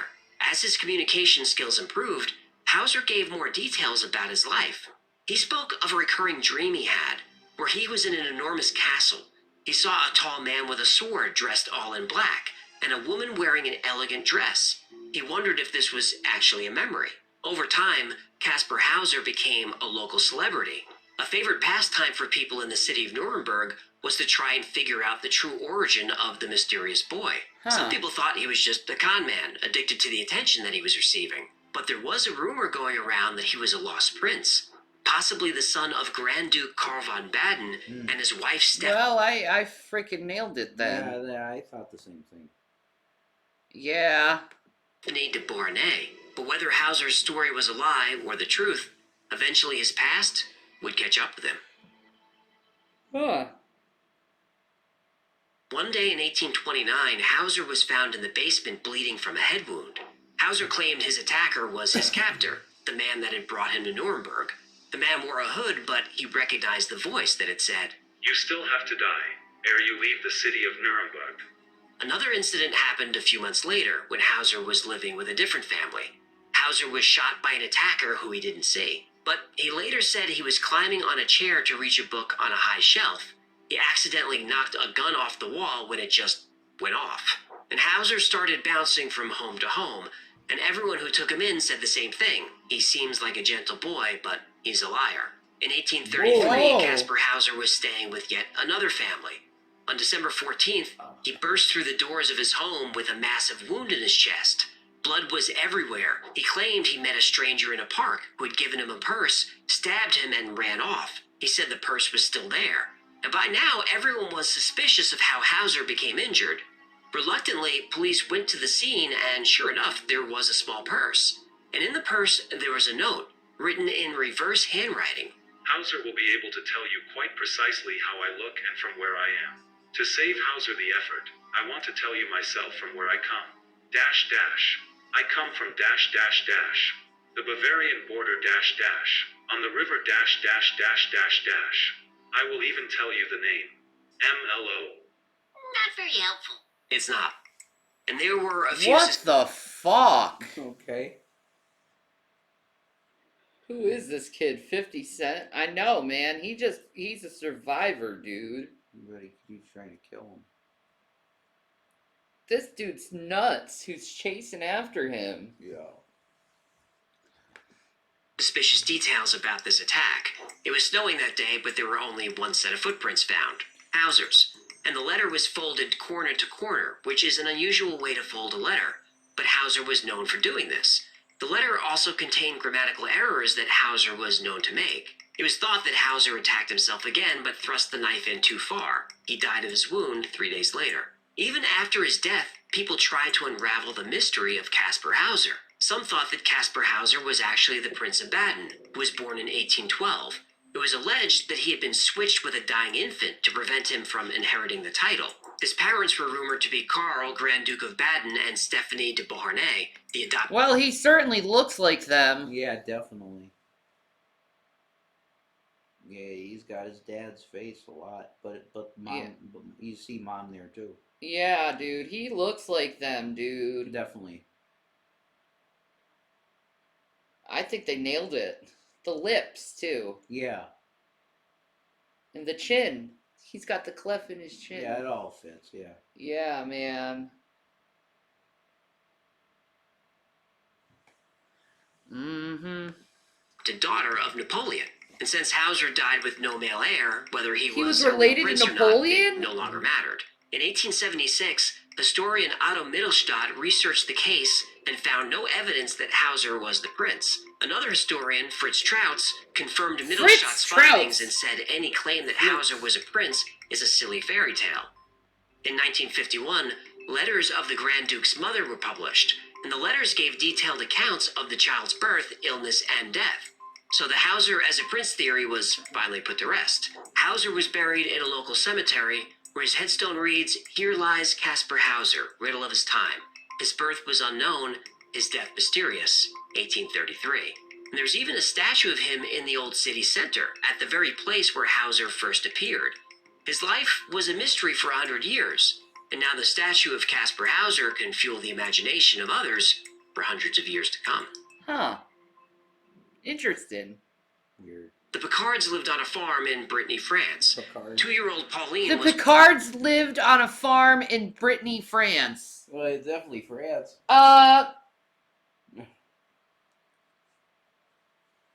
Star date. Where is the wine farm? It's France. The wait. I gotta search my Star Trek references. I think it's Brittany. Okay. Is it?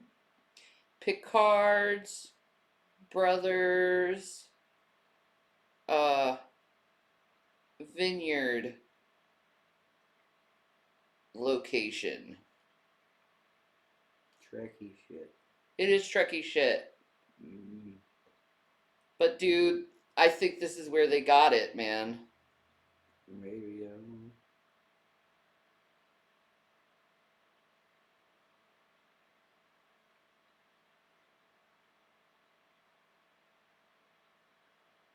No, I'm wrong. It's in Bordeaux.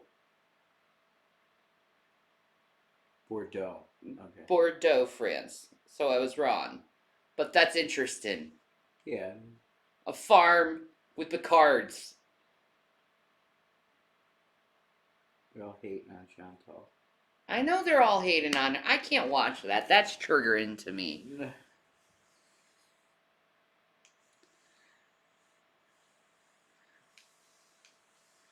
Man, fuck that shit. One of 9 children. One day in April 1922, Pauline was playing outside with her brothers and sisters, something the kids did every day. When they were summoned for dinner, Pauline wasn't among them. Within a few hours, 150 people combed every inch of the farm and the surrounding area. There was no sign of her. As time went on, rumors began to circulate. Maybe a wild boar had attacked and eaten her. There was a suspicious chimney cleaner in town who, a few weeks earlier, tried to give Pauline candy. Neighbors said they saw two strangers hanging around the farm about the same time Pauline disappeared. But even in the best possible scenario that none of the rumors were true, there was no way a 2-year-old could survive in the elements for this long. Well, soon the pain and loss set in. The Picards would never see their daughter again. Then Except that damn fish. Yeah, the annoying fucking fish, the heckler bitch. Yeah. My number isn't showing? It's not. How many people are watching me? Oh. 45. 45. 45.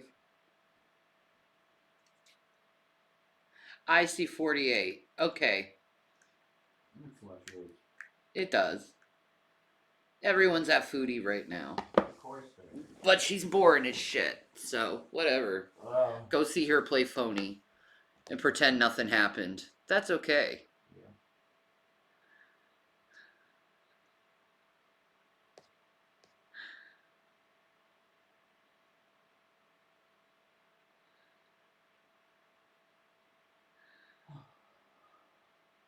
That's BS. She's not even saying anything. Yeah. See? About a month later, she's playing nothing happened. I'm not watching that. The family would get a miracle. A young girl was found wandering around the town of Cherbourg, about 200 miles from Brittany. The girl was scared, alone. I only heard go ahead and cancel me. I don't care. Okay. Well, whatever. I don't care about her. Good.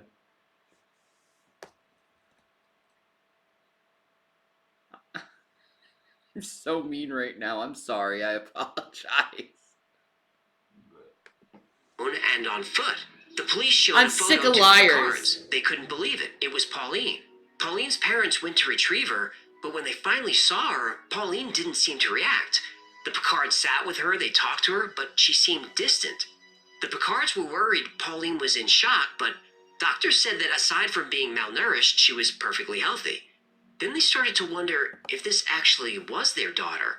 She looked like her, same hair, same blue eyes, same features, but there was this kernel of doubt in her parents' minds. Still, they took her home, hoping that familiar surroundings would spark her memory. Pauline's sisters immediately recognized her, which was a huge relief for her parents. Pauline's family figured it would just take time before life would get back to normal. Would life get back to normal? Shut up! Not even close. Stupid fish. A few weeks later, a farmer crossing a How's field. it going, Twitch Mama? How's Twitch Papa? Twitch Papa's laying on the floor right now. Yeah, my back is having my spasm deal. Flush the fish. Oh. That's so bad. Field about a mile from the Picard's farm found the body of a young girl. Near the body, neatly folded, were Pauline's clothes. The same clothes she was wearing the day she went missing. And also nearby was a skull of a grown man. What? Now it seems there were 2 murders to solve. The field where Pauline was found had been searched when she went missing, so police believe the body was placed there more recently. The neatly folded clothes implied a murder, but the autopsy was inconclusive. Doctors thought dying of cold was just as likely as murder. There were 2 suspects that police seriously considered. The first was one of the Picard's farmhands named Karaman. The day Pauline disappeared, he had been invited for breakfast. He was said to have cuddled her a little too much, and someone... no. Oh no. Why does it always lead to this shit? Always.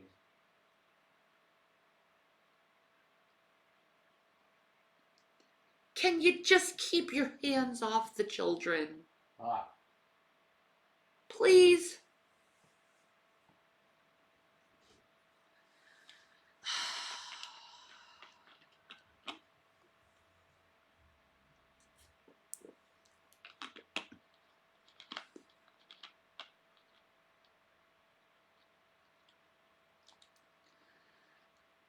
Have Rev ever considered yoga? Yes. No, I do little things like that.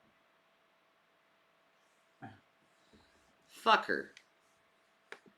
I heard him telling Pauline on more than one occasion that he would find her a good home in a different town. And at 1 p.m. that day, he was alone with Pauline, and someone overheard him telling her that she was going with him. Police followed the path he would have taken, but ultimately decided the timing just didn't match up. Then a local farmer named Yves Martin stopped by the Picards.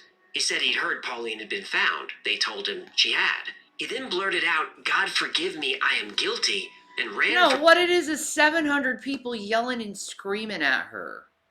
God. So, no thank you. They got her cornered. That's what they want. They want her to rage. And they got her fucking cornered. And they're gonna use her insecurities against her.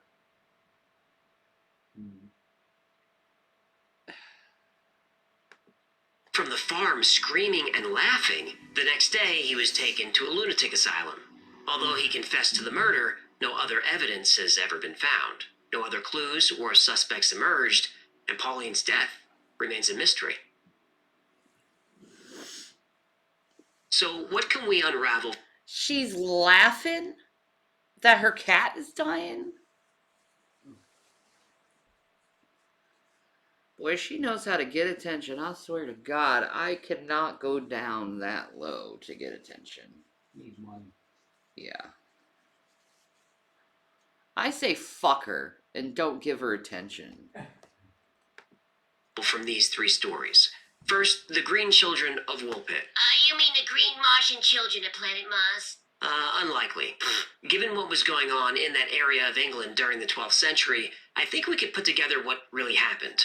In 1173, King Henry faced the Great Revolt, an uprising by his eldest sons supported by France, Scotland, and Flanders. Henry VIII, I am. Flanders is the Henry northern VIII, part of I Belgium am. where Flemish is spoken, and there were a lot of Flemish immigrants in England. During the You remember that in Ghost? That was so freaking funny. What the fuck is his name? Patrick Swayze? Patrick Swayze, yeah. He was, like... Yeah, I know. He was annoying Whoopi Goldberg while she was trying to sleep. Yeah. And he was singing Harry VIII, I am. That's a great movie. I love Ghost. I love Ghost, too. Yeah, that's a great movie. Oh, I love Dirty Dancing, too. Yeah. I can't help it. Donnie Darko. Yeah. He was great in that. Rip Patrick Swayze. Yeah, it sucks that he's dead. He went too young, man. Yeah, he got cancer. Dude, in Roundhouse, he kicks the shit in Roundhouse, man. Yeah. Fuck this world, man. Everyone dies. Mm-hmm.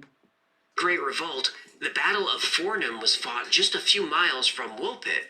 Eventually, an uneasy peace was reached, but King Henry, angry at the Flemish mercenaries, was persecuting Flemish settlers. All of this was going on at the exact time the Green Children were found. It's most likely that the children were refugees from a battle or simply fleeing English soldiers who were harassing the settlement. The Flemish language, which is a dialect of Dutch, would have sounded like gibberish to English farmers, and the Flemish were known for wearing clothes that were very different than English. As for the green skin, there's a condition called chlorosis or hypochromic anemia, which is a type of iron deficiency. It even had a nickname back then, the green sickness. If the children were refugees fleeing a battle, they were most likely living off of whatever they can scrounge from the land.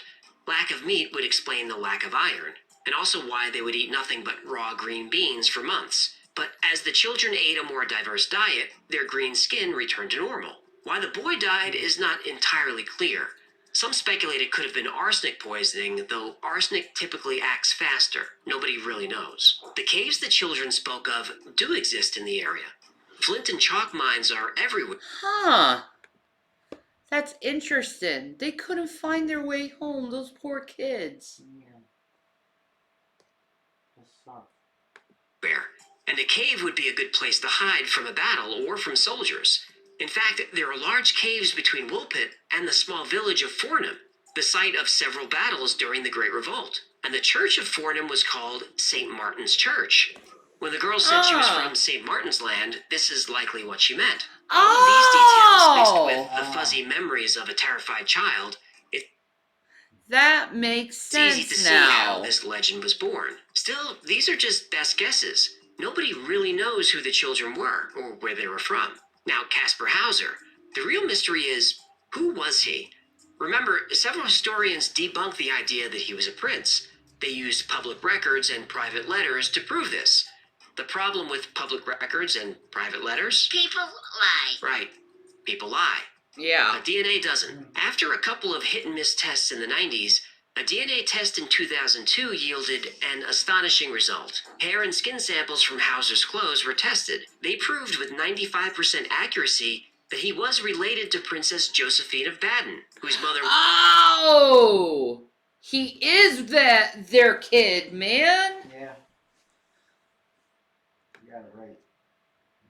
was Stephanie de Beauharnais von Baden. He actually was a prince? Well, there's a 95% chance he was. The only way to know with 100% certainty is to test the DNA of his alleged mother and the DNA of the child buried as her son.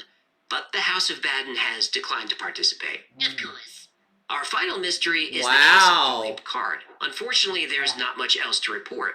It was assumed that the killer was Yves Martin, the farmer committed to an asylum, but no physical evidence was ever found that could link him to the murder. So who was the girl living with them this whole time? Nobody knows. She barely spoke.